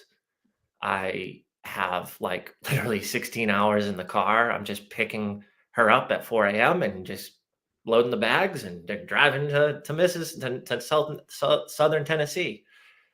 And the reality around that was something beautiful that came from that ride. I'm about to release a product around deep human connection. That's a game. It's flashcards, but it's a game. Kind of think of like Cards of Humanity, but it's around building deep human connection. And the questions on those cards came from that drive home. Wow. Because I had focus. I had several hours on the road. I was fired up. I was encouraged. I was inspired. I was feeling love and support because you were there. You were grateful. You were thankful. I took a bunch of pictures with people. I saw Dr. Dan Young. I met some new people, right? I love human connection, so I'm fired up. I'm driven from that. But most importantly, I had that energy to go into a mindset around something that I'm going to launch that I believe will change the world. And the deep thought around that, the questions, everything I built from that came from that drive home. And now we're about to release that in the next month or so. And I'm just fired up because I know how impactful it's going to be. So by going and doing that, I did benefit. I benefited at a time. Yeah. But I think the point here is who's in the impact community that we can show up for. And it doesn't need to be driving a crazy amount of hours. It can be popping up to Kentucky 2 hours away. It can be hopping on an 1.5-hour flight to Michigan. It can be, getting together with the guys and gals in Beverly Hills or LA because you're out there on vacation and you just want to show some love and support. Like, we never know what's going to come from that. That's right. And also, too, I got to spend time with your wife. Yeah. Right? Like, usually you and me are running around crazy and we have all these ideas and we're nonstop. And it was a beautiful thing because I got to talk to Courtney and I got to know Courtney, and Courtney got to share some things that were actually extremely helpful to me where I was at and with a new marriage and, kiddos coming and relationships. Like, we had a great conversation. So the beauty in all of that came from an act of support, but in reality, I got so much from that. And that's exactly what we want to build and continue to pour into around our community and around Impact Effect. That's right. Yeah. And you said it right there. It's like you didn't give to get. And too many people are doing that. They're trying to be strategic. If I show up here, I will get this out of that. And I don't live by that either. I think that's where we're aligned. I live out of positive expectation, though. I believe that we're going to get somewhere. I'm not transactional to say, hey, if I give this to Jim, Jim owes me. But I say, hey, if I serve and I'm just there for Jim, it's going to come back to me from somewhere. And I just live with those open palms. And I think that's how you do too. And you just showed up and boom, you were just blessed by it. And I do remember you called me after that after my talk as you were driving back, and you were just on fire. And Jim's always on fire, but like this time he was like as tired as he was, man. Your brain was just on fire, all these ideas. So I was excited to hear that. But I'm really excited. We're connecting, I think, tomorrow. And yeah, to hear more about what's going on, man. I'm proud of you and I'm proud of the community you built. Well, I know we have to wrap in a minute, but I want you to leave us with the idea of what Jim just talked about, which is taking inspired action. So we've been on live for 4.5 hours. We have had speakers come in every 15 minutes. Hopefully we have inspired people. Can you talk to me and inspire people as well to take inspired action? Maybe they've heard something. Maybe there's a speaker they want to reach out to. Maybe they actually want to join the Impact Effect community. Inspired action into momentum. Can you talk to me about that? And like, let's wrap it up with that. Yeah. And we've got a wrap. So I'll do a quick story. Jim, I've shared this one with you before, the $500 dinner story. So there was a wealthy man that was being interviewed by a reporter. And the reporter said, if you lost it all tomorrow, what would you do? And he said, I would go to work. I would save up $500 and I would go out to eat at a restaurant that costs $500. And I'd go back to work. I'd save up $500. I'd go eat at a restaurant that costs $500. And he said it again. And finally the reporter stopped him and like, why do you keep wasting $500 if you're broke? He was like, see, that's the difference. You see it as wasting $500. But for me, I know if I spend $500 in a restaurant that costs that much, there's going to be someone I'm going to meet that's going to allow me to gain all my wealth back. And I think that's the power of, I call it writing a check to go faster. You have to invest in yourself. Hire the coach, join the mastermind, go to the event, join a community like Jim's, because this could be the stepping stone that expedites the trajectory of the path that you're on. So you have to take the step. And I love spending the money that can cut down the time. If it can take me from point A to point B faster, I'm writing a check to go faster. And I've been blessed to be through the ideations of Jim wanting to create a community like this. He pours his heart and soul into it. So join the community, reach out to the speakers. I'm blessed to be one of them and to speak at his last Impact Effect and to meet Brian Galkey, Nicole, and all the people. And we're all the same vibration as Jim here. We all want to serve and we love people. So if anything any speaker said, reach out to them. We love just connecting with you. We're not here to sell you anything. I am here to sell you. So I'm going to sell you into joining the Impact Effect community, because as Nicole would tell you too, is like selling is serving. And if I know I'm doing you a disservice if I don't tell you to join this community, because if you get off this and say, yeah, this was great information, and you go back to your daily life doing the same thing you've always done, you're not going to get the transformation. So I'm here to sell you, join the Impact Effect community, take the step, because it will lead to the momentum you need. Because we can't do it ourselves. We need the people that can actually accelerate our momentum. Thank you so much. I'm going to throw up this graphic. I hope everything's accurate. Tell everybody how they can reach out to you if they want to get a hold of you. Yeah, Instagram's great at Dr. Justin Mosley or drjustinmosley.com, or go to YouTube and just put in Justin Mosley TED Talk. You'll see my TED Talk there on how you can overcome the fear of public speaking. Incredible. Dr. Justin, thank you so much for joining us and wrapping up this session. Have an amazing day. You guys apparently are seeing each other tomorrow, so let me know about that. Don't worry, Jim will give me the cliff notes. Thank you so much. I'm going to take you off the stage, and hopefully we get to see you again soon. All right, Jim, let's wrap this 4.5 hours up. Tell everybody when we'll be back and how they can join. I'll throw this graphic up real quick.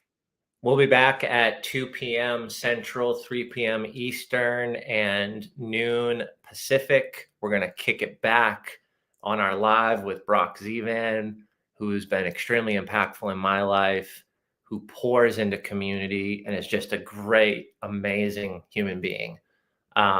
We are going to then take a break and then come back later this evening, and we've got a jam-packed group of people that are going to be pouring into you as well. We've got Brian Covey, Stefana, Nate Langley, Tamika Taylor, and Celeste Leon. They're going to crush it. And the reason why I know this is because of the level of alignment around community and how community has changed their lives. I'm excited to have you back. One thing I want to remind you before we head out is we have we have 4 left. So we have 4 spots in the community left out of the first 25. So if you want to join the community, if you want to take action, now's the time, because there's only 4 spots left to get this bonus. The bonus is a discounted membership, which is $600 off for the year, as well as a free business audit, strategy session, and content plan curated by producer Rachel and myself to get you moving quick, to expedite the time and the processes for you to get to the level of growth that you wish, you want, and you need in your life and in your business. So if any of this has resonated today, I don't want you to miss the bonuses. I don't want you to miss the opportunity on discount regarding the price. Check out impacteffectcommunity.com if you want some more information. Tune back in later today, later this evening. We're going to dive deeper into the app. We're going to show you some of the resources, some of the connections, some of the opportunities, and then we're going to just talk about all things community. At the end of the day, you've heard it from every single speaker, and I promise you, we didn't tell them to say any of this, but you heard it from every single person that you can't do it alone. How many more successful people do you want to hear from today before you start to invest in your own life and your own growth? And that's my question for you today. You know, Dr. Justin said, I am selling you, get in the community. I'm going to be the person to say, if this interests you, let's have a conversation, because we do curate this community and we will ensure that the right people are part of it, because we believe in every single member, and we believe that we're supposed to broker the focus and the success of their trajectory by joining. And if we can't do that, we won't enroll you. So it's as simple as that. One thing to remind everybody, that this monthly fee is less than a business lunch that you're having in your business today. This is less than $2,000 a year to get everything that I wished and wanted I had when I first started my first business, my second business, my third business, my fourth business, and my fifth business. The other thing that we're doing and throwing in as the bonus is giving members access to Go High Level, which is a customer relationship management software. It's an email marketing platform, an SMS texting platform. You can build out forms, you can build out surveys, workflows, you can set up AI integrations, you can take payments, you can send out invoices, you can send out payment links, you can send out contracts to get e-signed, you can schedule your social media content. I mean, I don't know of another platform in this world that can do everything that Go High Level is doing. And I also don't know another platform in this world where some of the most wealthiest and successful people are running their business out of Go High Level. And here's the thing, folks, we're giving it to you as part of your membership. And this probably costs as much as your membership or more if you were to go buy it outright yourself. So if you want all of these bonuses, if you want all these amazing things, and to save a little coin on your membership and keep some more money in your business and in your pocket, then I would join as soon as possible today, because we do only have 4 out of those 25 memberships that include all of these amazing bonuses. So if you're ready to make an impact, if you're ready to invest in yourself, let's have a conversation. Let's talk about it. Let's make sure it's a good fit, because we don't want you in the community if it's not a good fit. And you don't want to be in a community that doesn't align with your goals and that solves the problems you're facing today and that you foresee in the future of your business. So thank you for everybody for joining today on the live stream, whether you're with us now or you're watching a replay later. It's been an amazing morning. I've got to use the restroom again. I need to eat some quick lunch. I need to shoot a podcast, and then we're coming right back. Oh my gosh. Yeah, he's booked a podcast in between. So thank you everybody for watching. We'll see you back in a little bit. And yeah, see you, Jim.